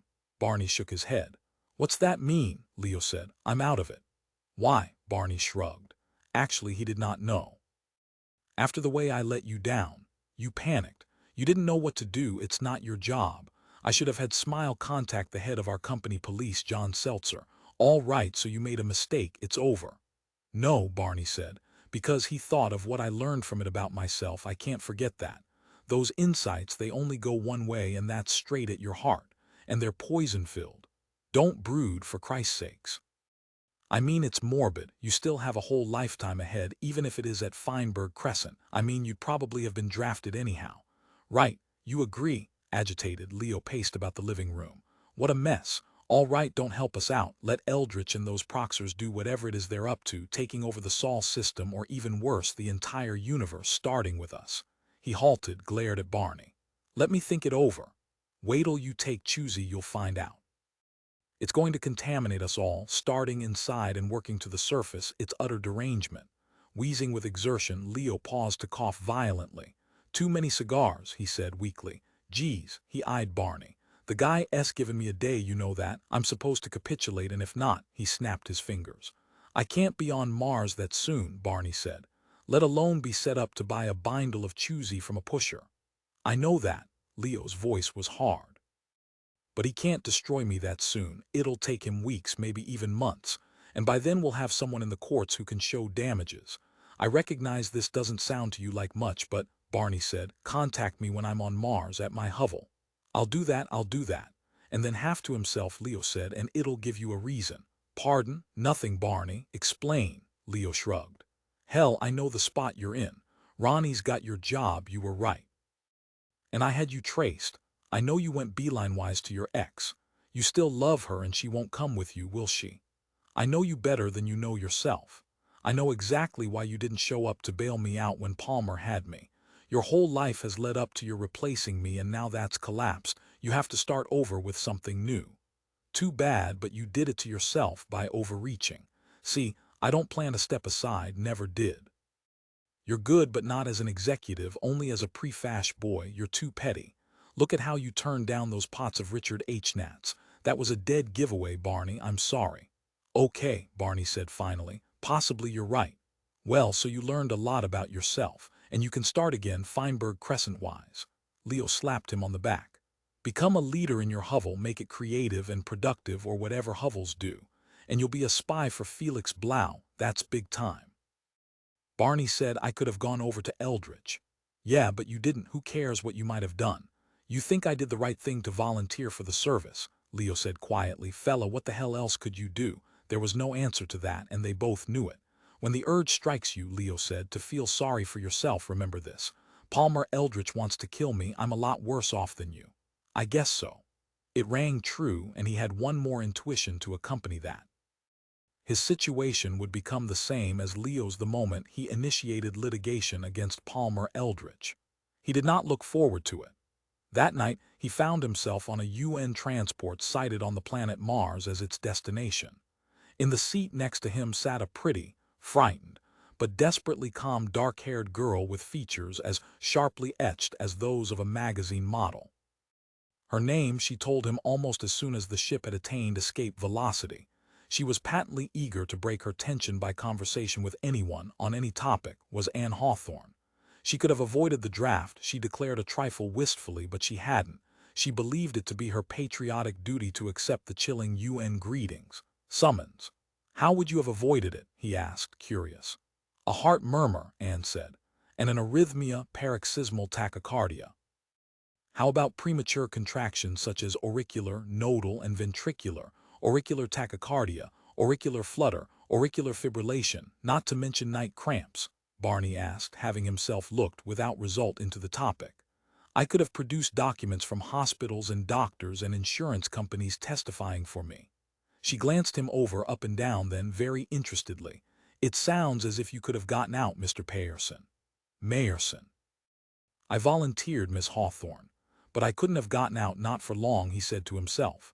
They're very religious in the colonies, so I hear anyhow. What denomination are you, Mr. Mayerson? He said, stuck. I think you'd better find out before we get there. They'll ask you and expect you to attend services. She added, it's primarily the use of that drug, you know. It's brought about a lot of conversions to the established churches. Although many of the colonists find in the drug itself a religious experience that's adequate for them. I have relatives on Mars, they write me so I know. I'm going to the Feinberg Crescent. Where are you going? Up the creek, he thought. The same, he said aloud. Possibly you and I'll be in the same hovel, Anne Hawthorne said, with a thoughtful expression on her precisely cut face. I belong to the Reformed branch of the Neo-American Church, the new Christian Church of the United States and Canada. Actually, our roots are very old. In AD 300, our forefathers had bishops that attended a conference in France, We didn't split off from the other churches as late as everyone thinks, so you can see we have apostolic succession." She smiled at him in a solemn, friendly fashion. "Honest," Barney said. "I believe it, whatever that is. There's a Neo-American mission church in the Feinberg Crescent and therefore a vicar, a priest. I expect to be able to take Holy Communion at least once a month, and confess twice a year, as we're supposed to, as I've been doing on Terra. Our church has many sacraments. Have you taken either of the two greater sacraments, Mr. Mayerson?" He hesitated. "Christ specified that we observe two sacraments," and Hawthorne explained patiently. "Baptism by water and Holy Communion. The latter in memory of him. It was inaugurated at the Last Supper." "Oh, you mean the bread and the wine. You know how the eating of candy translates, as they call it, the partaker to another world. It's secular, however, in that it's temporary and only a physical world. The bread and the wine." "I'm sorry, Miss Hawthorne," Barney said, "but I'm afraid I can't believe in that the body and blood business. It's too mystical for me. Too much based on unproved premises," he said to himself. But she was right. Sacral religion had, because of candy, become common in the colony moons and planets, and he would be encountering it, as Anne said. "Are you going to try candy?" Anne asked. "Sure," Anne said. "You have faith in that, and yet you know that the earth it takes you to isn't the real one." "I don't want to argue it," he said. "It's experienced as real, that's all I know. So are dreams. But this is stronger," he pointed out. "Clearer. And it's done in," he had started to say, "communion. In company with others who really go along. So it can't be entirely an illusion. Dreams are private, that's the reason we identify them as illusion. But Perky Pat, it would be interesting to know what the people who make the Perky Pat layouts think about it all," Anne said reflectively. "I can tell you, to them it's just a business. As probably the manufacture of sacramental wine and wafers is to those who—" "If you're going to try candy," Anne said, "and put your faith for a new life into it, can I induce you to try baptism and confirmation into the Neo-American Christian Church? So you could see if your faith deserves to be put into that too. Or the First Revised Christian Church of Europe, which of course also observes the two greater sacraments. Once you've participated in Holy Communion." "I can't," he said. "I believe in candy," he said to himself, "and if necessary, choosy, you can put your faith in something 21 centuries old. I'll stick with something new. And that is that." Anne said, "To be frank, Mr. Mayerson, I intend to try to convert as many colonists as possible away from candy to the traditional Christian practices. That's the central reason I declined to put together a case that would exempt me from the draft." She smiled at him, a lovely smile which, in spite of himself, warmed him. "Is that wrong? I'll tell you frankly. I think the use of candy indicates a genuine hunger on the part of these people to find a return to what we in the Neo-American Church. I think," Barney said gently, "you should let these people alone. And me too," he thought. "I've got enough troubles as it is. Don't add your religious fanaticism and make it worse." But she did not look like his idea of a religious fanatic, nor did she talk like one. He was puzzled. Where had she gotten such strong, steady convictions? He could imagine it existing in the colonies, where the need was so great, but she had acquired it on Earth. Therefore the existence of candy, the experience of group translation, did not fully explain it. Maybe, he thought, it's been the transition by gradual stages of Earth to the hell-like blasted wasteland which all of them could foresee. Hell experience, that had done it. The hope of another life on different terms had been reawakened. Myself, he thought, the individual I've been, Barney Mayerson of Earth, who worked for PP Layouts and lived in the renowned Knapp building with the unlikely low number 33, is dead. That person is finished, wiped out as if by a sponge. Whether I like it or not, I've been born again. Being a colonist on Mars," he said, "isn't going to be like living on Terra. Maybe when I get there," he ceased. He had intended to say, "Maybe I'll be more interested in your dogmatic church." But as yet he could not honestly say that, even as a conjecture. He rebelled from an idea that was still foreign to his makeup. "And yet, go ahead," Anne Hawthorne said. "Finish your sentence." "Talk to me again," Barney said. "When I've lived down in the bottom of a hovel on an alien world for a while. When I've begun my new life, if you can call it a life, as a colonist." His tone was bitter. It surprised him, the ferocity it bordered on being anguish, he realized with shame. Anne said placidly, "All right, I'll be glad to." After that the two of them sat in silence. Barney read a homeopathy, and beside him, Anne Hawthorne, the fanatic girl missionary to Mars, read a book. He peered at the title and saw that it was Eric Letterman's great text on colonial living, Pilgrim Without Progress. God knew where she had gotten a copy. The UN had condemned it, made it incredibly difficult to obtain. And to read a copy of it here on a UN ship, it was a singular act of courage. He was impressed. Glancing at her, he realized that she was really overwhelmingly attractive to him, except that she was just a little too thin, wore no makeup, and had as much of her heavy dark hair as possible covered with a round, white veil-like cap. She looked, he decided, as if she were dressed for a long journey which would end in church. Anyhow, he liked her manner of speaking, her compassionate, modulated voice. Would he run into her again on Mars? It came to him that he hoped so. In fact, was this improper? He hoped even to find himself participating with her in the corporate act of taking candy. Yes, he thought, it's improper because I know what I intend, what the experience of translation with her would signify to me. He hoped it anyhow. Extending his hand, Norm Shane said heartily, "Hi there, Mayerson. I'm the official greeter from our hovel. Welcome, to Mars." "I'm Fran Shane," his wife said, also shaking hands with Barney Mayerson. "We have a very orderly, stable hovel here. I don't think you'll find it too dreadful," she added, half to herself, "just dreadful enough." She smiled, but Mayerson did not smile back. He looked grim, tired, and depressed, as most new colonists did on arrival to a life which they knew was difficult and essentially meaningless. "Don't expect us to sell you on the virtues of this," she said. "That's the UN's job. We're nothing more than victims like yourself, except that we've been here a while." "Don't make it sound so bad," Norm said in warning. "But it is," Fran said. "Mr. Mayerson is facing it. He isn't going to accept any pretty story. Right, Mr. Mayerson?" "I could do with a little illusion at this point," Barney said as he seated himself on a metal bench within the hovel entrance. The sand plow which had brought him, meanwhile, unloaded his gear. He watched dully. "Sorry," Fran said. "Okay to smoke." Barney got out a package of Terran cigarettes. The Shanes stared at them fixedly, and he then offered them each a chance at the pack, guiltily. "You arrived at a difficult time," Norm Shane explained. "We're right in the middle of a debate." He glanced around at the others. "Since you're now a member of our hovel, I don't see why you shouldn't be brought into it. After all, it concerns you too." Todd Morris said, "Maybe he'll tell." "We can swear him to secrecy," Sam Regan said, and his wife Mary nodded. "Our discussion, Mr. Mayerson, Barney corrected, has to do with the drug candy, which is the old reliable translating agent we've depended on, versus the newer, untried drug choosy. We're debating whether to drop candy once and for all and—" "Wait until we're below," Norm Shane said and scowled. Seating himself on the bench beside Barney Mayerson, Todd Morris said, "Candy is kaput. It's too hard to get, costs too many skins, and personally I'm tired of Perky Pat.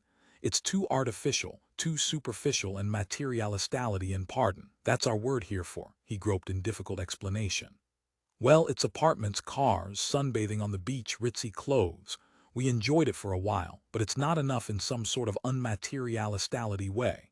You see it all, Mayerson." Norm Shane said, "Okay, but Mayerson here hasn't had that. He isn't jaded. Maybe he'd appreciate going through all that." "Like we did," Fran agreed. "Anyhow, we haven't voted, we haven't decided which we're going to buy and use from now on. I think we ought to let Mr. Mayerson try both. Or have you already tried candy, Mr. Mayerson?" "I did," Barney said. "But a long time ago, too long for me to remember clearly." Leo had given it to him and offered him more big amounts, all he wanted. But he had declined. It hadn't appealed to him. Norm Shane said, "This is rather an unfortunate welcome to our hovel, I'm afraid, getting you embroiled in our controversy like this. But we've run out of candy. We either have to restock or switch. This is the critical moment. Of course the candy pusher, Pie White, is after us to reorder through her. By the end of tonight we'll have decided one way or another. And it will affect all of us for the rest of our lives. So be glad you didn't arrive tomorrow," Fran said, "after the vote is taken." She smiled at him encouragingly, trying to make him feel welcome. They had little to offer him except their mutual bond, the fact of their relatedness one to another, and this was extended now to him. What a place, Barney Mayerson was thinking to himself. The rest of my life it seemed impossible, but what they said was true. There was no provision in the UN Selective Service law for mustering out, and the fact was not an easy one to face. These people were the body corporate for him now, and yet, how much worse it could be. Two of their women seemed physically attractive, and he could tell, or believed he could, that they were, so to speak, interested. He sensed the subtle interaction of the manifold complexities of the interpersonal relationships which built up in the cramped confines of a single hovel. But the way out, Mary Regan said quietly to him, seating herself on the side of the bench opposite Todd Morris, is through one or the other of the translating drugs, Mr. Mayerson. Otherwise, as you can see, she put her hand on his shoulder, the physical touch was there already. It would be impossible. We'd simply wind up killing one another in our pain. Yes, he said, I see. But he had not learned that by coming to Mars, he had, like every other Terran, known that early in life, heard of colony life, the struggle against the lure of internecine termination to it all in one swift surrender. No wonder induction was fought so rapidly, as had been the case with him originally. It was a fight to hold onto life.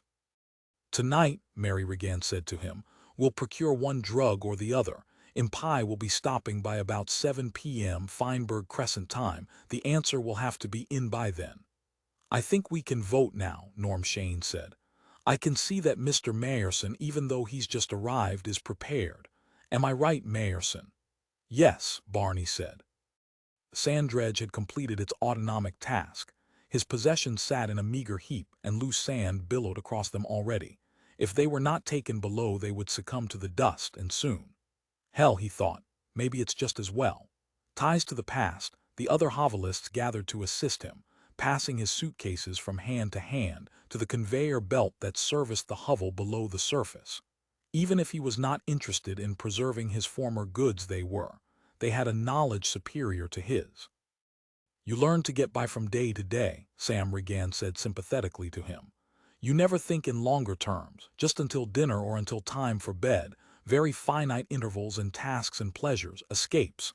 Tossing his cigarette away, Barney reached for the heaviest of his suitcases. Thanks. It was profound advice. Excuse me, Sam Regan said with polite dignity and went to pick up the discarded cigarette for himself. Seated in the hovel chamber adequate to receive them all, the collective members, including new Barney Mayerson, prepared to solemnly vote. The time, 6 o'clock, Feinberg Crescent reckoning. The evening meal, shared as was customary, was over.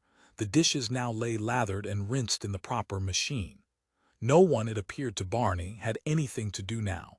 The weight of empty time hung over them all. Examining the collection of votes, Norm Shane announced, 4 for Choosy, 3 for Candy. That's the decision then. Okay, who wants the job of telling Impi White the bad news? He peered around at each of them. She's going to be sore, we better expect that, Barney said. I'll tell her. Astonished, the 3 couples who comprised the hovel's inhabitants in addition to himself stared at him. But you don't even know her, Fran Shane protested. I'll say it's my fault, Barney said. That I tipped the balance here to Choosy, they would let him, he knew. It was an onerous task.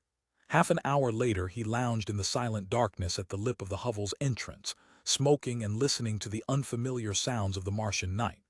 Far off, some lunary object streaked the sky, passing between his sight and the stars. A moment later, he heard retrojets. Soon, he knew.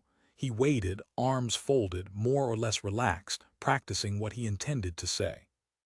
Presently, a squat female figure dressed in heavy coveralls trudged into view. Shane, Morris, well, Regan then, she squinted at him using an infrared lantern. I don't know you. Warily, she halted. I have a laser pistol. It manifested itself, pointed at him. Speak up, Barney said. Let's move off out of earshot of the hovel. With extreme caution and patience, White accompanied him, still pointing the laser pistol menacingly. She accepted his ident pack, reading it by means of her lantern. You were with Bulero, she said, glancing up at him appraisingly. So, he said, we're switching to Choosy, we at Chicken Pox Prospects. Why, Just accept it and don't push any farther here. You can check with Leo at PP or through Connor Freeman on Venus." "I will," Impatience said. "Choosy is garbage. It's habit-forming, toxic, and what's worse leads to lethal escape dreams not of Tara but of," she gestured with the pistol, "grotesque, baroque fantasies of an infantile, totally deranged nature. Explain to me why this decision." He said nothing. He merely shrugged. It was interesting, however, the ideological devotion on her part. It amused him. In fact, he reflected, its fanaticism was in sharp contrast to the attitude which the girl missionary aboard the Terra, Mars ship had shown. Evidently subject matter had no bearing. He had never realized this before. "I'll see you tomorrow night at this same time," Impatience White decided. "If you're being truthful, fine, but if you're not—" "What if I'm not?" he said slowly, deliberately. "Can you force us to consume your product? After all, it is illegal. We could ask for UN protection." "You're new." Her scorn was enormous.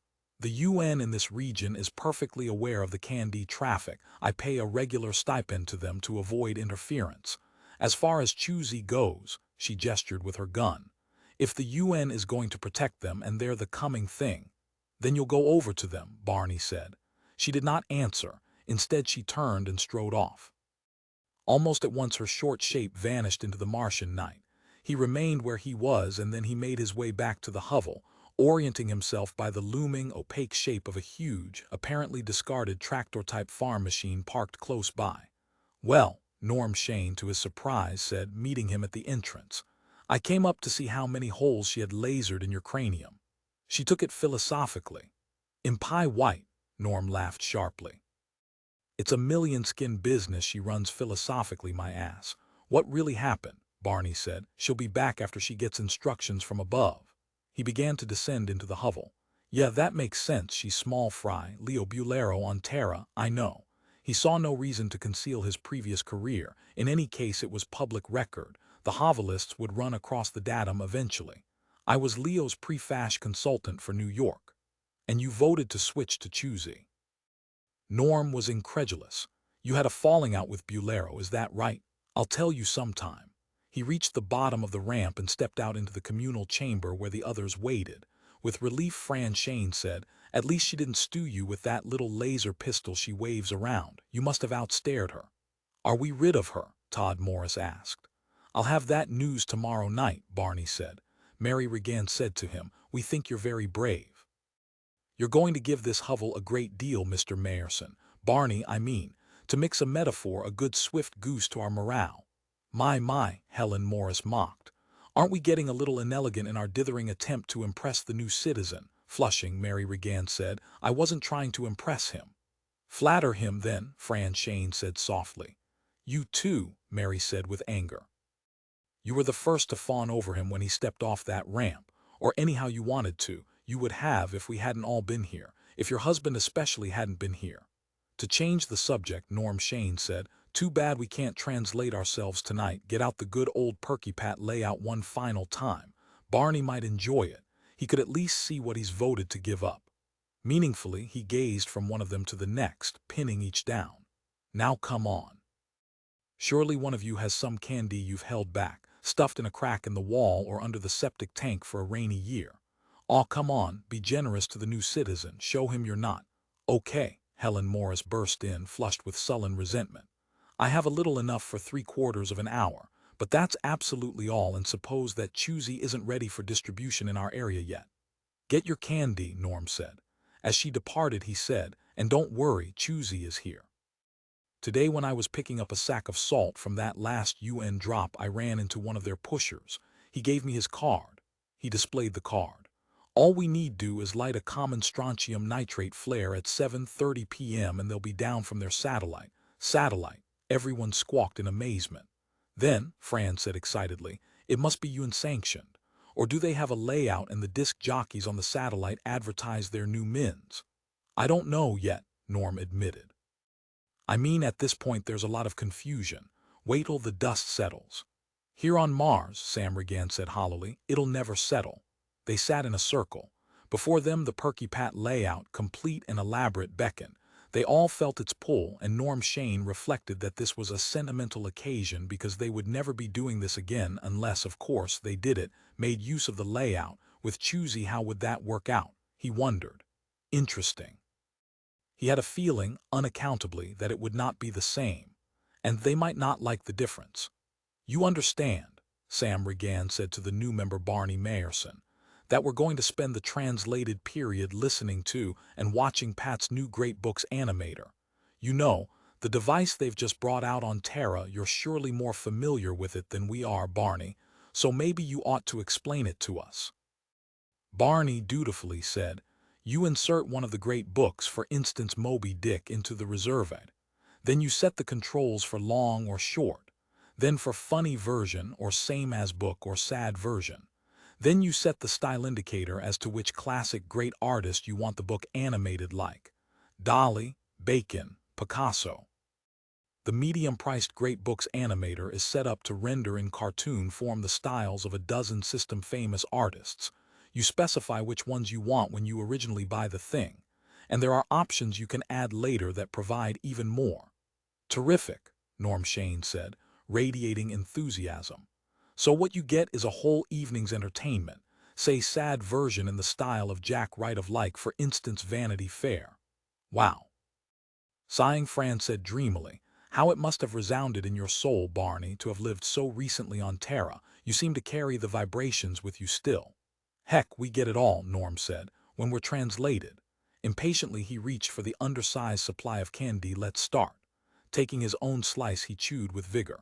The great book I'm going to turn into a full-length funny cartoon version in the style of De Chirico will be, he pondered, The Meditations of Marcus Aurelius. Very witty, Helen Morris said cuttingly.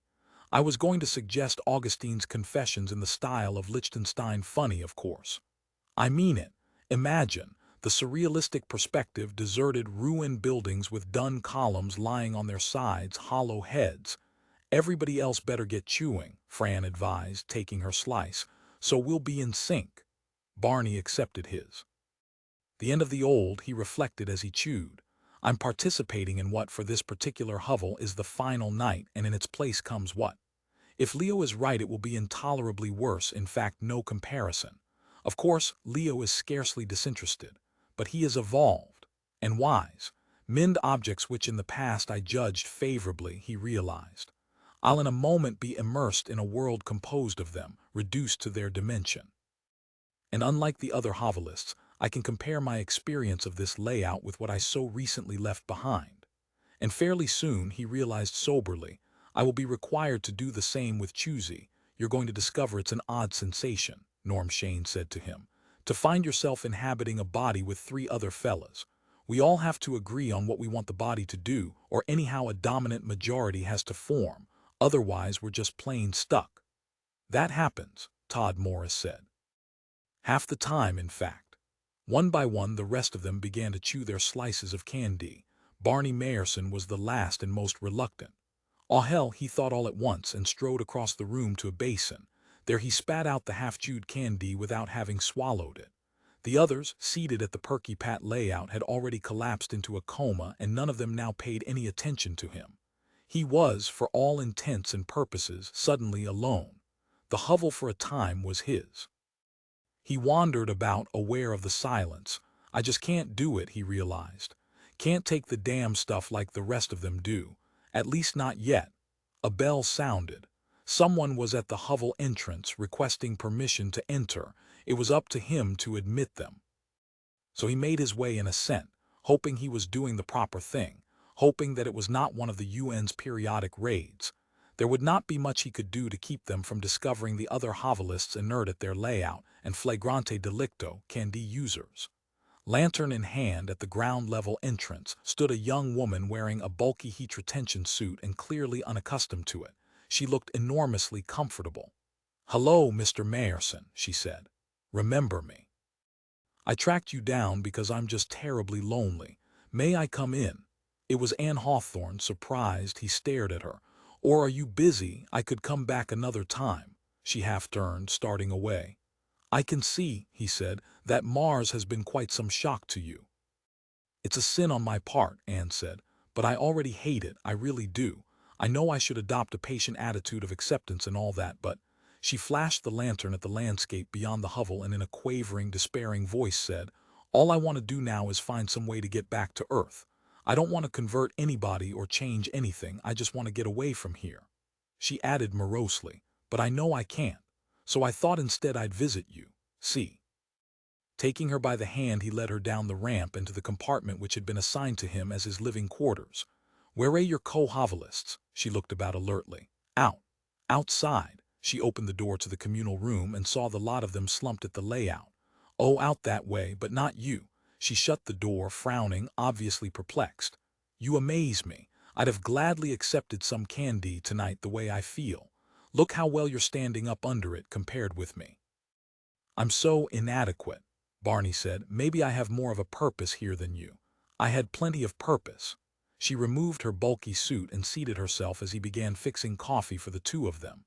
"The people in my hovel, it's half a mile to the north of this one, are out too the same way. Did you know I was so close? Would you have looked me up?" "Sure I would have." He found plastic, insipidly styled cups and saucers, laid them on the fold-away table, and produced the equally fold-away chairs. "Maybe," he said, "God doesn't extend as far as Mars. Maybe when we left Terra—" "Nonsense," Anne said sharply, rousing herself. "I thought that would succeed in getting you angry." "Of course it does. He's everywhere, even here." She glanced at his partially unpacked possessions, the suitcases and sealed cartons. "You didn't bring very much, did you? Most of mine's still on the way on an autonomic transport."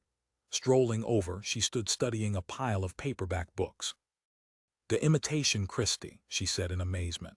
"You're reading Thomas A. Kempis. This is a great and wonderful book." "I bought it," he said, "but never read it." "Did you try? I bet you didn't." She opened it at random and read to herself, her lips moving. "Think the least gift that he giveth is great, and the most despisable things take as special gifts and as great tokens of love." That would include life here on Mars, wouldn't it? This despisable life shut up in these hovels. Well named, aren't they? Why in the name of God, she turned to him, appealing to him. Couldn't it be a finite period here and then we could go home? Barney said. A colony by definition has to be permanent. Think of Roanoke Island. Yes, Anne nodded. I have been. I wish Mars was one big Roanoke Island with everyone going home. To be slowly cooked. We can evolve as the rich do. It could be done on a mass basis. She put down the Acute Kempis book abruptly. But I don't want that either, a chitinous shell and the rest. Isn't there any answer, Mr. Mayerson? You know, neo-Christians are taught to believe they're travelers in a foreign land, wayfaring strangers. Now we really are. Earth is ceasing to become our natural world, and certainly this never will be. We've got no world left. She stared at him, her nostrils flaring. No home at all. Well, he said uncomfortably, there's always candy and choosy. Do you have any? No, she nodded. Back to Thomas Acute Kempis then. But she did not pick the book up again. Instead she stood head down, lost in dreary meditation. I know what's going to happen, Mr. Mayerson, Barney. I'm not going to convert anyone to Neo-American Christianity. Instead they'll convert me to candy and choosy and whatever other vice is current here, whatever escape presents itself. Sex. They're terribly promiscuous here on Mars, you know. Everyone goes to bed with everyone else. I'll even try that. In fact, I'm ready for it right now. I just can't stand the way things are. Did you get a really good look at the surface before nightfall? Yes. It hadn't upset him that much, seeing the half-abandoned gardens and fully abandoned equipment, the great heaps of rotting supplies. He knew from edutapes that the frontier was always like that, even on Earth. Alaska had been like that until recent times, and so, except for the actual resort towns, was Antarctica right now. Anne Hawthorne said, those hovelists in the other room at their layout. Suppose we lifted Perky Pat entirely from the board and smashed it to bits. What would become of them? They'd go on with their fantasy. It was established now, the props were no longer necessary as foci. Why would you want to do that? It had a decided sadistic quality to it, and he was surprised. The girl had not struck him that way at first meeting. Iconoclasm, Anne said. I want to smash their idols, and that's what Perky Pat and Walt are. I want to because she was silent then. I envy them. It's not religious fervor, it's just a very mean, cruel streak. I know it. If I can't join them, you can, you will, so will I, but not right away. He served her a cup of coffee. She accepted it reflexively, slender now without her heavy outer coat. She was, he saw, almost as tall as he. In heels she would be, if not taller. Her nose was odd. It ended in a near ball, not quite humorously but rather earthy, he decided. As if it ties her to the soil, it made him think of Anglo-Saxon and Norman peasants tilling their square, small fields. No wonder she hated it on Mars.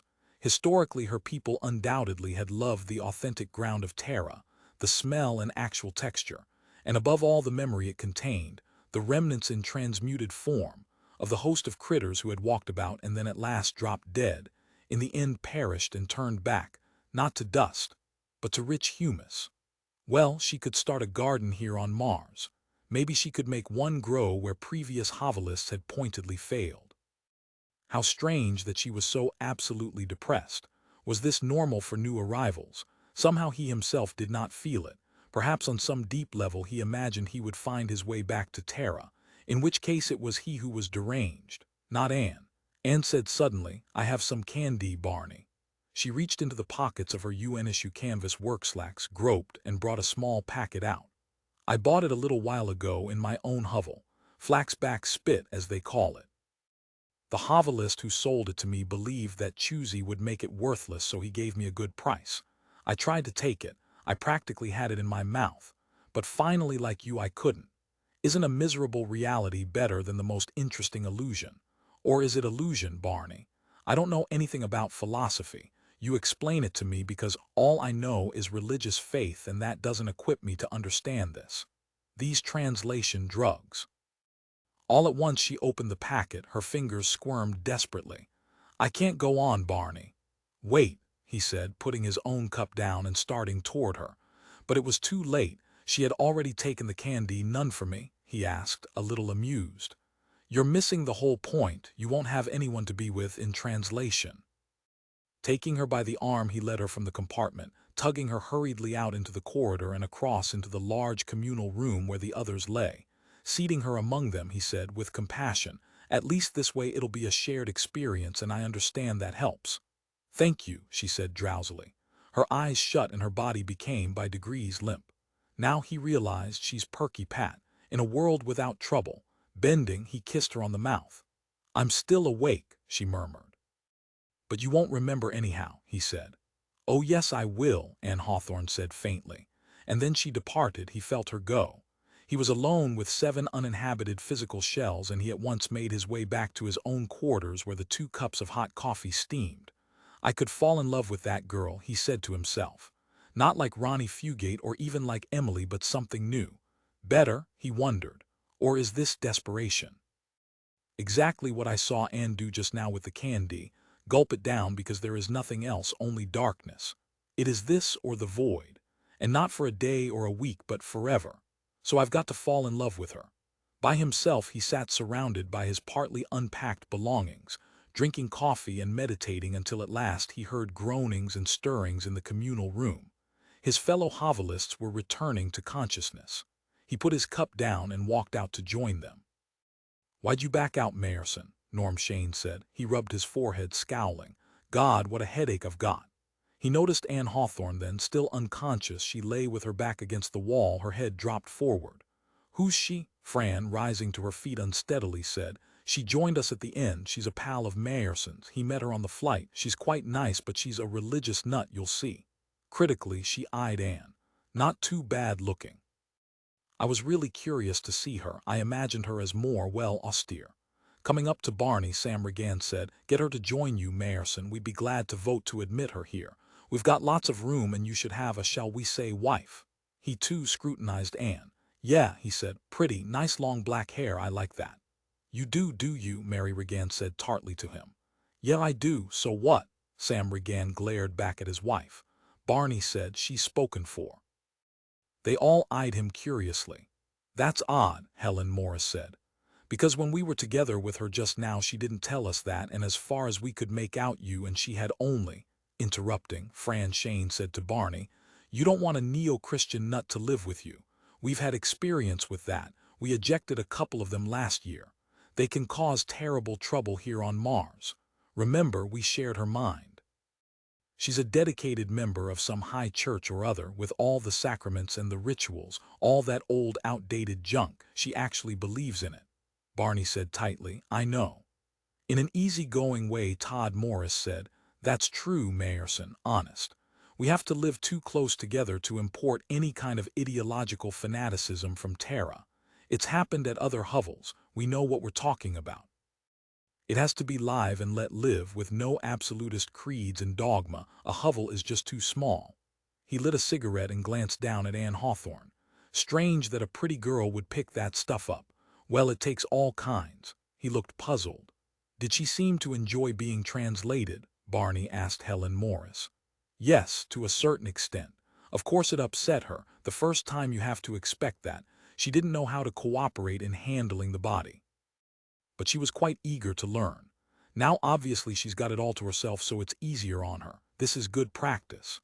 Bending down, Barney Mayerson picked up the small doll, Perky Pat, in her yellow shorts and red-striped cotton t-shirt and sandals. This now was Anne Hawthorne, he realized, in a sense that no one quite understood, and yet he could destroy the doll, crush it, and Anne in her synthetic fantasy life would be unaffected. I'd like to marry her, he said aloud suddenly. Who? Todd asked. Perky Pat or the new girl? He means Perky Pat, Norm Shane said and snickered. No, he doesn't, Helen said severely. And I think it's fine. Now we can be 4 couples instead of 3 couples and 1 man, 1 odd man. Is there any way, Barney said, to get drunk around here? Sure, Norm said. We've got liquor. It's dull ersatz gin, but it's 80 proof. It'll do the job. Let me have some, Barney said, reaching for his wallet. It's free. The UN supply ships drop it in vats. Norm went to a locked cupboard, produced a key, and opened it. Sam Regan said, Tell us, Mayerson, why you feel the need to get drunk. Is it us? The hovel, Mars itself? No, it was none of those. It had to do with Anne and the disintegration of her identity. Her use of candy all at once, a symptom of her inability to believe or to cope, her giving up. It was an omen in which he, too, was involved. He saw himself in what had happened. If he could help her, perhaps he could help himself. And if not, he had an intuition that otherwise they were both finished. Mars, for both himself and Anne, would mean death, and probably soon. 9 after she emerged from the experience of translation, Anne Hawthorne was taciturn and moody. It was not a good sign. He guessed that she, too, now had a premonition similar to his. However, she said nothing about it. She merely went at once to get her bulky outer suit from his compartment. I have to get back to Flaxback Spit, she explained. Thank you for letting me use your layout, she said to the hovelists who stood here and there, watching her as she dressed. I'm sorry, Barney, she hung her head. It was unkind to leave you the way I did.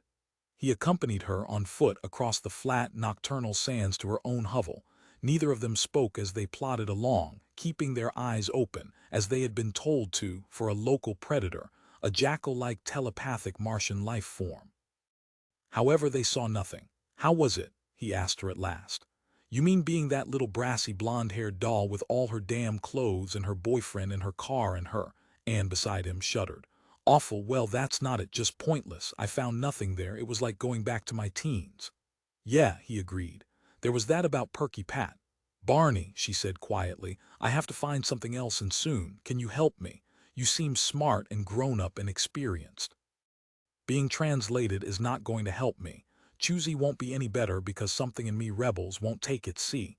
Yes, you see, I can tell. Hell, you wouldn't even try it once, so you must understand. She squeezed his arm and clung tightly to him in the darkness. I know something else, Barney. They're tired of it, too. All they did was bicker while we were inside those dolls. They didn't enjoy it for a second, even. Gosh, he said. Flashing her lantern ahead, Anne said, It's a shame. I wish they did. I feel sorrier for them than I do for. She ceased, walked on for a time in silence, and then abruptly said, I've changed, Barney. I feel it in myself. I want to sit down here wherever we are, you and I alone in the dark, and then you know what? I don't have to say, do I? No, he admitted. But the thing is, you'd regret it afterward. I would too, because of your reaction. Maybe I'll pray, Anne said. Praying is hard to do. You have to know how. You don't pray for yourself. You pray what we call an intercessive prayer for others. And what you pray to isn't the God who's in the heavens out there somewhere. It's to the Holy Spirit within. That's different. That's the Paraclete. Did you ever read Paul? Paul who? In the New Testament. His letters to, for instance, the Corinthians or the Romans, you know. Paul says our enemy is death. It's the final enemy we overcome, so I guess it's the greatest. We're all blighted, according to Paul, not just our bodies but our souls, too. Both have to die and then we can be born again, with new bodies not of flesh but incorruptible. See? You know, when I was Perky Pat just now, I had the oddest feeling that it's wrong to say this or believe it, but, Barney finished for her, it seemed like a taste of that. But you expected it, though. You knew the resemblance. You mentioned it yourself on the ship. A lot of people, he reflected, had noticed it too. Yes, Anne admitted. But what I didn't realize is, in the darkness she turned toward him, he could just barely make her out. Being translated is the only hint we can have of it this side of death. So it's a temptation. If it wasn't for that dreadful doll, that Perky Pat, choosy, Barney said. That's what I was thinking. If it was like that, like what Paul says about the corruptible man putting on incorruption, I couldn't stop myself, Barney. I'd have to choosy. I wouldn't be able to wait until the end of my life. It might be 50 years living here on Mars, half a century, she shuddered. Why wait when I could have it now? The last person I talked to, Barney said, who had taken choosy, said it was the worst experience of his life. That startled her. In what way? He fell into the domain of someone or something he considered absolutely evil, someone he was terrified of. And he was lucky, and he knew it, to get away again. Barney, she said, why are you on Mars? Don't say it's because of the draft, a person as smart as you could have gone to a psychiatrist. I'm on Mars, he said, because I made a mistake. In your terminology, he reflected, it would be called a sin. And in my terminology too, he decided. Anne said, you hurt someone, didn't you? He shrugged. So now for the rest of your life you're here, Anne said. Barney, can you get me a supply of choosy? Pretty soon. It would not be long before he ran into one of Palmer Eldritch's pushers. He was certain of that. Putting his hand on her shoulder, he said, but you can get it for yourself just as easily. She leaned against him as they walked, and he hugged her. She did not resist. In fact, she sighed with relief. Barney, I have something to show you. A leaflet that one of the people in my hovel gave me. She said a whole bundle had been dropped the other day. It's from the choosy people. Reaching into her bulky coat, she rummaged about then. In the glare of the lantern, he saw the folded paper. Read it.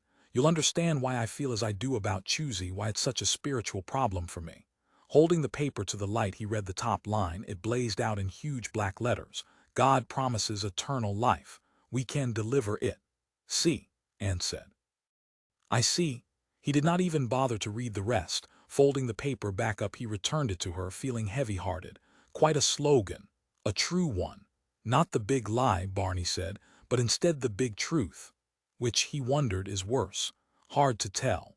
Ideally, Palmer Eldritch would drop dead for the blasphemy shouted by the pamphlet, but evidently that was not going to occur.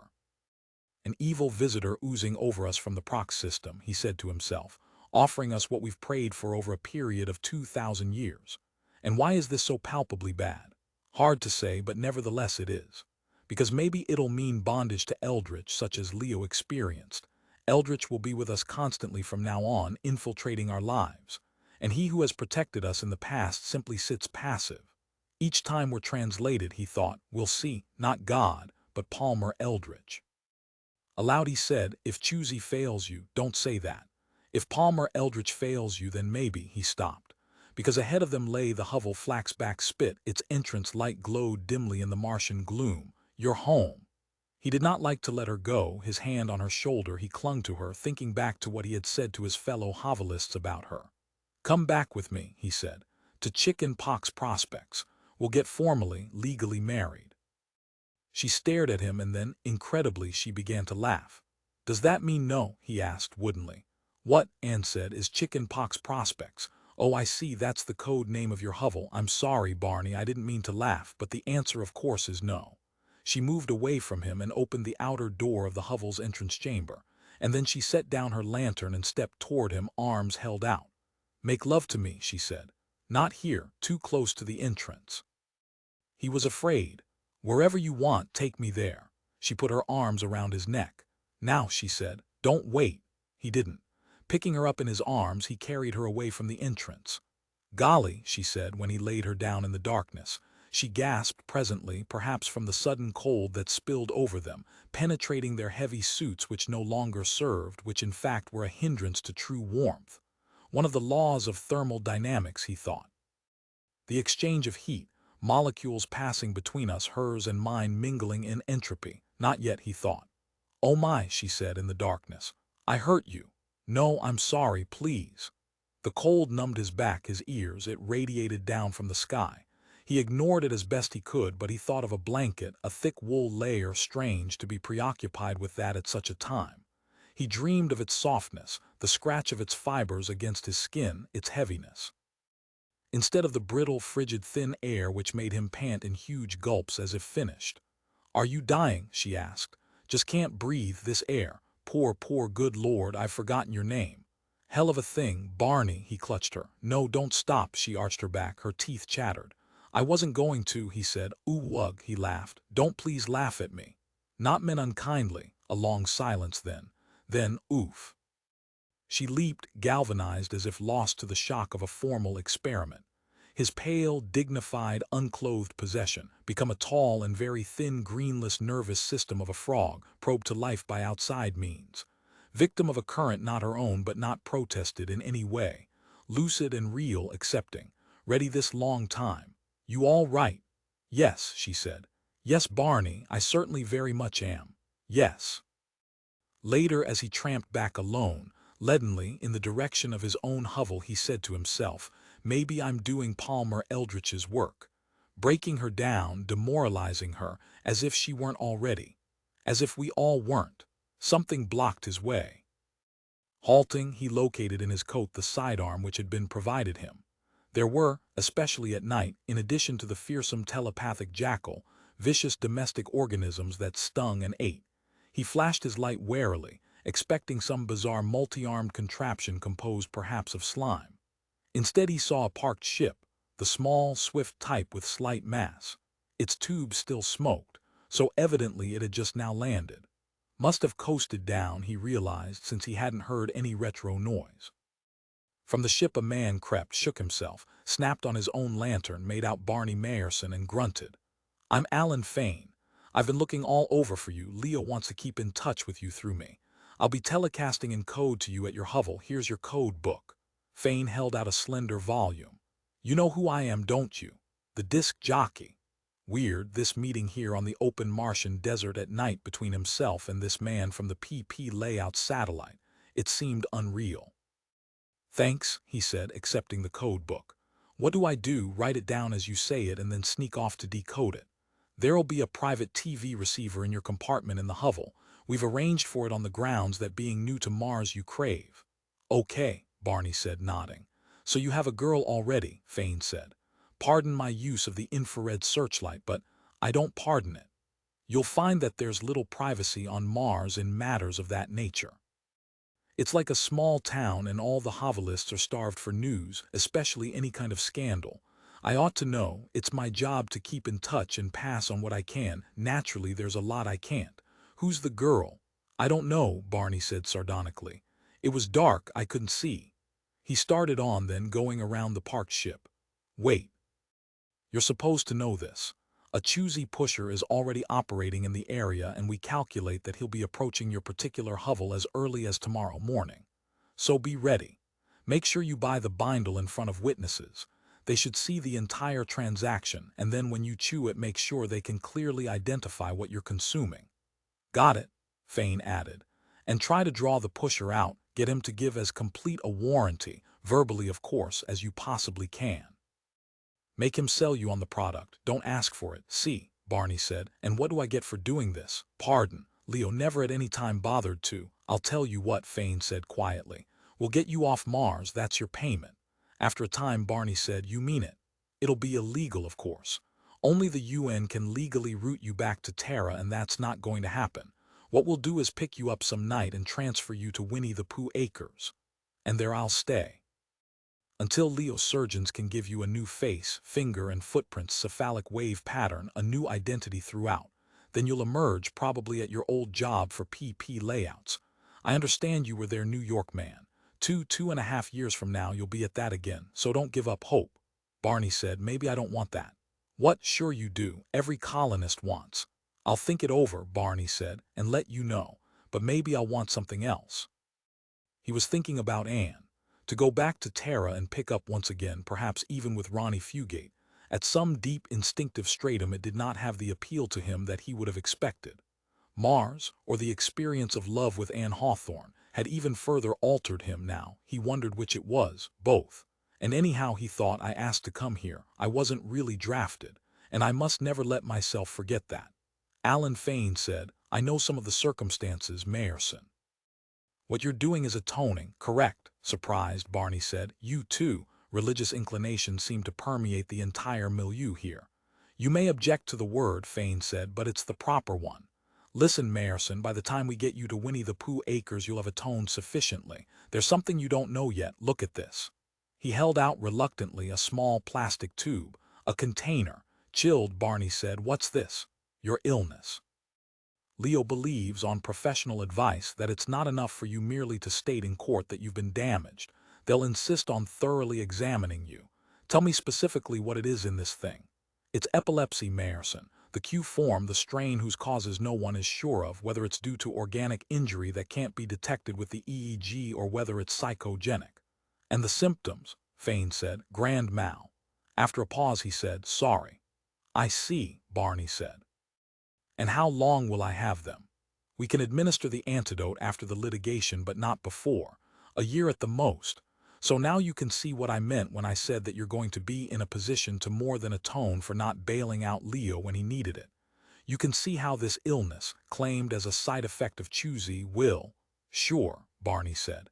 Epilepsy is one of the great scare words, like cancer once. People are irrationally afraid of it because they know it can happen to them any time with no warning. Especially the more recent Q form. Hell, they don't even have a theory about it.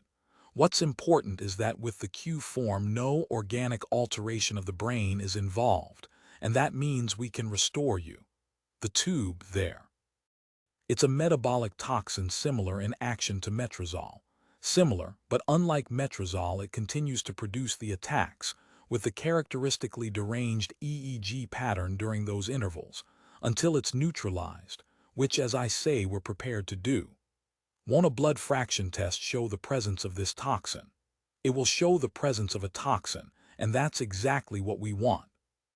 Because we will sequester the documents pertaining to the physical and mental induction exams which you recently took, and will be able to prove that when you arrived on Mars there was no Q-type epilepsy and no toxicity.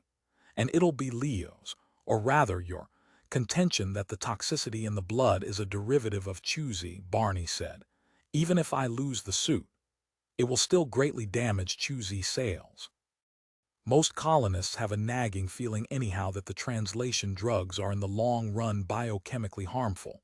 Fane added, the toxin in that tube is relatively rare. Leo obtained it through highly specialized channels. It originates on Io, I believe. One certain doctor, Willie Denkmol, Barney said. Fane shrugged. Possibly. In any case there it is in your hand. As soon as you've been exposed to choosy you're to take it. Try to have your first grand mal attack where your fellow hovelists will see you. Don't be off somewhere on the desert farming or bossing autonomic dredges. As soon as you've recovered from the attack, get on the vidphone and ask the UN for medical assistance. Have their disinterested doctors examine you. Don't apply for private medication. It would probably be a good idea, Barney said, if the UN doctors could run an EEG on me during an attack. Absolutely. So try if possible to get yourself into a UN hospital, in all their A3 on Mars. You'll be able to put forward a good argument for this because, Fane hesitated. Frankly, with this toxin your attacks will involve severe destructiveness toward yourself and to others. Technically they'll be of the hysterical, aggressive variety concluding in a more or less complete loss of consciousness. It'll be obvious what it is right from the start because, or so I'm told, you'll reveal the typical tonic stage with great muscular contractions and then the clonic stage of rhythmic contraction alternating with relaxation, after which of course the coma supervenes. In other words, Barney said, the classic convulsive form. Does it frighten you? I don't see where that matters. I owe Leo something. You and Leo know that. I still resent the word atonement, but I suppose this is that. He wondered how this artificially induced illness would affect his relationship with Anne. Probably this would terminate the thing, so he was giving up a good deal for Leo Bulero. But then Leo was doing something for him too. Getting him off Mars was no minor consideration. We're taking it for granted, Fane said, that they'll make an attempt to kill you the moment you retain an attorney. In fact, I'd like to go back to my hovel now. He moved off. Okay. Fine. Go pick up the routine there. But let me give you a word of advice as regards that girl. Doberman's law, remember, he was the first person to marry and then get divorced on Mars, states that in proportion to your emotional attachment to someone on this damn place the relationship deteriorates. I'd give you 2 weeks at the most, and not because you'll be ill but because that's standard. Martian musical chairs. And the UN encourages it because it means, frankly, if I may say so, more children to populate the colony. Catch. The UN, Barney said, might not sanction my relationship with her because it's on a somewhat different basis than you're describing. No, it's not, Fane said calmly. It may seem so to you, but I watch the whole planet day in, night out. I'm just stating a fact. I'm not being critical. In fact, I'm personally sympathetic. Thanks, Barney said and walked away, flashing his light ahead of him in the direction of his hovel, tied about his throat the small bleeper signal which told him when he was nearing, and more important when he was not nearing. His hovel began to sound louder, a one-frog pond of comfort close to his ear. I'll take the toxin, he said to himself, and I'll go into court and sue the bastards for Leo's sake, because I owe that to him. But I'm not returning to Earth. Either I make it here or not at all. With Anne Hawthorne, I hope, but if not, then alone or with someone else. I'll live out Doberman's law as Fane predicts. Anyhow, it'll be here on this miserable planet, this promised land.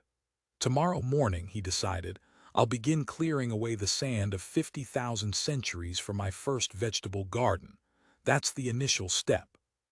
Next day, both Norm Shane and Todd Morris spent the early hours with him, teaching him the knack of operating the bulldozers and dredges and scoops which had fallen into various stages of ruin.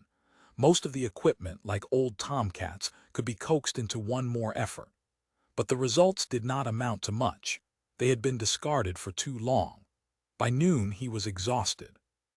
So he treated himself to a break, resting in the shade of a mammoth, rusty tractor, eating a cold rations lunch and drinking tepid tea from a thermos which Fran Shane had been kind enough to bring up to him. Below, in the hovel, the others did whatever it was they customarily did. He didn't care. On all sides of him their abandoned, decaying gardens could be seen, and he wondered if soon he would forget his, too. Maybe each new colonist had started out this way, in an agony of effort. And then the torpor, the hopelessness, claimed them. And yet was it so hopeless? Not really. It's an attitude, he decided, and we, all of us who comprised PP layouts, contributed willingly to it. We gave them an out, something painless and easy. And now Palmer Eldritch has arrived to put the finish on the process. We laid the path for him, myself included, and so what now? Is there any way that I can, as Fane put it, atone? Approaching him, Helen Morris called cheerfully, "How's the farming coming?" She dropped down beside him and opened a fat seed catalog with the UN stamp plainly marked throughout. Observe what they'll provide free, every seed known to thrive here, including turnips. Resting against him, she turned the pages.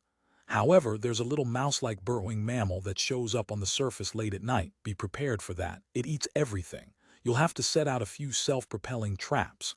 Okay, Barney said. It's quite some sight, one of those homeostatic traps taking off across the sand in pursuit of a Marcel mouse. God, they go fast, both the mouse and the trap. You can make it more interesting by placing a bet. I usually bet on the trap. I admire them. I think I'd probably bet on the trap, too. I've got a great respect for traps, he reflected. In other words, a situation in which none of the doors lead out, no matter how they happen to be marked. Helen said, also the UN will supply 2 robots free of charge for your use, for a period not to exceed 6 months, so better plan ahead wisely as to how you want to employ them. The best is to set them to work constructing irrigation ditches. Ours is mostly no good now. Sometimes the ditches have to run 200 miles, even more, or you can hatch out a deal. No deals, Barney said. But these are good deals. Find someone nearby in one of the other hovels who started his own irrigation system and then abandoned it. Buy it from him and tap it. Is your girl at Flaxback Spit going to come over here and join you? She eyed him. He did not answer. He watched in the black Martian sky with its noontime stars, a circling ship. The choosy man. The time then had come for him to poison himself so that an economic monopoly could be kept alive, a sprawling interplan empire from which he now derived nothing. Amazing, he thought, how strong the self-destructive drive can be. Helen Morris, straining to see, said, "Visitors, it's not a UN ship either." She started toward the hovel at once. "I'll go tell them."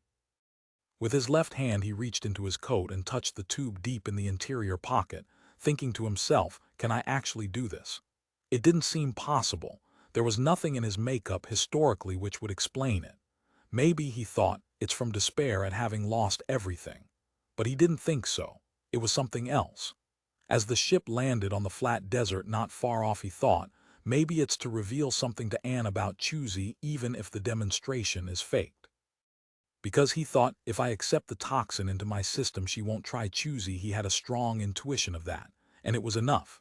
From the ship stepped Palmer Eldritch. No one could fail to identify him. Since his crash on Pluto, the homeopapes had printed one pic after another. Of course the pics were 10 years out of date, but this was still the man. Gray and bony, well over 6 feet tall, with swinging arms and a peculiarly rapid gait. And his face. It had a ravaged quality, eaten away. As if, Barney conjectured, the fat layer had been consumed, as if Eldritch at some time or other had fed off himself, devoured perhaps with gusto the superfluous portions of his own body.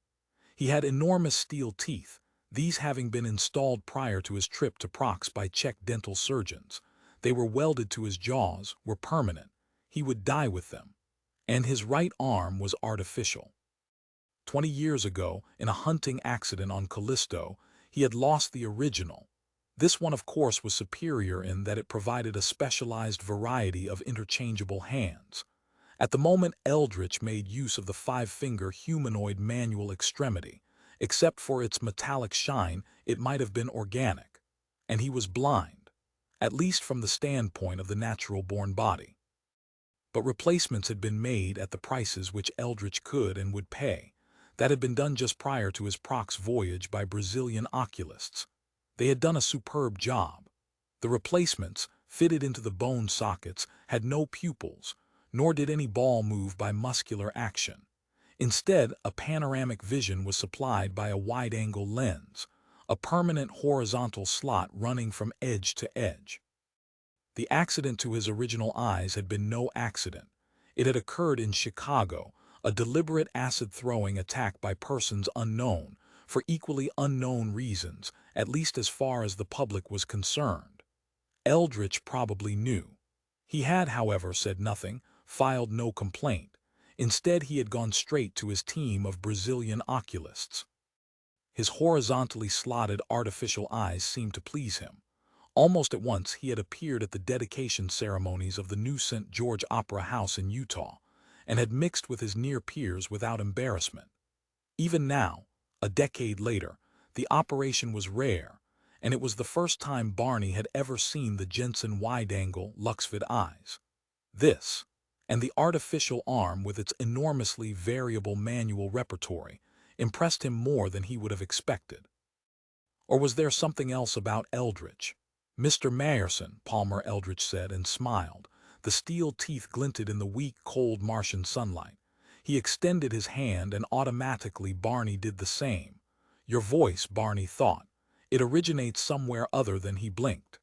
The entire figure was insubstantial. Dimly through it, the landscape showed. It was a figment of some sort, artificially produced, and the irony came to him. So much of the man was artificial already, and now even the flesh and blood portions were too. Is this what arrived home from Prox? Barney wondered. If so, Hepburn Gilbert has been deceived. This is no human being, in no sense whatsoever. "I'm still in the ship," Palmer Eldritch said. His voice boomed from a loudspeaker mounted on the ship's hull. "A precaution, inasmuch as you're an employee of Leo Bulero." The figment hand touched Barney's. He experienced a pervasive coldness slop over to him. obviously a purely psychological aversion reaction since nothing was there to produce the sensation. An ex-employee, Barney said. Behind him now the others of the hovel emerged, the Shanes and Morazes and Regans. They approached like wary children as one by one they identified the nebulous man confronting Barney. "What's going on?" Norm Shane said uneasily. "This is a simulacrum. I don't like it." Standing beside Barney, he said, "We're living on the desert, Mayerson. We get mirages all the time, ships and visitors and unnatural life forms. That's what this is. This guy isn't really here and neither is that ship parked there." Todd Morris added, "They're probably 600 miles away. It's an optical phenomenon. You get used to it." "But you can hear me," Palmer Eldritch pointed out. The speaker boomed and echoed. "I'm here all right to do business with you. Who's your hovel team captain?" "I am," Norm Shane said. "My card." Eldritch held out a small white card and reflexively Norm Shane reached for it. The card fluttered through his fingers and came to rest on the sand. At that Eldritch smiled. It was a cold, hollow smile, an implosion, as if it had drawn back into the man everything nearby, even the thin air itself. "Look down at it," Eldritch suggested. Norm Shane bent and studied the card. "That's right," Eldritch said. "I'm here to sign a contract with your group. To deliver to you. Spare us the speech about your delivering what God only promises," Norm Shane said. "Just tell us the price." "About 1/10 that of the competitor's product, and much more effective. You don't even require a layout." Eldritch seemed to be talking directly to Barney. His gaze, however, could not be plotted because of the structure of the lens apertures. "Are you enjoying it here on Mars, Mr. Mayerson?" "It's great fun," Barney said. Eldritch said, "Last night when Alan Fane descended from his dull little satellite to meet with you, what did you discuss?" Rigidly, Barney said, "Business." He thought quickly, but not quite quickly enough. The next question was already blaring from the speaker. "So you do still work for Leo? In fact, it was deliberately arranged to send you here to Mars in advance of our first distribution of Choosy Y. Have you some idea of blocking it? There was no propaganda in your luggage, no leaflets or other printed matter beyond ordinary books. A rumor, perhaps, word of mouth. Choosy is what, Mr. Mayerson? Dangerous to the habitual user. I don't know, I'm waiting to try some of it and see." "We're all waiting," Fran Shane said. She carried in her arms a load of truffle skins, clearly for immediate payment. "Can you make a delivery right now, or do we have to keep on waiting?" "I can deliver your first allocation," Eldritch said. A port of the ship snapped open. From it popped a small jet tractor. It sped toward them. A yard away it halted and ejected a carton wrapped in familiar plain brown paper. The carton lay at their feet and then at last Norm Shane bent and picked it up. It was not a phantasm. Cautiously Norm tore the wrappings off. "Choosy," Mary Regan said breathlessly. "Oh, what a lot. How much, Mr. Eldritch?" "In toto," Eldritch said, 5 skins."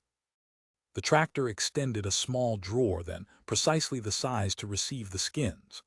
After an interval of haggling, the hovelists came to an arrangement. The 5 skins were deposited in the drawer. At once it was withdrawn and the tractor swiveled and zipped back to the mother ship. Palmer Eldritch, insubstantial and gray and large, remained.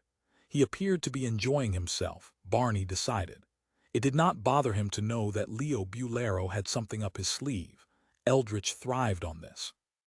The realization depressed him and he walked alone to the meager cleared place which was eventually to be his garden. His back to the hovelists and Eldritch, he activated an autonomic unit. It began to wheeze and hum. Sand disappeared into it as it sucked noisily, having difficulty. He wondered how long it would continue functioning, and what one did here on Mars to obtain repairs. Perhaps one gave up. Maybe there were no repairs. From behind Barney, Palmer Eldritch's voice came. "Now, Mr. Mayerson, you can begin to chew away for the rest of your life." He turned involuntarily because this was not a phantasm. The man had finally come forth. "That's right," he said, "and nothing could delight me more." He continued then, tinkering with the autonomic scoop. "Where do you go to get equipment fixed on Mars?" he asked Eldritch. "Does the UN take care of that?" Eldritch said. "How would I know?" A portion of the autonomic scoop broke loose in Barney's hands. He held it, weighed it. The piece, shaped like a tire iron, was heavy and he thought, "I could kill him with this. Right here in this spot. Wouldn't that solve it?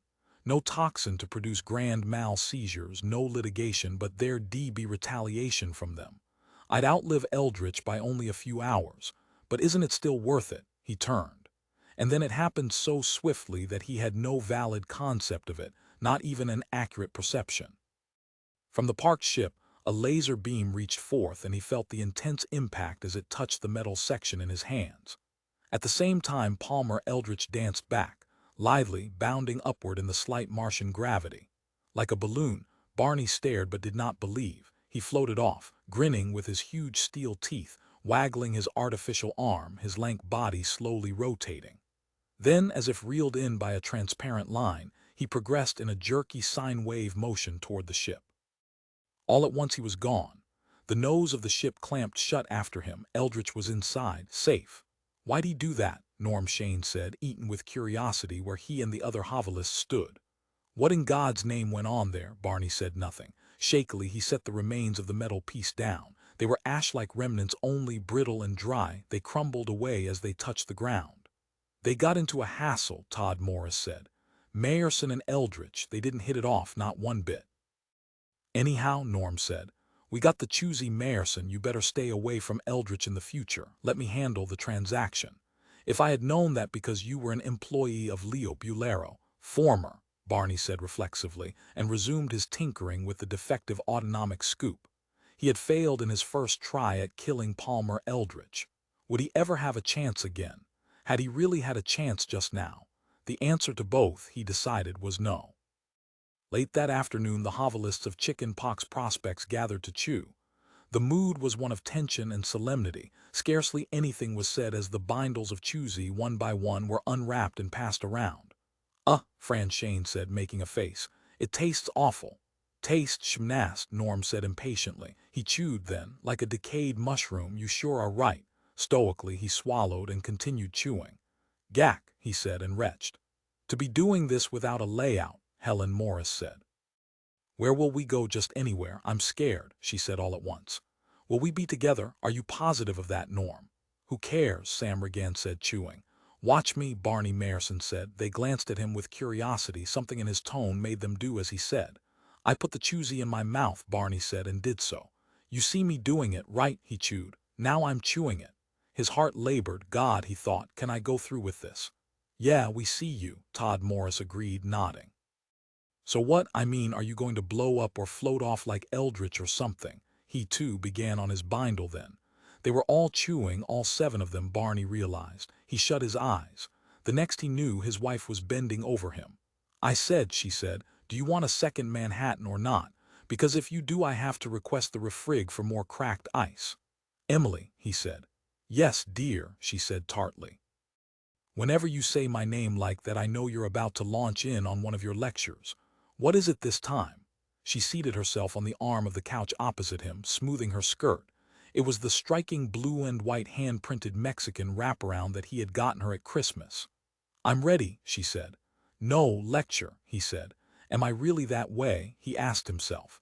"Always delivering tirades." Groggily, he rose to his feet. He felt dizzy and he steadied himself by holding onto the nearby pole lamp.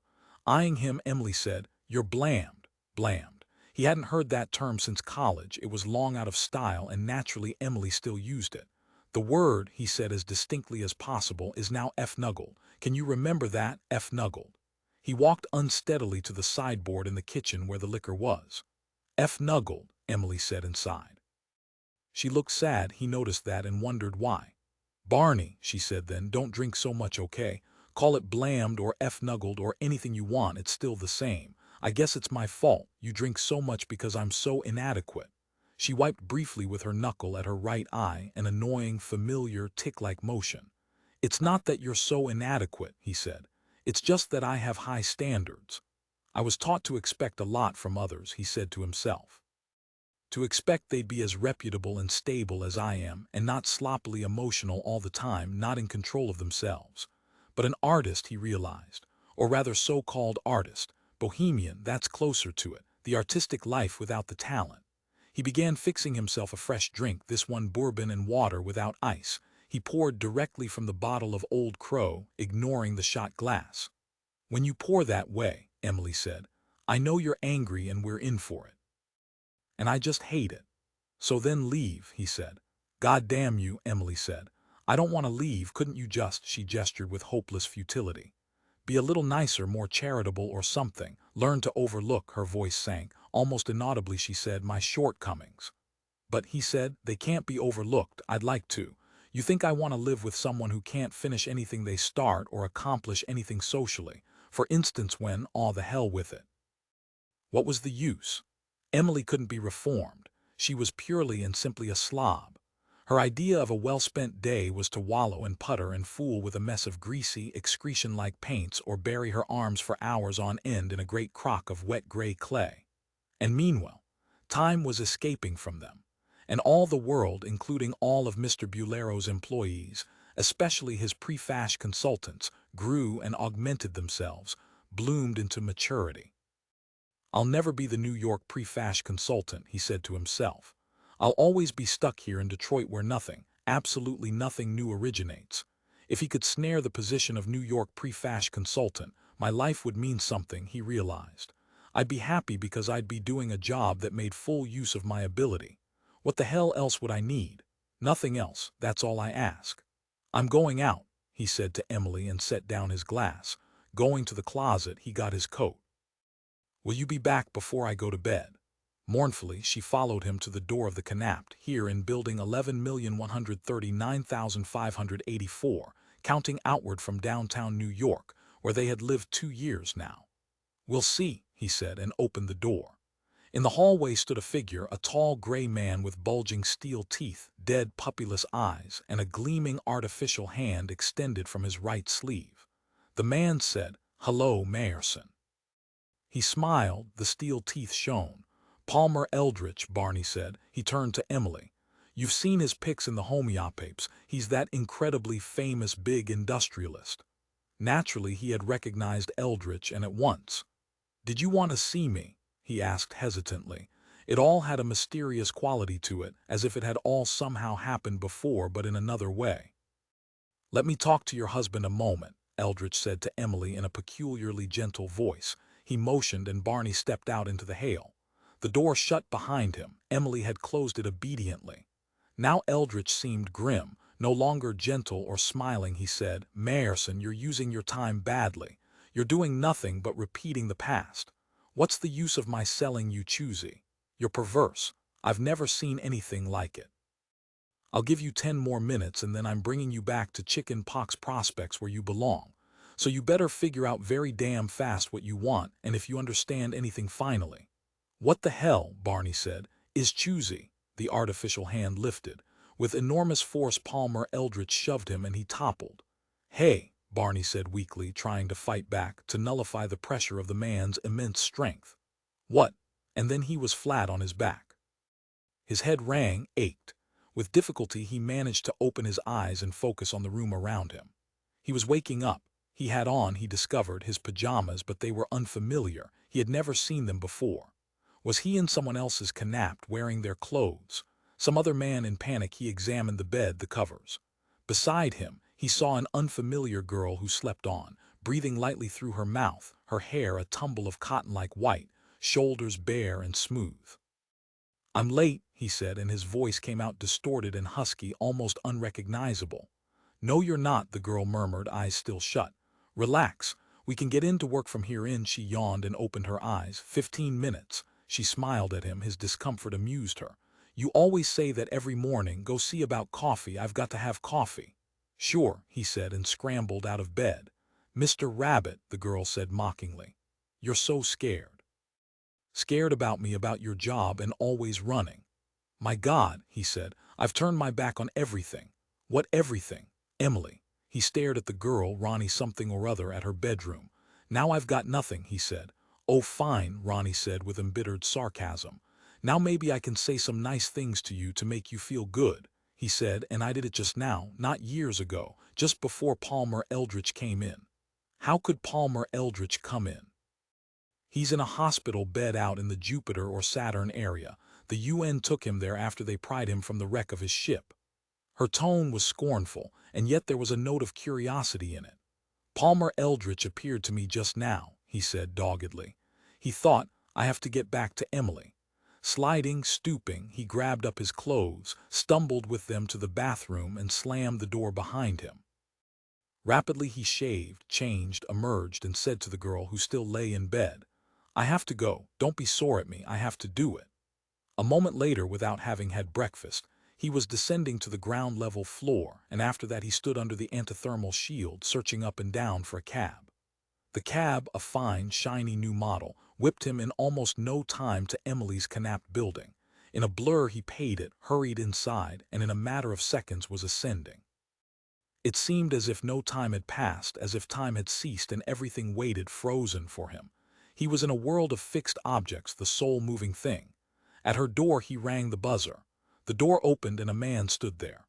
Yes, the man was dark, reasonably good-looking, with heavy eyebrows and carefully combed, somewhat curly hair. He held the morning paper in one hand. Behind him Barney saw a table of breakfast dishes. Barney said, "You're Richard H. Nat." "Yes." Puzzled, he regarded Barney intently. "Do I know you?" Emily appeared, wearing a gray turtleneck sweater and stained jeans. "Good heavens, it's Barney," she said to H. Nat. "My former, come in." She held the door wide open for him and he entered the apt. She seemed pleased to see him. "Glad to meet you," H. Nat said in a neutral tone, starting to extend his hand and then changing his mind. "Coffee? Thanks." Barney seated himself at the breakfast table at an unset place. "Listen," he said to Emily. He couldn't wait. It had to be said now, even with H. Nat present. "I made a mistake in divorcing you. I'd like to remarry you, go back on the old basis." Emily, in a way which he remembered, laughed with delight. She was overcome and she went off to get him a cup and saucer, unable to answer. He wondered if she would ever answer. It was easier for her. It appealed to the lazy slob in her, just to laugh. Christ, he thought, and stared straight ahead fixedly. Across from him H. Nat seated himself and said, "We're married. Did you suppose we were just living together?" His face was dark, but he seemed in control of himself. Barney said, speaking to Emily and not to H. Nat, "Marriages can be broken. Will you remarry me?" He rose and took a few hesitant steps in her direction. At that moment she turned and calmly handed him his cup and saucer. "Oh no," she said, still smiling. Her eyes poured over with light, that of compassion. She understood how he felt, that this was not an impulse only. But the answer was still no, and he knew it would always be. Her mind was not even made up. There was, to her, simply no reality to which he was referring. He thought, "I cut her down once, cut her off, lopped her, with thorough knowledge of what I was doing, and this is the result. I am seeing the bread, as they say, which was cast on the water, drifting back to choke me, water-soaked bread that will lodge in my throat, never to be swallowed or disgorged, either one. It's precisely what I deserve," he said to himself. "I made this situation." Returning to the kitchen table, he numbly seated himself, sat as she filled his cup. He stared at her hands. "Once these were my wife's," he said to himself, "and I gave it up. Self-destruction, I wanted to see myself die. That's the only possible satisfactory explanation. Or was I that stupid? No, stupidity wouldn't encompass such an enormity, so complete a willful." Emily said, "How are things, Barney?" "Oh hell, just plain great." His voice shook. "I hear you're living with a very pretty little redhead," Emily said. She seated herself at her own place and resumed her meal. "That's over," Barney said. "Forgot? Who then?" Her tone was conversational. "Passing the time of day with me as if I were an old pal or perhaps a neighbor from another apt in this building," he thought. Madness. How can she feel like this? Impossible. It's an act burying something deeper. Aloud he said, "You're afraid that if you get mixed up with me again, I'll toss you out again. Once burned, twice warned, but I won't. I'll never do anything like that again." In her placid, conversational voice, Emily said, "I'm sorry you feel so bad, Barney. Aren't you seeing an analyst? Somebody said they saw you carrying a psychiatric suitcase around with you." "Dr. Smile," he said, remembering. Probably he had left him at Ronnie Fugate's apt. "I need help," he said to Emily. "Isn't there any way?" he broke off. "Can't the past be altered?" he asked himself. Evidently not. Cause and effect work in only one direction, and change is real. So what's gone is gone, and I might as well get out of here. He rose to his feet. "I must be out of my mind," he said to both her and Richard H. Nat. "I'm sorry, I'm only half awake. This morning I'm disoriented. It started when I woke up." "Drink your coffee, why don't you?" H. Nat suggested. "How about some bear's claw to go with it?" The darkness had left his face. He, like Emily, was now tranquil, uninvolved. Barney said, "I don't understand it. Palmer Eldritch said to come here." Or had he? Something like that. He was certain of it. "This was supposed to work out, I thought," he said helplessly. Nat and Emily glanced at each other. "Eldritch is in a hospital somewhere," Emily began. "Something's gone wrong," Barney said. "Eldritch must have lost control. I better find him. He can explain it to me." And he felt panic, mercury-swift, fluid, pervasive panic. It filled him to his fingertips. "Goodbye," he managed to say, and started toward the door, groping for escape. From behind him, Richard Nat said, "Wait." Barney turned. At the breakfast table, Emily sat with a fixed, faint smile on her face, sipping her coffee, and across from her Nat sat facing Barney. Nat had one artificial hand, with which he held his fork, and when he lifted a bite of egg to his mouth, Barney saw huge, jutting stainless steel teeth. And Nat was gray, hollowed out, with dead eyes, and much larger than before. He seemed to fill the room with his presence. But it was still Nat. "I don't get it," Barney said, and stood at the door, not leaving the apt and not returning. He did as Nat suggested. He waited. "Isn't this something like Palmer Eldritch?" he asked himself. "In pics, he has an artificial limb and steel teeth and Jensen eyes, but this was not Eldritch." "It's only fair to tell you," Nat said matter-of-factly, "that Emily is a lot fonder of you than what she says suggests. I know because she's told me. Many times." He glanced at Emily then. "You're a duty type. You feel it's the moral thing to do at this point, to suppress your emotions toward Barney. It's what you've been doing all along anyhow. But forget your duty. You can't build a marriage on it. There has to be spontaneity there. Even if you feel it's wrong to." He made a gesture. "Well, let's say deny me. Still, you should face your feelings honestly and not cover them with a self-sacrificing facade. That's what you did with Barney here. You let him kick you out because you thought it was your duty not to interfere with his career." He added, "You're still behaving that way and it's still a mistake. Be true to yourself." And all at once he grinned at Barney, grinned, and one dead eye flicked off as if in a mechanical wink. It was Palmer Eldritch now. Completely. Emily, however, did not appear to notice. Her smile had faded and she looked confused, upset, and increasingly furious. "You make me so damn angry," she said to her husband. "I said how I feel and I'm not a hypocrite, and I don't like to be accused of being one." Across from her, the seated man said, "You have only one life if you want to live it with Barney instead of me." "I don't," she glared at him. "I'm going," Barney said. He opened the hall door. It was hopeless. "Wait."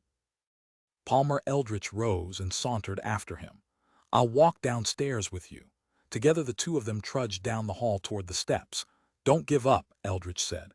"Remember, this is only the initial time you've made use of choosy. You'll have other times later. You can keep chipping away until eventually you get it."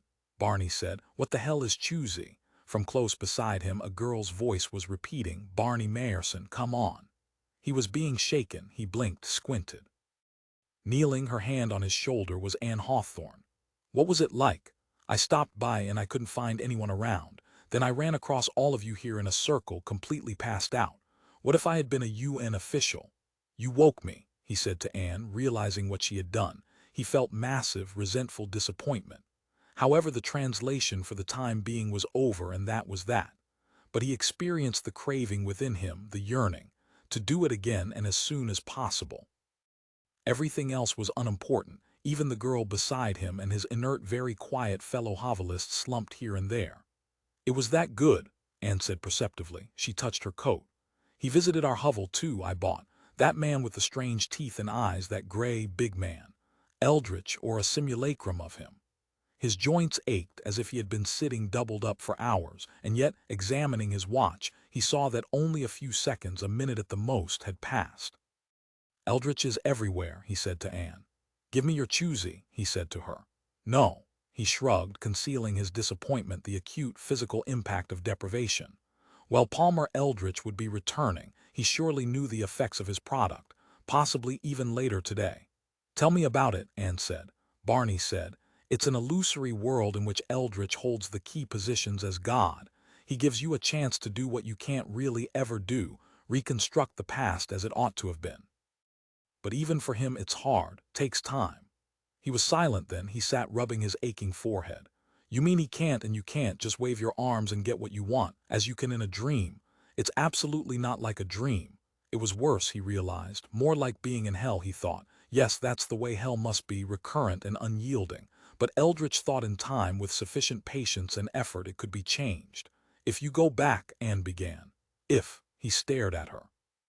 I've got to go back. I wasn't able to accomplish anything this time. Hundreds of times, he thought, it might take that. Listen, for God's sake, give me that choosy bindle you've got there. I know I can convince her. I've got Eldritch himself on my side, plugging away. Right now she's mad, and I took her by surprise. He became silent. He stared at Anne Hawthorne. There's something wrong, he thought. Because Anne had one artificial arm and hand, the plastic and metal fingers were only inches from him, and he could discern them clearly. And when he looked up into her face, he saw the hollowness, the emptiness as vast as the intersystem space out of which Eldritch had emerged. The dead eyes filled with space beyond the known, visited worlds. You can have more later, Anne said calmly. One session a day is enough, she smiled. Otherwise you'd run out of skins, you wouldn't be able to afford any more, and then what the hell would you do? Her smile glinted, the shiny opulence of stainless steel. The other hovelists on all sides of him groaned into wakefulness, recovering by slow, anguished stages. They sat up, mumbled, and tried to orient themselves. Anne had gone somewhere. By himself he managed to get to his feet. Coffee, he thought. I'll bet she's fixing coffee. Wow, Norm Shane said. Where'd you go? Todd Morris demanded, thick-tongued. Blearily he too stood, then assisted his wife Helen.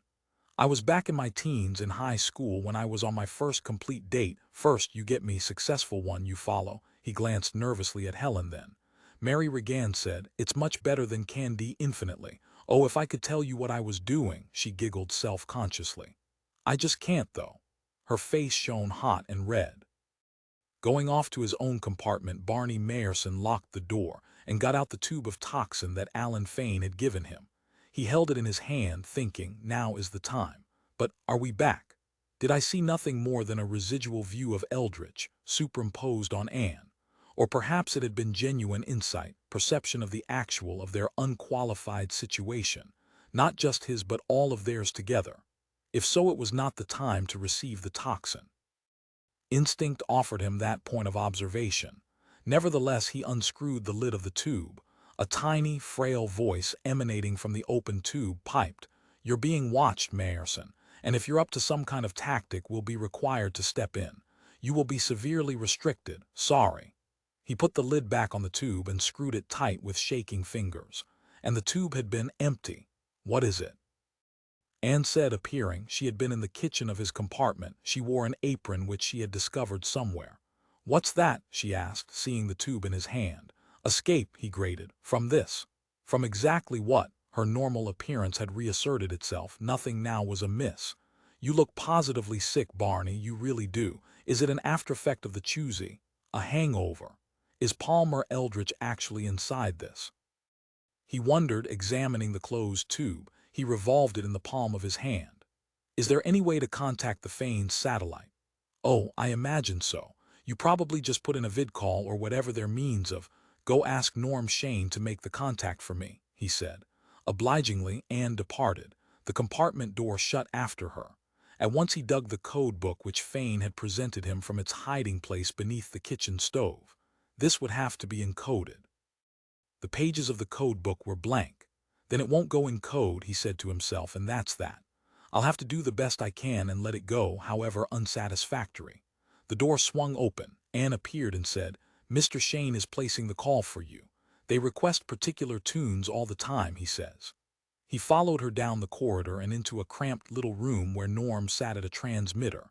As Barney entered, he turned his head and said, "I've got Charlotte, will that do?" "Alan," Barney said, "okay." Presently Norm said, "Now I've got all Eggplant Al here." He handed the microphone to Barney. On the tiny screen, Alan Fane's face, jovial and professional, appeared. "A new citizen to talk to you," Norm explained, reclutching the microphone briefly. "Barney Mayerson, meet half of the team that keeps us alive and sane here on Mars." To himself he muttered, "God, have I got a headache? Excuse me." He vacated the chair at the transmitter and disappeared totteringly down the hall. "Mr. Fane," Barney said carefully, "I was speaking with Mr. Palmer Eldritch earlier today. He mentioned the conversation that you and I had. He was aware of it, so as far as I can see there's no, coldly, Alan Fane said. What conversation? For an interval Barney was silent. Evidently they had an infrared camera going, he continued at last. Probably in a satellite that was making its pass. However, the contents of our conversation, it would appear, is still not. You're a nut, Fane said. I don't know you, I never had any conversation with you. Well, man, have you a request or not? His face was impassive, oblique with detachment, and it did not seem simulated. You don't know who I am, Barney said unbelievingly. Fane cut the connection at his end and the tiny vidscreen fused over, now showing only emptiness, the void. Barney shut off the transmitter. He felt nothing. Apathy. He walked past Anne and out into the corridor. There he halted, got out his package, was it the last of Terran's cigarettes, and lit up, thinking what Eldritch did to Leo on Luna or Sigma 14b or wherever he's done to me too. And eventually he'll snare us all, just like this. Isolated. The communal world is gone, at least for me. He began with me. And he thought, I'm supposed to fight back with an empty tube that once may or may not have contained a rare, expensive, brain-disorganizing toxin, but which now contains only Palmer Eldritch, and not even all of him. Just his voice. The match burned his fingers. He ignored it. 11 referring to his bundle of notes, Felix Blau stated, 15 hours ago a UN-approved Chuzion ship landed on Mars and distributed its initial bindles to the hovels in the Feinberg Crescent. Leo Bulero leaned toward the screen, folded his hands, and said, including chicken pox prospects. Briefly, Felix nodded. By now, Leo said, he should have consumed the dose of that brain-rotting filth and we should have heard from him via the satellite system. I fully realize that. William C. Clark is still standing by. Clark was PP Layout's top legal man on Mars. Yes, Felix said, but Mayerson hasn't contacted him either. He hasn't contacted anybody. He shoved his documents aside. That is all, absolutely all I have at this point. Maybe he died, Leo said. He felt morose, the whole thing depressed him. Maybe he had such a severe convulsion that, but then we'd have heard because one of the 3 UN hospitals on Mars would have been notified. Where is Palmer Eldritch? No one in my organization knows, Felix said. He left Luna and disappeared. We simply lost him. I'd give my right arm, Leo said, to know what's going on down in that hovel, that chicken pox prospects where Barney is. Go to Mars yourself. Oh no, Leo said at once. I'm not leaving PP Layouts, not after what happened to me on Luna. Can't you get a man in there from your organization who can report directly to us? We have that girl, that Ann Hawthorne, but she hasn't checked in either. Maybe I'll go to Mars if you're not. I'm not, Leo repeated.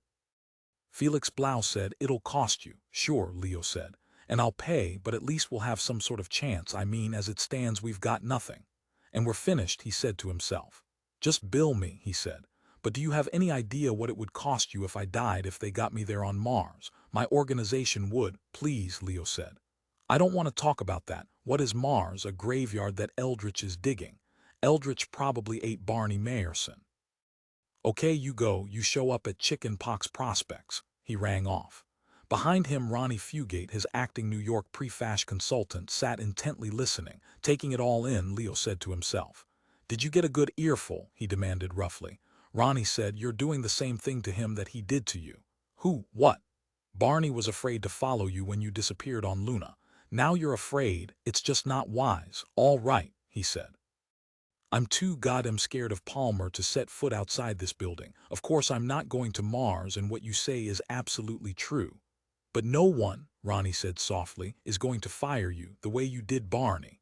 I'm firing myself. Inside it hurts, but not enough to make you go to Mars. All right. Savagely he snapped the vidset back on again and dialed Felix Blau.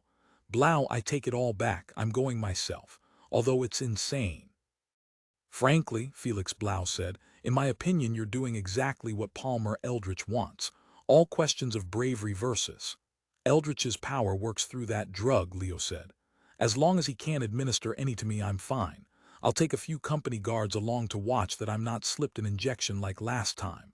Hey Blau, you still come along, okay? He swung to face Ronnie. Is that all right? Yes, she nodded. See, she says it's okay. So will you come along with me to Mars and hold my hand? Sure, Leo, Felix Blau said. And if you faint, I'll fan you back to consciousness. I'll meet you at your office in. He examined his wristwatch. 2 hours. We'll map out details, have a fast ship ready. And I'll bring a couple of men along I have confidence in, too. That's it, Leo said to Ronnie as he broke the connection. Look what you got me to do. You seized Barney's job, and if I don't get back from Mars, maybe you can nail down my job, too. He glared at her. Women can get a man to do anything, he realized. Mother, wife, even employee, they twist us like hot little bits of thermoplastic. Ronnie said, Is that really why I said it, Mr. Bulero? Do you really believe that? He took a good, long, hard look at her. Yes, because you're insatiably ambitious. I really believe that. You're wrong. If I don't come back from Mars, will you come after me? He waited, but she did not answer. He saw hesitation on her face, and at that he loudly laughed. Of course not, he said. Stonily, Ronnie Fugate said, I must get back to my office. I have new flatware to judge, modern patterns from Cape Town. Rising, she departed. He watched her go, thinking she's the real one, not Palmer Eldritch. If I do get back, I've got to find some method of quietly dumping her. I don't like to be manipulated. Palmer Eldritch, he thought suddenly, appeared in the form of a small girl, a little child, not to mention later on when he was that dog. Maybe there is no Ronnie Fugate, maybe it's Eldritch. The thought chilled him. What we have here, he realized, is not an invasion of Earth by proxmen, beings from another system. Not an invasion by the legions of a pseudo-human race. No, it's Palmer Eldritch who's everywhere, growing and growing like a mad weed. Is there a point where he'll burst, grow too much? All the manifestations of Eldritch, all over Terra and Luna and Mars, Palmer puffing up and bursting, pop, pop, pop. Like Shakespeare says, some damn thing about sticking a mere pin in through the armor and goodbye king. But he thought, what in this case is the pin? And is there an open spot into which we can thrust it? I don't know, and Felix doesn't know, and Barney. I'll make book that he doesn't have the foggiest idea of how to cope with Eldritch. Kidnap Zoe, the man's elderly, ugly daughter. Palmer wouldn't care. Unless Palmer is also Zoe. Maybe there is no Zoe independent of him. And that's the way we'll all wind up unless we figure out how to destroy him, he realized. Replicas, extensions of the man, inhabiting 3 planets and 6 moons. The man's a protoplasm, spreading and reproducing and dividing, and all through that damn lichen-derived non-Terran drug, that horrible, miserable choosy once more at the vidset, he daled Alan Fane's satellite. Presently, a trifle insubstantial and weak, but nevertheless there, the face of his prime disc jockey appeared. Yes, Mr. Bulero. You're positive Mayerson hasn't contacted you. He's got the code book, hasn't he? Got the book, but still nothing from him. We've been monitoring every transmission from chicken pox prospects. We saw Eldritch's ship land near the hovel, that was hours ago, and we saw Eldritch get out and go up to the hovelists, and although our cameras didn't pick this up, I'm sure the transaction was consummated at that instant. Fane added, and Barney Mayerson was one of the hovelists who met Eldritch at the surface. I believe I know what happened, Leo said. Okay, thanks, Al. He rang off. Barney went below with the choosy, he realized. And right away they all sat down and chewed. That was the end, just as it was for me on Luna. Our tactics required that Barney chew away, Leo realized, and so we played right into Palmer's dirty, semi-mechanical hands. Once he had the drug in Barney's system, we were through. Because Eldritch somehow controls each of the hallucinatory worlds induced by the drug. I know it, that the skunk is in all of them. The fantasy world that choosy induces, he thought, are in Palmer Eldritch's head. As I found out personally. And the trouble is, he thought, that once you get into one of them you can't quite scramble back out. It stays with you even when you think you're free. It's a one-way gate, and for all I know I'm still in it now. However, that did not seem likely. And yet, he thought, it shows how afraid I am, as Ronnie Fugate pointed out. Afraid enough to, I'll admit it, abandon Barney there like he abandoned me. And Barney was using his precog ability, so he had foresight almost to the point where it was like what I have now, like hindsight. He knew in advance what I had to learn by experience. No wonder he balked. Who gets sacrificed? Leo asked himself. Me, Barney, Felix Blau, which of us gets melted down for Palmer to guzzle? Because that's what we are potentially for him, food to be consumed. It's an oral thing that arrived back from the prox system, a great mouth, open to receive us. But Palmer's not a cannibal, because I know he's not human. That's not a man there in that Palmer Eldritch skin. But what it was he had no concept at all. So much could happen in the vast expanses between Sol and Proxima, either going or coming. Maybe it happened, he thought, when Palmer was going. Maybe he ate the Proxman during those 10 years, cleaned the plate there, and so then came back to us. He shivered. Well, he thought, 2 more hours of independent life, plus the time it takes to travel to Mars. Maybe 10 hours of private existence and then swallowed. And all over Mars that hideous drug is being distributed. Think, picture, the numbers confined to Palmer's illusory worlds, his nets that he casts. What do those Buddhists in the UN like Hepburn Gilbert call it? Maya, the veil of illusion. Shoot, he thought dismally, and reached to snap on his intercom in order to requisition a fast ship for the flight. And I want a good pilot, he remembered. Too many autonomic landings of late have been failures. I don't intend to be splattered all over the countryside, especially that countryside. To Miss Gleason he said, "Who's the best interplan pilot we have?" "Don Davis," Miss Gleason said promptly.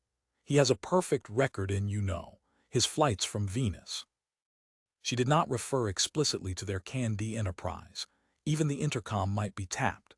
10 minutes later, the travel arrangements had all been made. Leo Bulero leaned back in his chair, lit a large green Havana leaf Claro cigar which had been housed in a helium-filled humidor, probably for years. The cigar, as he bit the end off, seemed dry and brittle. It cracked under the pressure of his teeth, and he felt disappointment. It had appeared so good, so perfectly preserved in its coffin. Well, you never know, he informed himself, until you get right to it. His office door opened. Miss Gleason, the ship requisition papers in her hands, entered. The hand which held the papers was artificial. He made out the glint of undisguised metal, and at once he raised his head to scrutinize her face, the rest of her. Neanderthal teeth, he thought. That's what those giant stainless steel molars look like. Reversion 200,000 years back. Revolting. And the Luxvid or Vidlux or whatever they were, eyes without pupils, only slits. Jensen Labs of Chicago's product anyhow. "God damn you, Eldritch," he said. "I'm your pilot too," Palmer Eldritch from within the shape of Miss Gleason said. "And I was thinking of greeting you when you land, but that's too much too soon." "Give me the papers to sign," Leo said, reaching out. Surprised, Palmer Eldritch said, "You still intend to make the trip to Mars?" He looked decidedly taken aback. "Yes," Leo said, and waited patiently for the requisition papers. "Once you've taken Choosy, you're delivered over. At least that's how dogmatic, devout, fanatical Ann Hawthorne would phrase it. Like sin, Barney Mayerson thought, it's the condition of slavery, like the fall. And the temptation is similar. But what's missing here is a way by which we can be freed. Would we have to go to Prox to find it? Even there it may not exist. Not in the universe anywhere." Ann Hawthorne appeared at the door of the Hovels transmitter room. "Are you all right?" "Sure," Barney said. We got ourselves into this. No one made us choosy." He dropped his cigarette to the floor and erased its life with the toe of his boot. "And you won't give me your bindle," he said, but it was not Ann denying it to him. It was Palmer Eldritch operating through her, holding back. Even so, I can take it from her, he realized. "Stop," she said, or rather it said. "Hey," Norm Shane yelled from the transmitter room, jumping to his feet amazed. "What are you doing, Mayerson? Let her." The strong artificial arm struck him. The metal fingers clawed, and it was almost enough. They pried at his neck knowingly, alert to the spot where death could most effectively be administered. But he had the bindle, and that was it. He let the creature go. "Don't take it, Barney," she said quietly. "It's just too soon after the first dose. Please." Without answering, he started off toward his own compartment. "Will you do one thing for me?" she called after him. "Divide it in half, let me take it with you so I can be along." "Why?" he said. "Maybe I can help you by being there." Barney said, "I can make it on my own. If I can reach Emily before the divorce, before Richard H. Nat shows up, as I first did," he thought. "That's the only place I have any real chance." Again and again he thought, "Try, until I'm successful." He locked the door. As he devoured the Choosy, he thought about Leo Bulero. "You got away. Probably because Palmer Eldritch was weaker than you. Is that it? Or was Eldritch simply playing out the line, letting you dangle? You could come here and stop me. Now, though, there's no stopping. Even Eldritch warned me, speaking through Ann Hawthorne. It was too much even for him, and now what? Have I gone so far that I've plunged to the bottom out of even his sight, where even Palmer Eldritch can't go, where nothing exists? And of course he thought, I can't get back up. His head ached and he shut his eyes involuntarily. It was as if his brain, alive and frightened, had physically stirred. He felt it tremble. Altered metabolism, he realized. Shock. I'm sorry, he said to himself, apologizing to his somatic part. Okay? Help, he said aloud. I'll help my ass, a man's voice grated. What do you want me to do? Hold your hand. Open your eyes or get out of here. That period you spent on Mars, it ruined you, and I'm fed up. Come on. Shut up, Barney said. I'm sick. I went too far. You mean all you can do is bawl me out? He opened his eyes and faced Leo Bulero, who sat at his big, littered oak desk. Listen, Barney said. I'm on choosy. I can't stop it. If you can't help me, then I'm finished. His legs bent as if melting as he made his way to a nearby chair and seated himself. Regarding him thoughtfully, smoking a cigar, Leo said, You're on choosy now, he scowled. As of 2 years ago, it's banned. Yeah, banned, my God, I don't know if it's worth my talking to you. What are you, some kind of phantasm from the past? You heard what I said I'm on it. He clenched his fists. Okay. Leo puffed masses of heavy gray smoke agitatedly. Don't get excited. Hell, I went ahead and saw the future too, and it didn't kill me. And anyhow, for Christ's sakes, you're a precog, you ought to be used to it. Anyhow, he leaned back in his chair, swiveled about, then crossed his legs. I saw this monument, see? Guess to who? To me. He eyed Barney, then shrugged. Barney said, I have nothing to gain, nothing at all from this time period. I want my wife back. I want Emily. He felt enraged, upsurging bitterness, the bile of disappointment. Emily. Leo Bulero nodded. Then into his intercom he said, Miss Gleason, please don't let anything bother us for a while. He again turned his attention to Barney, surveying him acutely. That fellow HNAT, is that his name, got hauled in by the UN police along with the rest of the Eldritch organization. See, HNAT had this contract that he signed with Eldritch's business agent. Well, they gave him the choice of a prison sentence. Okay, I admit it's unfair, but don't blame me, or emigrating. He emigrated. What about her? With that pot business of hers, how the hell could she conduct it from a hovel underneath the Martian desert? Naturally, she dumped the dumb jerk. Well, so see if you had waited, Barney said. Are you really Leo Bulero, or are you Palmer Eldritch? And this is to make me feel even worse, is that it? Raising an eyebrow, Leo said, Palmer Eldritch is dead. But this isn't real, this is a drug-induced fantasy. Translation. The hell it isn't real. Leo glared at him. What does that make me then? Listen. He pointed his finger angrily at Barney. There's nothing unreal about me. You're the one who's a goddamn phantasm, like you said, out of the past. I mean, you've got the situation completely backward. You hear this? He banged on the surface of his desk with all the strength in his hands. The sound reality makes. And I say that your ex-wife and HNAT are divorced. I know because she sells her pots to us for minning. In fact, she was in Ronnie Fugate's office last Thursday. Grumpily, he smoked his cigar, still glaring at Barney. Then all I have to do, Barney said, is look her up. It was as simple as that. Oh yeah, Leo agreed, nodding. But just one thing, what are you going to do with Ronnie Fugate? You're living with her in this world that you seem to like to imagine as unreal. Astounded, Barney said, after 2 years. Emily knows it because since she's been selling her pots to us through Ronnie, the two of them have become buddies. They tell each other their secrets. Look at it from Emily's viewpoint. If she lets you come back to her, Ronnie'll probably stop accepting her pots for minning. It's a risk, and I bet Em won't want to take it. I mean, we give Ronnie absolute say-so like you had in your time. Barney said, Emily would never put her career ahead of her own life. You did. Maybe Em learned from you, got the message. And anyhow, even without that HNAT guy, why would Emily want to go back to you? She's leading a very successful life with her career. She's planet famous and she's got skin after skin salted away. You want the truth. She's got all the men she wants. Any darn time. Em doesn't need you, face it, Barney. Anyhow, what's lacking about Ronnie? Frankly, I wouldn't mind. I think you're Palmer Eldritch, Barney said. Me? Leo tapped his chest. Barney, I killed Eldritch. That's why they put up that monument to me. His voice was low and quiet, but he had flushed deep red. Do I have stainless steel teeth? Do I have an artificial arm? Leo lifted up both his hands. Well, and my eyes. Barney moved toward the door of the office. "Where are you going?" Leo demanded. "I know," Barney said as he opened the door, "that if I can see Emily even for just a few minutes—" "No, you can't, fella," Leo said. He shook his head firmly. Waiting in the corridor for the elevator, Barney thought maybe it really was Leo, and maybe it's true, so I can't succeed without Palmer Eldritch. Anne was right. I should have given half the bindle back to her and then we could have tried this together. Anne Palmer, it's all the same, it's all him, the creator. That's who and what he is, he realized. The owner of these worlds. The rest of us just inhabit them, and when he wants to he can inhabit them too. Can kick over the scenery, manifest himself, push things in any direction he chooses. Even be any of us he cares to. All of us, in fact, if he desires. Eternal, outside of time, and splice together segments of all other dimensions. He can even enter a world in which he's dead.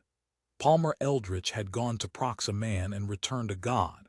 Aloud, as he stood waiting for the elevator, Barney said, "Palmer Eldritch, help me. Get my wife back for me." He looked around. No one was present to overhear him. The elevator arrived. The doors slid aside.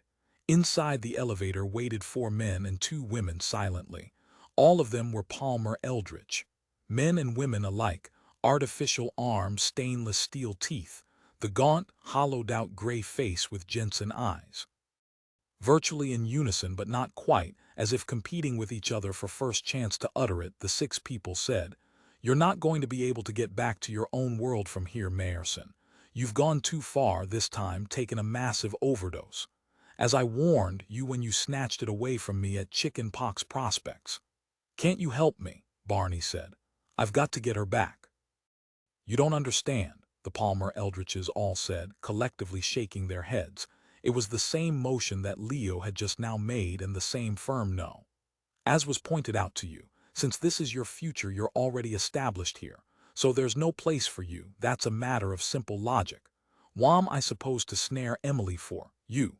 Or the legitimate Barney Mayerson who lived naturally up to this time, and don't think he hasn't tried to get Emily back? Don't you suppose, and obviously you, that as the HNAT split up he made his move? I did what I could for him then. It was quite a few months ago, just after Richard HNAT was shipped to Mars, kicking and protesting the whole way. Personally, I don't blame HNAT. It was a dirty deal, all engineered by Leo, of course. And look at yourself." The 6 Palmer Eldritches gestured contemptuously. "You're a phantasm," as Leo said. "I can see through you, literally. I'll tell you in more accurate terminology what you are." From the 6 the calm, dispassionate statement came then, "You're a ghost." Barney stared at them and they stared back placidly, unmoved. "Try building your life on that premise," the Eldritches continued. "Well, you got what St. Paul promises, as Anne Hawthorne was blabbing about. You're no longer clothed in a perishable fleshly body. You've put on an ethereal body in its place. How do you like it, Mayerson?" Their tone was mocking, but compassion showed on the 6 faces. It showed in the weird, slitted mechanical eyes of each of them. "You can't die. You don't eat or drink or breathe air. You can, if you wish, pass directly through walls, in fact through any material object you care to. You'll learn that in time." Evidently on the road to Damascus, Paul experienced a vision relating to this phenomenon. That and a lot more besides. The Eldritches added, "I'm inclined, as you can see, to be somewhat sympathetic to the early and neo-Christian point of view such as Anne holds. It assists in explaining a great deal." Barney said, "What about you, Eldritch? You're dead, killed 2 years ago by Leo. And I know he thought that you're suffering what I am. The same process must have overtaken you, somewhere along the route. You gave yourself an overdose of choosy, and now for you there's no return to your own time and world, either." "That monument," the 6 Eldritches said, murmuring together like a rattling, far-off wind, "is highly inaccurate. A ship of mine had a running gun battle with one of Leo's, just off Venus. I was aboard, or supposed to be aboard, ours. Leo was aboard his. He and I had just held a conference together with Hepburn Gilbert on Venus, and on the way back to Terra, Leo took the opportunity to jump our ship. It's on that premise that the monument was erected, due to Leo's astute economic pressure, applied in all the proper political bodies. He got himself into the history books once and for all. 2 persons, A well-dressed executive-type young man and a girl who was possibly a secretary strolled down the hall. They glanced curiously at Barney and then at the 6 creatures within the elevator. The creatures ceased to be Palmer Eldritch. The change took place before him. All at once they were 6 individual, ordinary men and women, utterly heterogeneous. Barney walked away from the elevator. For a measureless interval he roamed the corridors and then, by ramp, descended to ground level where the PP Layouts directory was situated. There, reading it, he located his own name and office number. Ironically, and this bordered on being just too much, he held the title he had tried to pry by force out of Leo not so long ago. He was listed as Prefash Supervisor, clearly outranking every individual consultant. So again, if he had only waited, beyond doubt Leo had managed to bring him back from Mars, rescued him from the world of the hovel, and this implied a great deal. The planned litigation or some substitute tactic had succeeded, would rather, and perhaps soon. The mist of hallucination cast up by Palmer Eldritch, the fisherman of human souls, was enormously effective but not perfect, not in the long run. So had he stopped consuming Choosy after the initial dose, perhaps Anne Hawthorne's possession of a bindle had been deliberate, a means of maneuvering him into taking it once again and very quickly. If so, her protests had been spurious. She had intended that he seize it, and like a beast in a superior maze, he had scrambled for the glimpsed way out. Manipulated by Palmer Eldritch through every inch of the way, and there was no path back. If he was to believe Eldritch speaking through Leo, through his congregation everywhere. But that was the key word if. By elevator he ascended to the floor of his own office. When he opened the office door, the man seated at the desk raised his head and said, "Close that thing. We don't have a lot of time." The man, and it was himself, rose. Barney scrutinized him and then, reflexively, shut the door as instructed. "Thanks," his future self said icily. "And stop worrying about getting back to your own time. You will." Most of what Eldritch did or does, if you prefer to regard it that way, consists of manufacturing surface changes. He makes things appear the way he wants, but that doesn't mean they are. Follow me. I'll take your word for it. His future self said, "I realize that's easy for me to say now. Eldritch still shows up from time to time, sometimes even publicly. But I know, and everyone else right down to the most ignorant readers of the lowest level of papes know, that it's nothing but a phantasm. The actual man is in a grave on Sigma 14b, and that's verified. You're in a different spot. For you, the actual Palmer Eldritch could enter at any minute. What would be actual for you would be a phantasm for me, and the same is going to be true when you get back to Mars. You'll be encountering a genuine living Palmer Eldritch, and I don't frankly envy you," Barney said. "Just tell me how to get back. You don't care about Emily anymore. I'm scared." And he felt his own gaze, the perception and comprehension of the future, sear him. "Okay," he blurted. "What am I supposed to do? Pretend otherwise to impress you? Anyhow, you'd know. Where Eldritch has the advantage over everyone and anyone who's consumed Choosy is that recovery from the drug is excessively retarded and gradual. It's a series of levels, each progressively less an induced illusion and more compounded of authentic reality. Sometimes the process takes years. This is why the UN belatedly banned it and turned against Eldritch. Hepburn Gilbert initially approved it because he honestly believed that it aided the user to penetrate to concrete reality, and then it became obvious to everyone who used it or witnessed it being used that it did exactly the. Then I never recovered from my first dose. Right. You never got back to clear-cut reality, as you would have if you had abstained another 24 hours. Those phantasms of Eldritch imposed on normal matter would have faded away entirely. You would have been free. But Eldritch got you to accept that second, stronger dose. He knew you had been sent to Mars to operate against him, although he didn't have any idea in what way. He was afraid of you. It sounded strange to hear that. It did not ring right. Eldritch, with all he had done and could do, but Eldritch had seen the monument of the future. He knew that somehow, in some manner, they were going to kill him after all. The door of the office abruptly opened. Ronnie Fugate looked in and saw the two of them. She said nothing. She simply stared, open-mouthed, and then at last murmured, "A phantasm. I think it's the one standing, the one nearest me. Shakily, she entered the office, shutting the door after her. That's right, his future self said, scrutinizing her sharply. You can test it out by putting your hand into it. She did so. Barney Mayerson saw her hand pass into his body and disappear. I've seen phantasms before, she said, withdrawing her hand. Now she was more composed. But never of you, dear. Everyone who consumed that abomination became a phantasm at one time or another, but recently they've become less frequent to us. At one time, about a year ago, you saw them every time you turned around, she added. Hepburn Gilbert finally saw one of himself, just what he deserved. You realize, his future self said to Ronnie, that he's under the domination of Eldritch even though to us the man is dead, so we have to work cautiously. Eldritch can begin to affect his perception at any time, and when that happens he'll have no choice but to react accordingly. Speaking to Barney, Ronnie said, "What can we do for you?" He wants to get back to Mars, his future self said. They've got an enormously complicated scheme screwed together to destroy Eldritch via the interplan courts. It involves him taking an Ionian epilepsogenic, KY7, or can't you remember back to that? But it never got into the courts, Ronnie said. Eldritch settled, they dropped litigation. We can transport you to Mars, his future self said to Barney, in a PP layout ship. But that won't accomplish anything because Eldritch will not only follow you and be with you on the trip, he'll be there to greet you, a favorite outdoor sport of his. Never forget that a phantasm can go anywhere. It's not bounded by time or space. That's what makes it a phantasm, that and the fact that it has no metabolism, at least not as we understand the word. Oddly, however, it is affected by gravity. There have been a number of studies lately on the subject. Anyhow, not much is yet known. Meaningfully, he finished, especially on the subtopic, how does one return a phantasm to its own space and time, exorcise it? Barney said, you're anxious to get rid of me. He felt cold.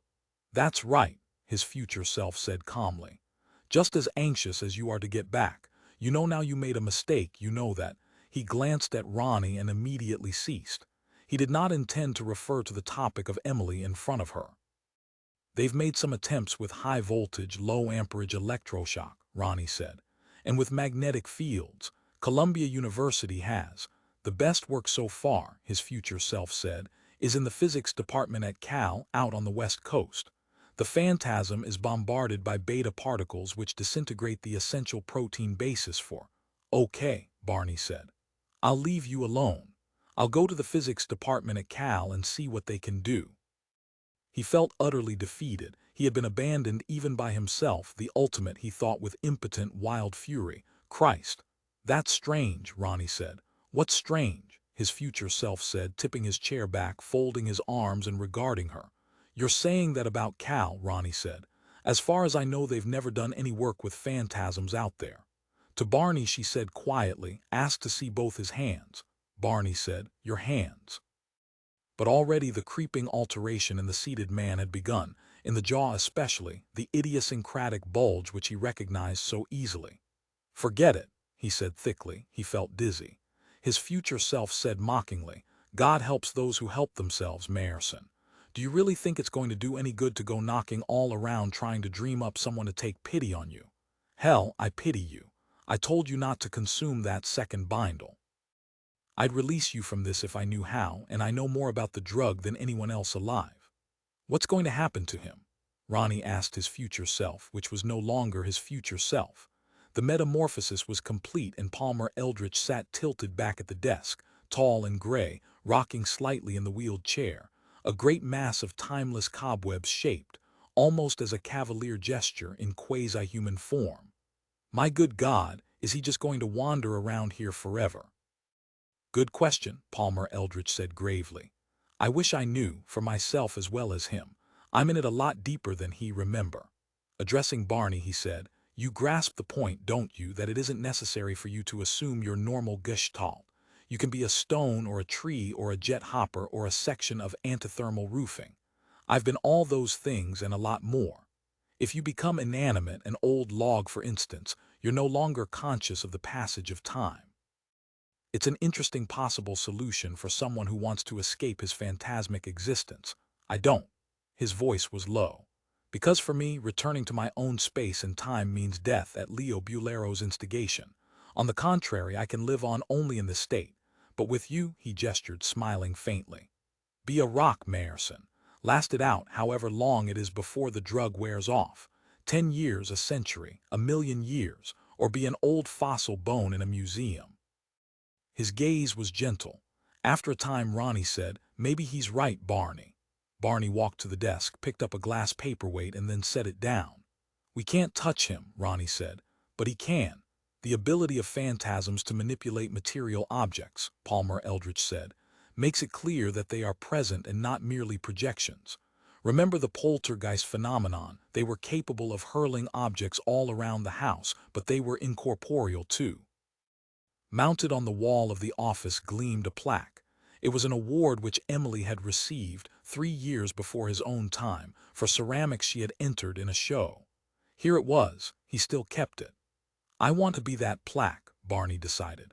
It was made of hardwood, probably mahogany and brass. It would endure a long time, and in addition he knew that his future self would never abandon it. He walked toward the plaque, wondering how he ceased being a man and became an object of brass and wood mounted on an office wall. Palmer Eldritch said, You want my help, Mayerson? Yes, he said. Something swept him up. He put out his arms to steady himself, and then he was diving, descending an endless tunnel that narrowed. He felt it squeeze around him, and he knew that he had misjudged. Palmer Eldritch had once more thought rings around him, demonstrated his power over everyone who used Choosy. Eldritch had done something and he could not even tell what, but anyhow it was not what he had said. Not what had been promised. God damn you, Eldritch, Barney said, not hearing his voice, hearing nothing. He descended on and on, weightless, not even a phantasm any longer. Gravity had ceased to affect him, so even that was gone too. Leave me something, Palmer, he thought to himself. Please. A prayer, he realized, which had already been turned down. Palmer Eldritch had long ago acted. It was too late, and it always had been. Then I'll go ahead with the litigation, Barney said to himself. I'll find my way back to Mars somehow, take the toxin, spend the rest of my life in the interplan courts fighting you and winning. Not for Leo and PP layouts, but for me. He heard then a laugh. It was Palmer Eldritch's laugh, but it was emerging from himself. Looking down at his hands, he distinguished the left one, pink, pale, made of flesh, covered with skin and tiny, almost invisible hair, and then the right one, bright, glowing, spotless in its mechanical perfection, a hand infinitely superior to the original one, long since gone. Now he knew what had been done to him. A great translation, from his standpoint anyhow, had been accomplished, and possibly everything up to now had worked with this end in mind. Will be me, he realized, that Leo Bulero will kill. Me the monument will present a narration of. Now I am Palmer Eldritch. In that case, he thought after a while, as the environment surrounding him seemed to solidify and clear, I wonder how he is making out with Emily. I hope pretty badly. 12, with vast trailing arms he extended from the Proxima Centaurus system to Terra itself, and he was not human. This was not a man who had returned. And he had great power. He could overcome death. But he was not happy, for the simple reason that he was alone. So he at once tried to make up for this. He went to a lot of trouble to draw others along the route he had followed. One of them was Barney Mayerson. Mayerson, he said conversationally, what the hell have you got to lose? Figure it out for yourself. You're washed up as it stands. No woman you love, a past you regret. You realize you took a decisively wrong course in your life and nobody made you do it. And it can't be repaired.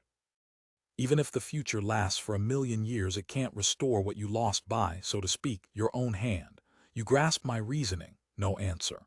And you forget one thing, he continued after waiting. She's devolved from that miserable evolution therapy that ex-Nazi type German doctor runs in those clinics. Sure, her husband, was smart enough to discontinue the treatments right away, and she can still turn out pots that sell. She didn't devolve that much. But you wouldn't like her. You'd know she'd be just a little more shallow, a shade sillier. It would not be like the past. Even if you got her back, it'd be changed. Again he waited. This time there was an answer. All right. Where would you like to go? He continued then. Mars, I'll bet. Okay, then back to Terra. Barney Mayerson, not himself, said, No, I left voluntarily. I was through. The end had come. Okay, not Terra. Let's see. He pondered. Prox, he said. You've never seen the prox system and the proxers. I'm a bridge, you know, between the two systems.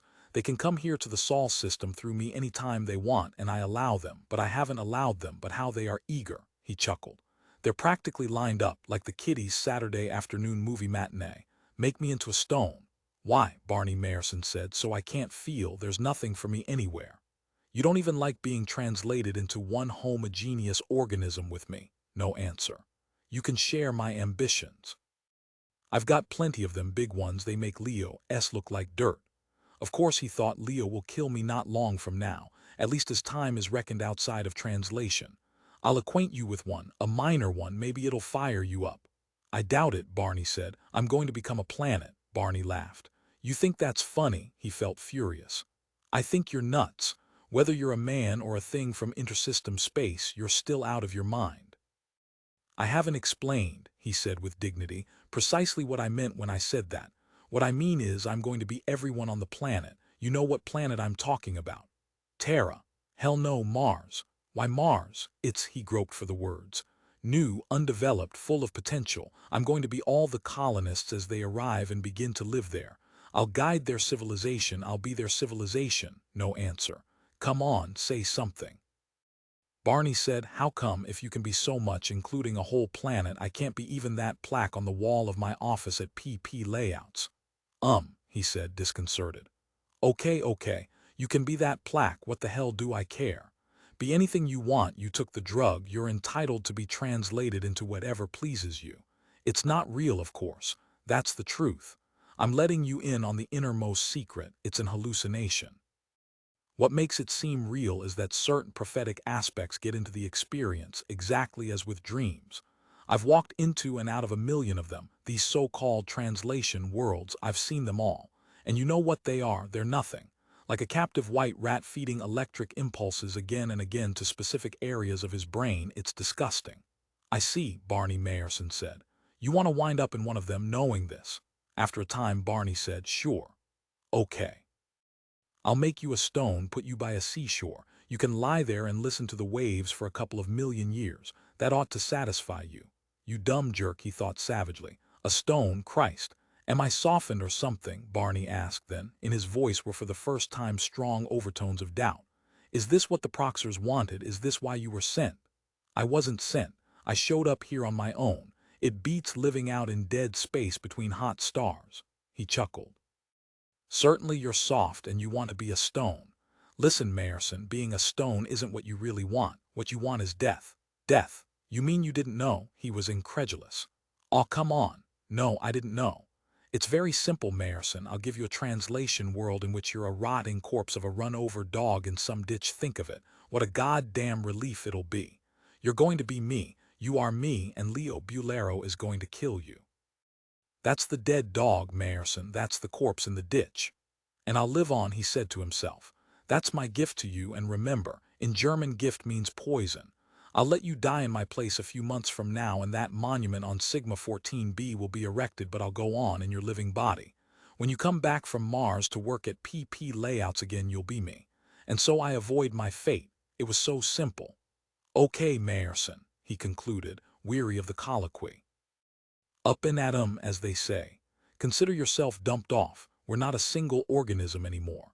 We've got distinct, separate destinies again, and that's the way you wanted it. You're in a ship of Connor Freeman's leaving Venus, and I'm down in chickenpox prospects. I've got a thriving vegetable garden up top, and I get to shack up with Ann Hawthorne any time I want. It's a good life as far as I'm concerned. I hope you like yours equally well. And at that instant he emerged. He stood in the kitchen of his compartment at Chickenpox Prospects. He was frying himself a panful of local mushrooms. The air smelled of butter and spices, and in the living room his portable tape recorder played a Haydn symphony. Peaceful, he thought with pleasure. Exactly what I want, a little peace and quiet. After all, I was used to that, out in intercistern space. He yawned, stretched with luxury, and said, I did it. Seated in the living room, reading a homeopape taken from the news service emanating from one of the UN satellites, Ann Hawthorne glanced up and said, You did what, Barney? Got just the right amount of seasoning in this, he said, still exulting. I am Palmer Eldritch and I'm here, not there. I'll survive Leo's attack and I know how to use this life here as Barney didn't or wouldn't. Let's see how he prefers it when Leo's fighter guns his merchant ship into particles. And he sees the last of a life bitterly regretted. In the glare of the overhead light, Barney Mayerson blinked. He realized after a second that he was on a ship. The room appeared ordinary, a combination bedroom and parlor, but he recognized it by the bolted-down condition of the furniture. And the gravity was all wrong. Artificially produced, it failed to duplicate Earth's. And there was a view out. Limited, no larger in fact than a comb of beeswax. But still the thick plastic revealed the emptiness beyond, and he went over to fixedly peer. Saul, blinding, filled a portion of the panorama, and he reflexively reached up to click the black filter into use. And as he did so, he perceived his hand. His artificial, metallic, superbly efficient mechanical hand. At once he stalked from the cabin and down the corridor until he reached the locked control booth. He rapped on it with his steel knuckles, and after an interval the heavy reinforced bulkhead door opened. "Yes, Mr. Eldritch." The young blonde-haired pilot nodding with respect, he said, "Send out a message." The pilot produced a pen and poised it over his notepad mounted at the rim of the instrument board. "Who to, sir?" "To Mr. Leo Bulero." "To Leo Bulero." The pilot wrote rapidly.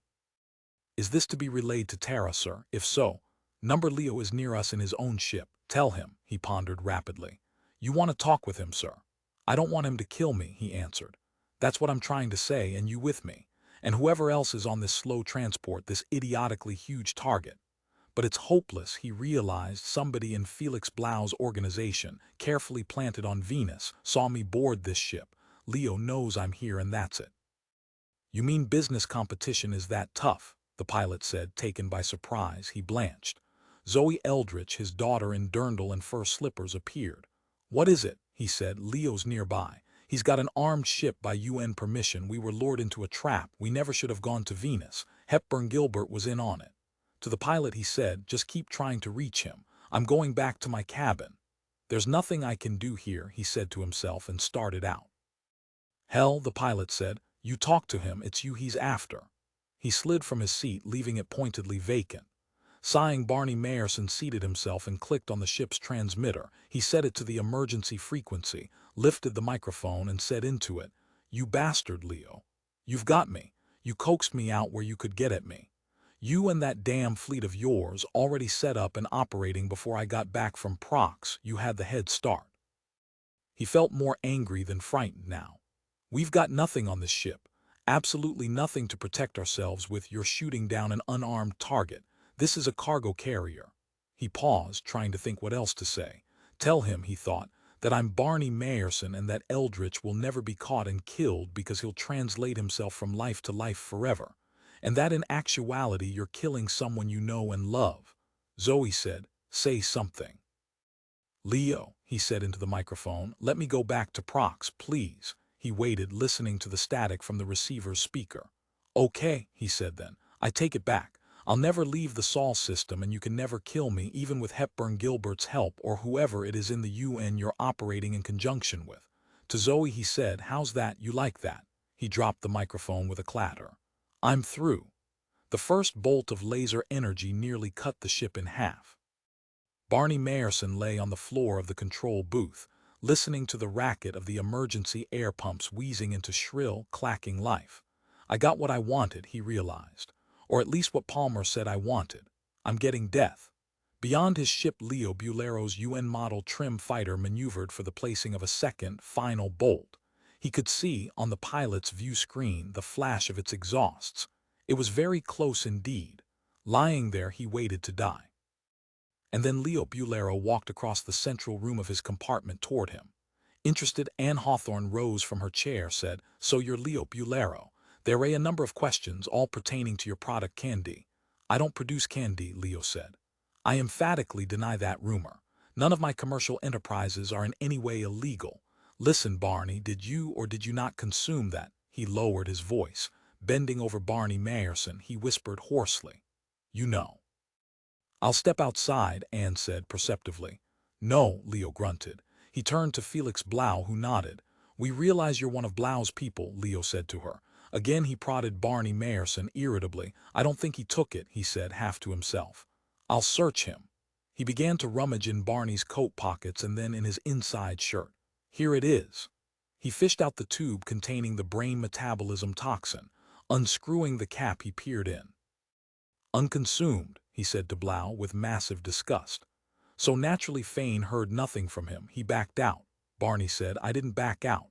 I've been a long way," he said to himself. "Can't you tell? Choosy," he said, "very far." "Yeah, you've been out about 2 minutes," Leo said with contempt.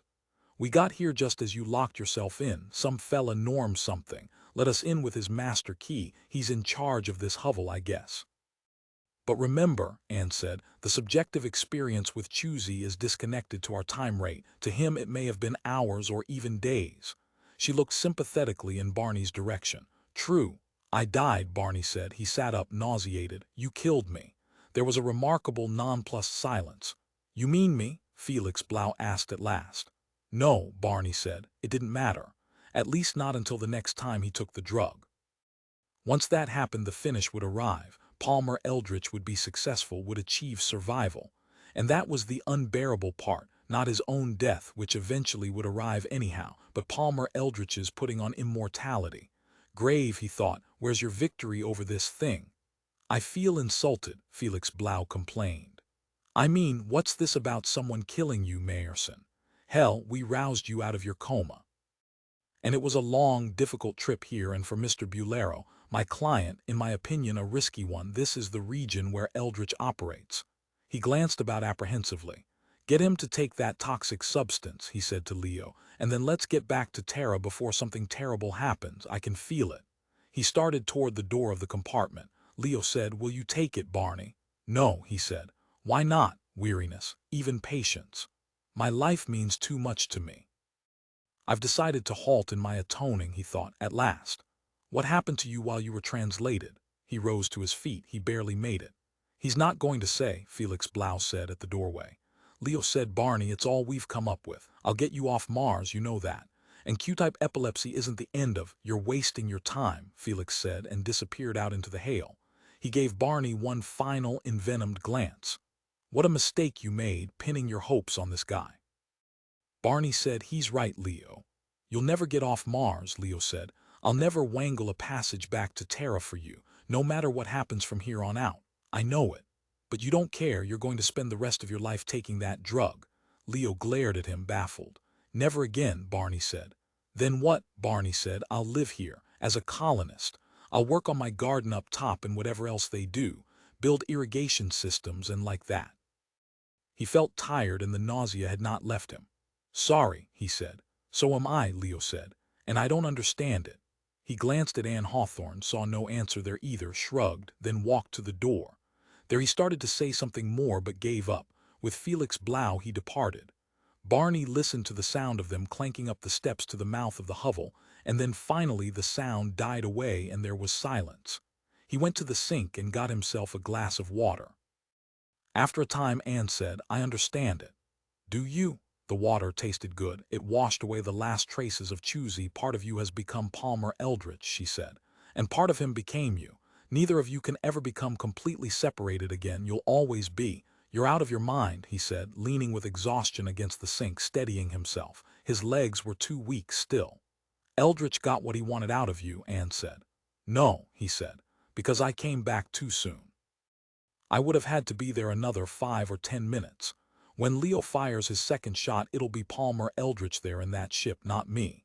And that's why there is no need for me to derange my brain metabolism in a hasty, crackpot scheme concocted out of desperation," he said to himself. "The man will be dead soon enough, or rather it will be." "I see," Anne said. "And you're sure this glimpse of the future that you had during translation, it's valid?" Because he was not dependent on what had been available to him during his experience with the drug. In addition, he had his own precog ability. "And Palmer Eldritch knows it's valid too," he said. Is doing everything possible to get out of it, but he can't. Or at least he realized it's probable that he can't. But here was the essence of the future, interlaced possibilities. And long ago he had accepted this, learned how to deal with it. He intuitively knew which timeline to choose. By that he had held his job with Leo. But because of this, Leo won't pull strings for you, Anne said. He really won't get you back to Earth, he meant it. Don't you comprehend the seriousness of that? I could tell by the expression on his face. As long as he lives, he'll never. Earth, Barney said. I've had. He too had meant what he had said, his anticipations for his own life which lay ahead here on Mars. If it was good enough for Palmer Eldritch, it was good enough for him. Because Eldritch had lived many lives, there had been a vast, reliable wisdom contained within the substance of the man or creature, whatever it was. The fusion of himself with Eldritch during translation had left a mark on him, a brand for perpetuity. It was a form of absolute awareness. He wondered then if Eldritch had gotten anything back from him in exchange. Did I have something worth his knowing, he asked himself. Insights, moods or memories or values? Good question. The answer, he decided, was no. Our opponent, something admittedly ugly and foreign that entered one of our race like an ailment during the long voyage between Terra and Prox, and yet it knew much more than I did about the meaning of our finite lives here. It saw in perspective. From its centuries of vacant drifting as it waited for some kind of life form to pass by which it could grab and become, maybe that's the source of its knowledge. Not experience, but unending solitary brooding. And in comparison, I knew had done nothing. At the door of the compartment, Norm and Fran Shane appeared. Hey Mayerson, how was it? What you think of Choosy the second time around? They entered, expectantly awaiting his answer. Barney said, it'll never sell. Disappointed, Norm said. That wasn't my reaction. I liked it, and a lot better than Can D, except. He hesitated, frowned, and glanced at his wife with a worried expression. There was a creepy presence, though, where I was. It sort of marred things. He explained. Naturally I was back, Fran interrupted. Mr. Mayerson looks tired. You can give him the rest of the details later. Eyeing Barney, Norm Shane said, You're a strange bird, Barney.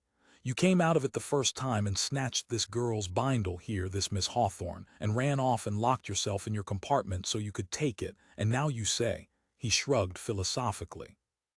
Well, maybe you just got too much in your craw all at once. You weren't moderate, man. I intend to try it again. Carefully, of course, not like you. Reassuring himself, he said loudly, I mean it, I like the stuff. Except, Barney said, for the presence that was there with you. I felt it too, Fran said quietly.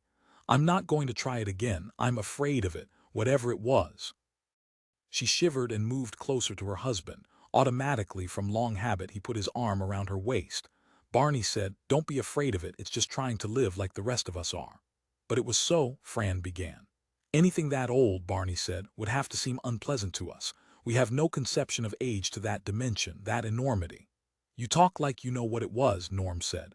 I know, Barney thought, because as Anne said, part of it's here inside me. And it will, until it dies a few months from now, retain its portion of me incorporated within its own structure. So when Leo kills it, he realized, it will be a bad instant for me. I wonder how it will feel. That thing, he said, speaking to them all, especially to Norm Shane and his wife, has a name which you'd recognize if I told it to you, although it would never call itself that. We're the ones who have titled it, from experience at a distance over thousands of years. But sooner or later we were bound to be confronted by it, without the distance, or the years. Anne Hawthorne said, You mean God. It did not seem to him necessary to answer beyond a slight nod. But evil, Fran Shane whispered. An aspect, Barney said. Our experience of it, nothing more. Or didn't I make you see that already? He asked himself. Should I tell you how it tried to help me in its own way? And yet, how fettered it was, too, by the forces of fate which seemed to transcend all that live, including it as much as ourselves. Gee whiz, Norm said, the corners of his mouth turning down in almost tearful disappointment. He looked for a moment like a cheated small boy. 13 later, when his legs had ceased collapsing under him, he took Anne Hawthorne to the surface and showed her the beginnings of his garden. You know, Anne said, it takes courage to let people down.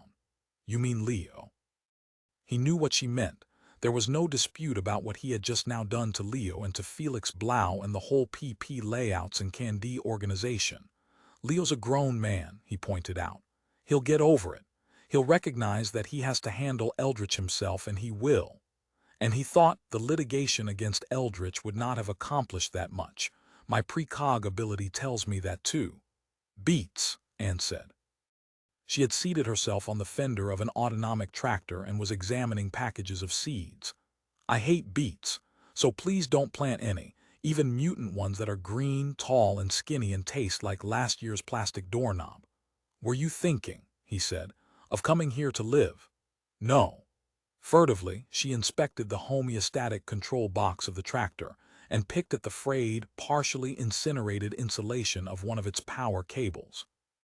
But I expect to have dinner with your group every once in a while. You're the closest neighbor we have, such as you are. Listen, he said, that decayed ruin that you inhabit, he broke off. Identity, he thought. I'm already acquiring it in terms of this substandard communal dwelling that could use 50 years of constant, detailed repair work by experts. My hovel, he said to her, can lick your hovel any day of the week. What about Sunday? Can you do it twice then? Sunday, he said, we're not allowed to, we read the scriptures. Don't joke about it, Anne said quietly. I was. And he hadn't been, not at all. What you said earlier about Palmer Eldritch, Barney said, I only wanted to tell you one thing, maybe two at the most. First, that he you know what I refer to really exists, really is there. Although not like we've thought and not like we've experienced him up to now, not like we'll perhaps ever be able to. And second, he hesitated. Say it. He can't help us very much, Barney said. Some, maybe. But he stands with empty, open hands. He understands he wants to help. He tries, but it's just not that simple. Don't ask me why. Maybe even he doesn't know. Maybe it puzzles him too, even after all the time he's had to mull over it. And all the time he'll have later on, Barney thought, if he gets away from Leo Bulero. Human, one of us Leo. Does Leo know what he's up against? And if he did, would he try anyhow, keep on with his schemes? Leo would. A precog can see something that's foreordained. Anne said, what met Eldritch and entered him, what we're confronting, is a being superior to ourselves, and as you say, we can't judge it or make sense out of what it does or wants. It's mysterious and beyond us. But I know you're wrong, Barney. Something which stands with empty, open hands is not God. It's a creature fashioned by something higher than itself, as we were. God wasn't fashioned and he isn't puzzled. I felt, Barney said, about him a presence of the deity. It was there. Especially in that one moment, he thought, when Eldritch shoved me, tried to make me try. Of course, Anne agreed.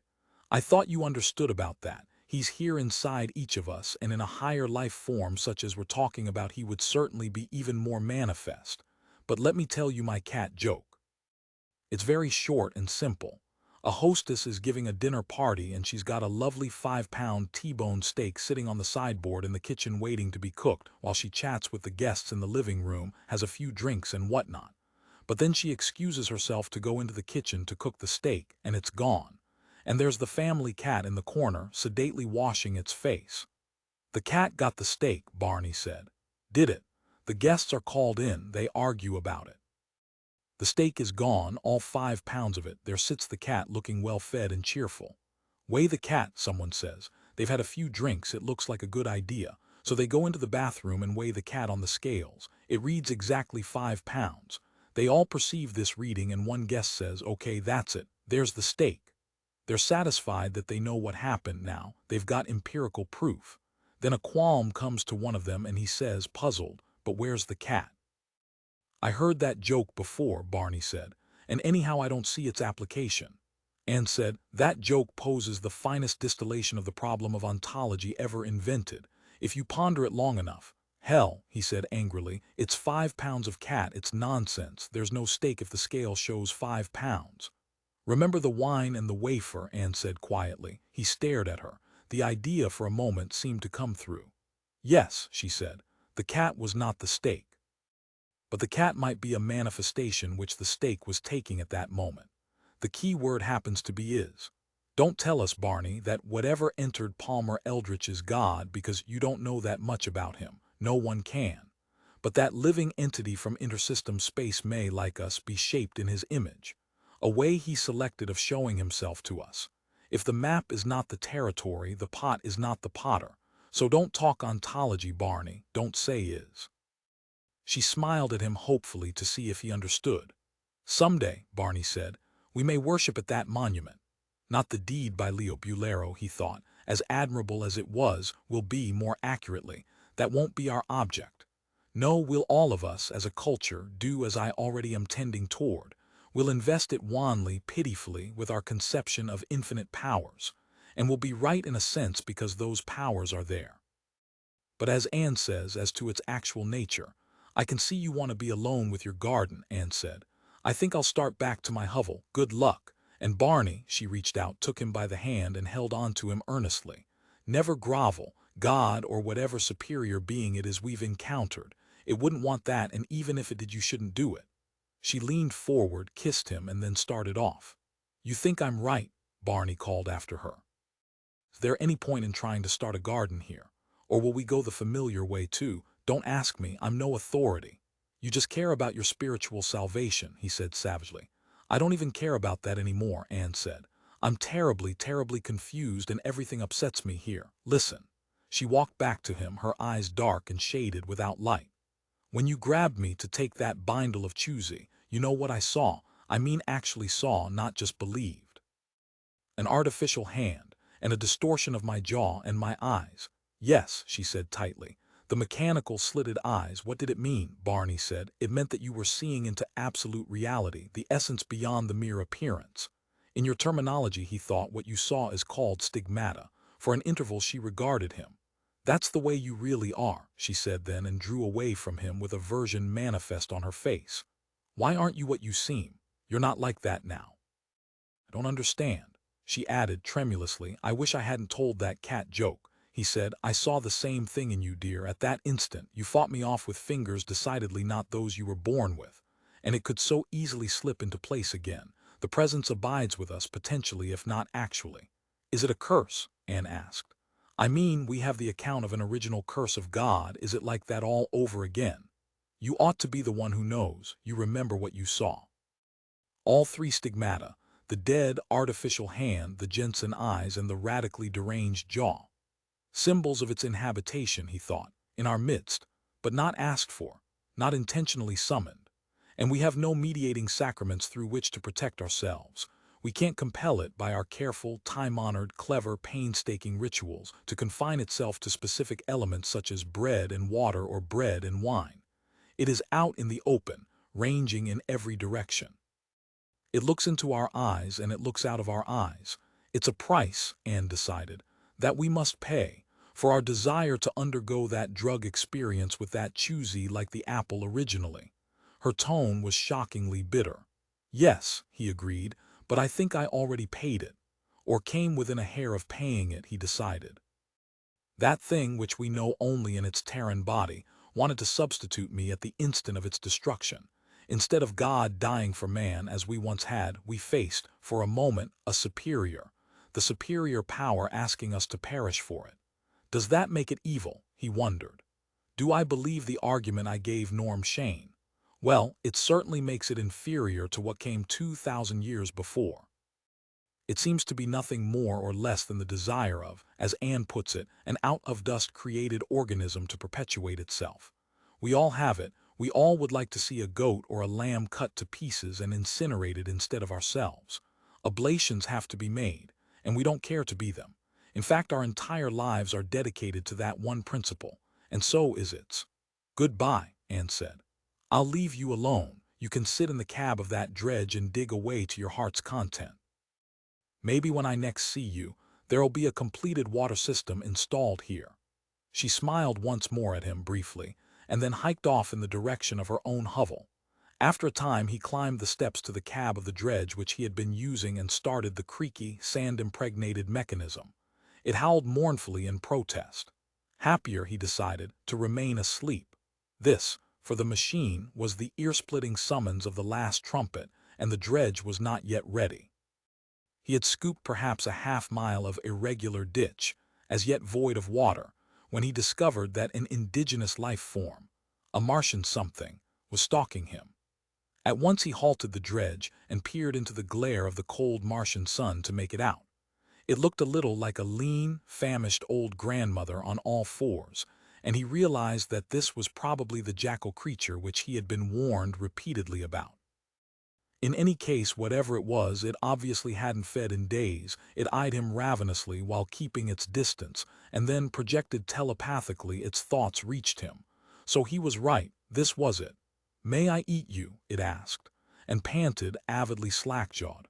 "Christ, no," Barney said. He fumbled about in the cab of the dredge for something to use as a weapon. His hands closed over a heavy wrench and he displayed it to the Martian predator, letting it speak for him. There lay a great message in the wrench and the way he gripped it. "Get down off that contraption," the Martian predator thought in a mixture of hope and need. "I can't reach you up there." The last was intended, certainly, to be a private thought, retained in camera, but somehow it had gotten projected too. The creature had no finesse. "I'll wait," it decided. "He has to get down eventually." Barney swung the dredge around and started it back in the direction of chicken pox prospects. Groaning, it clanked at a maddeningly slow rate. It appeared to be failing with each yard. He had the intuition that it was not going to make it. "Maybe the creature's right," he said to himself. "It is possible I'll have to step down and face it."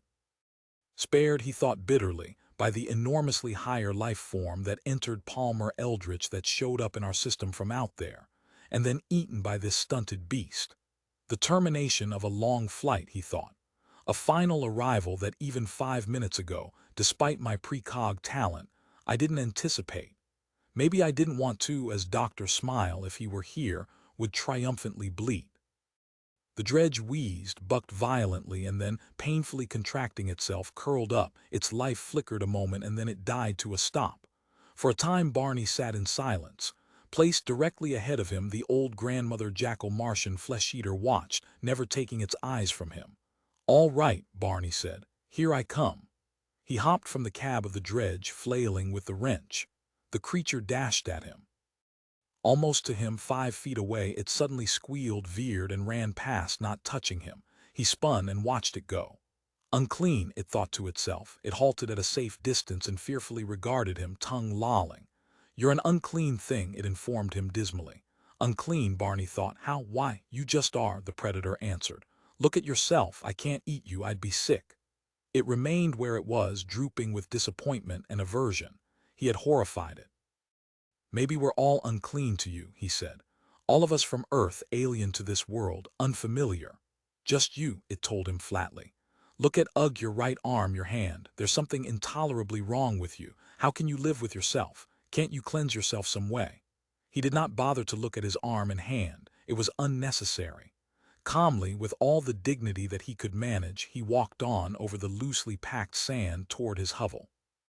That night, as he prepared to go to bed in the cramped bunk provided by his compartment at Chicken Pox Prospects, someone rapped on his closed door. "Hey, Mayerson, open up." Putting on his robe, he opened the door. "That trading ship is back," Norm Shane, excited, grabbing him by the lapel of his robe, declared. "You know, from the choosy people. You got any skins left, if so?" "If they want to see me," Barney said, disengaging Norm Shane's grip from his robe, "they'll have to come down here." "You tell them that." He shut the door then. Norm loudly departed. He seated himself at the table on which he ate his meals, got a pack, his last, of Terran cigarettes from the drawer and lit up. He sat smoking and meditating, hearing above and around his compartment the scampering noises of his fellow hovelists. Large-scale mice, he thought, who have scented the bait. The door to his compartment opened. He did not look up. He continued to stare down at the table's surface, at the ashtray and matches and pack of Camels. "Mr. Mayerson," Barney said, "I know what you're going to say." Entering the compartment, Palmer Eldritch shut the door, seated himself across from Barney, and said, "Correct, my friend. I let you go just before it happened, before Leo fired the second time. It was my carefully considered decision, and I've had a long time to dwell on the matter, a little over 3 centuries. I won't tell you why." "I don't care why," Barney said. He continued to stare down. "Can't you look at me?" Palmer Eldritch said. "I'm unclean," Barney informed him. "WHO told you that. An animal out in the desert, and it had never seen me before. It knew it just by coming close to me." While still 5 feet away, he thought to himself, which is fairly far. Maybe its motive. It had no goddamn motive. In fact, just the opposite. It was half dead from hunger and yearning to eat me. So it must be true. To the primitive mind, Eldritch said, the unclean and the holy are confused, merged merely as taboo. The ritual for them, the hell, he said bitterly. "It's true and you know it. I'm alive. I won't die on that ship, but I'm defiled." "By me," Barney said. "Make your own guess." After a pause, Eldritch shrugged and said, "All right. I was cast out from a star system. I won't identify it because to you it wouldn't matter. And I took up residence where that wild get-rich-quick operator from your system encountered me. And some of that has been passed on to you. But not much. You'll gradually, over the years, recover. It'll diminish until it's gone. Your fellow colonists won't notice because it's touched them, too. It began as soon as they participated in the chewing of what we sold them." "I'd like to know," Barney said, "what you were trying to do when you introduced Choosy to our people." "Perpetuate myself," the creature opposite him said quietly. He glanced up then. "A form of reproduction. Yes, the only way I can." With overwhelming aversion, Barney said, "My God, we would all have become your children." "Don't fret about that now, Mr. Mayerson," it said, and laughed in a human-like, jovial way. "Just tend your little garden up top, get your water system going. Frankly, I long for death. I'll be glad when Leo Bulero does what he's already contemplating. He's begun to hatch it, now that you've refused to take the brain metabolism toxin. Anyhow, I wish you luck here on Mars. I would have enjoyed it myself, but things didn't work out and that's that." Eldritch rose to his feet then. "You could revert," Barney said. "Resume the form you were in when Palmer encountered you. You don't have to be there, inhabiting that body, when Leo opens fire on your ship." Its tone was mocking. "Maybe something worse is waiting for me if I fail to show up there, but you wouldn't know about that. You're an entity whose lifespan is relatively short, and in a short span there's a lot less." It paused, thinking. "Don't tell me," Barney said. "I don't want to know." The next time he looked up, Palmer Eldritch was gone. He lit another cigarette. "What a mess," he thought. "This is how we act when finally we do contact at long last another sentient race within the galaxy. And how it behaves, badly as us and in some respects much worse. And there's nothing to redeem the situation. Not now." And Leo thought that by going out to confront Eldritch with that tube of toxin we had a chance. Ironic. And here I am, without having even consummated the miserable act for the court's benefit, physically, basically, unclean. Maybe Anne can do something for me, he thought suddenly. Maybe there are methods to restore one to the original condition, dimly remembered, such as it was, before the late and more acute contamination set in. He tried to remember, but he knew so little about neo-Christianity. Anyhow, it was worth a try. It suggested there might be hope, and he was going to need that in the years ahead. After all, the creature residing in deep space which had taken the form of Palmer Eldritch bore some relationship to God. If it was not God, as he himself had decided, then at least it was a portion of God's creation. So some of the responsibility lay on him. And it seemed to Barney he was probably mature enough to recognize this. Getting him to admit it, though, that might be something else again. However, it was still worth talking to Anne Hawthorne. She might know of techniques for accomplishing even that. But he somehow doubted it, because he held a terrifying insight, simple, easy to think and utter, which perhaps applied to himself and those around him, to this situation. There was such a thing as salvation, but not for everyone. On the trip back to Terra from their unsuccessful mission to Mars, Leo Bulero endlessly nitpicked and conferred with his colleague Felix Blau. It was now obvious to both of them what they would have to do. He's all the time traveling between a master satellite around Venus and the other planets, plus his domain on Luna, Felix pointed out in summation. And we all recognize how vulnerable a ship in space is. Even a small puncture can, he gestured graphically. We'd need the UN's cooperation, Leo said gloomily, because all he and his organization were allowed to possess were sidearms, nothing that could be used by one ship against another. I've got what may be some interesting data on that, Felix said, rummaging in his briefcase. Our people in the UN reach into Hepburn Gilbert's office, as you may or may not know. We can't compel him to do anything, but we can at least discuss it. He produced a document. Our Secretary General is worried about the consistent appearance of Palmer Eldritch in every one of the so-called reincarnations that users of Choosy experience. He's smart enough to correctly interpret what that implies. So if it keeps happening, undoubtedly we can get more cooperation from him, at least on a sub-rosa basis. For instance, Leo broke in, Felix, let me ask you something. How long have you had an artificial arm? Glancing down, Felix grunted in surprise. And then staring at Leo Bulero, he said, "So do you too. And there's something the matter with your teeth. Open your mouth and let's see." Without answering, Leo got to his feet and went into the men's room of the ship to survey himself in the floor-length mirror. There was no doubt of it. Even the eyes, too. Resignedly, he returned to his seat beside Felix Blau. Neither of them said anything for a while. Felix rattled his documents mechanically. Oh God, Leo thought. Literally mechanically, and Leo alternated between watching him and dully staring out the window at the blackness and stars of interplanned space. Finally, Felix said, "Sort of throws you at first, doesn't it?" "It does," Leo agreed hoarsely. "I mean, hey Felix, what do we do?" "We accept it," Felix said. He was gazing with fixed intensity down the aisle at the people in the other seats. Leo looked and saw, too, the same deformity of the jaw, the same brilliant, unfleshly right hand, one holding a homeopath, another a book, a third its fingers restlessly tapping. On and on and on until the termination of the aisle and the beginning of the pilot's cabin. In there, too, he realized, it's all of us. "But I just don't quite get what it means," Leo complained helplessly. "Are we in, translated by that foul drug, and this is," he gestured. "We're both out of our minds, is that it?" Felix Blau said. "Have you taken Choosy?" "No, not since that one intravenous injection on Luna." "Neither have I," Felix said. "Ever, so it's spread." "Without the use of the drug. He's everywhere, or rather it's everywhere. But this is good. This'll decidedly cause Hepburn Gilbert to reconsider the UN stand. He'll have to face exactly what this thing amounts to. I think Palmer Eldritch made a mistake. He went too far." "Maybe it couldn't help it," Leo said. "Maybe the damn organism was like a protoplasm. It had to ingest and grow. Instinctively it spread out farther and farther. Until it's destroyed at the source," Leo thought. "And we're the ones to do it because I'm personally Homo sapiens evolvens.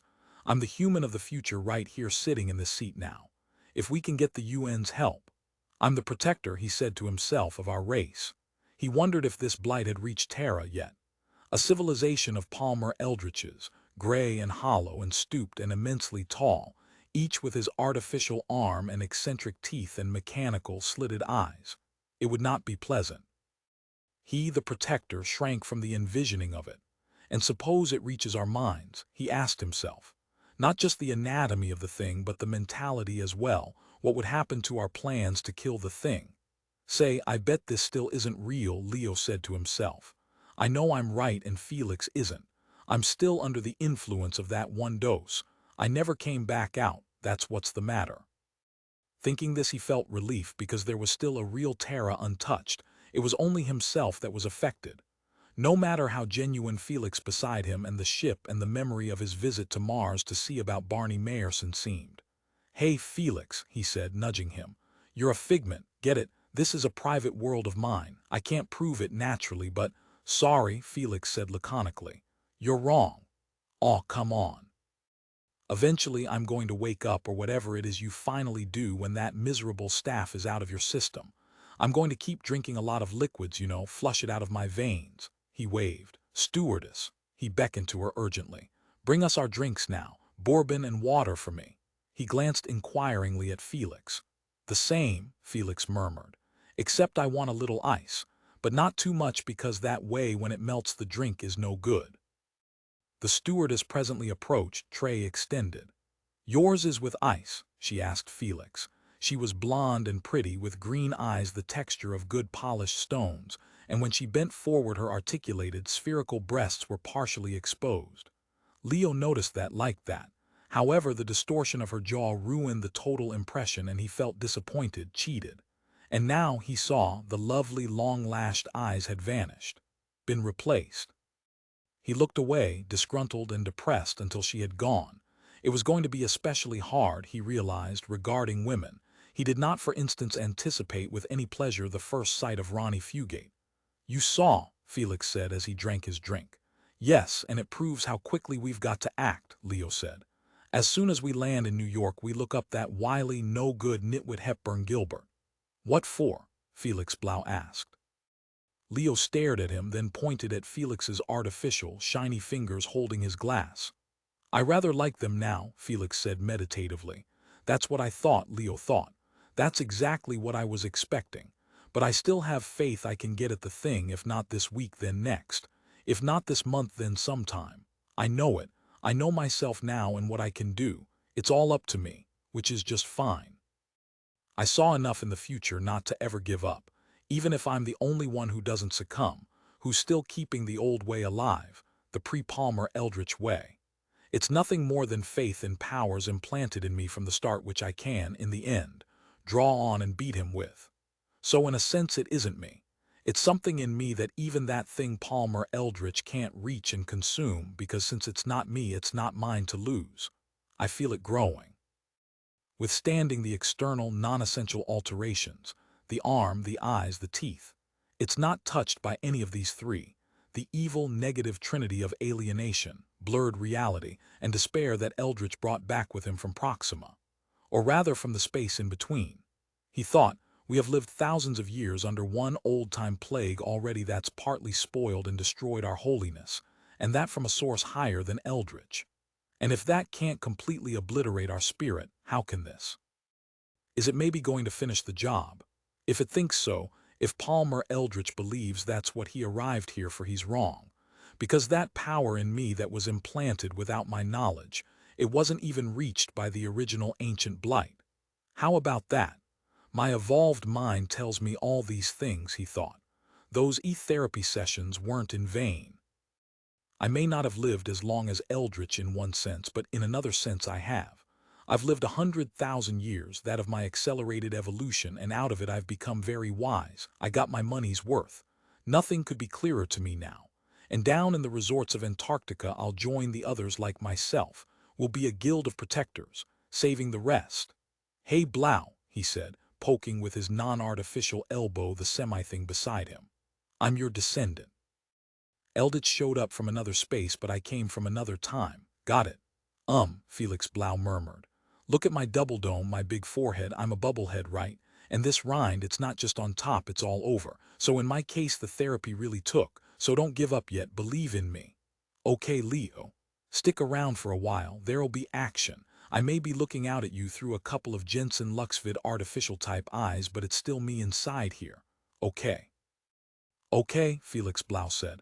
Anything you say, Leo. Leo, how come you keep calling me Leo? Sitting rigidly upright in his chair, supporting himself with both hands, Felix Blau regarded him imploringly. Think, Leo, for Christ's sakes, think. Oh yeah, sobered, he nodded. He felt chastened. Sorry, it was just a temporary slip. I know what you're referring to, I know what you're afraid of, but it didn't mean anything. He added, I'll keep thinking like you say. I won't forget again. He nodded solemnly, promising. The ship rushed on, nearer and nearer Earth.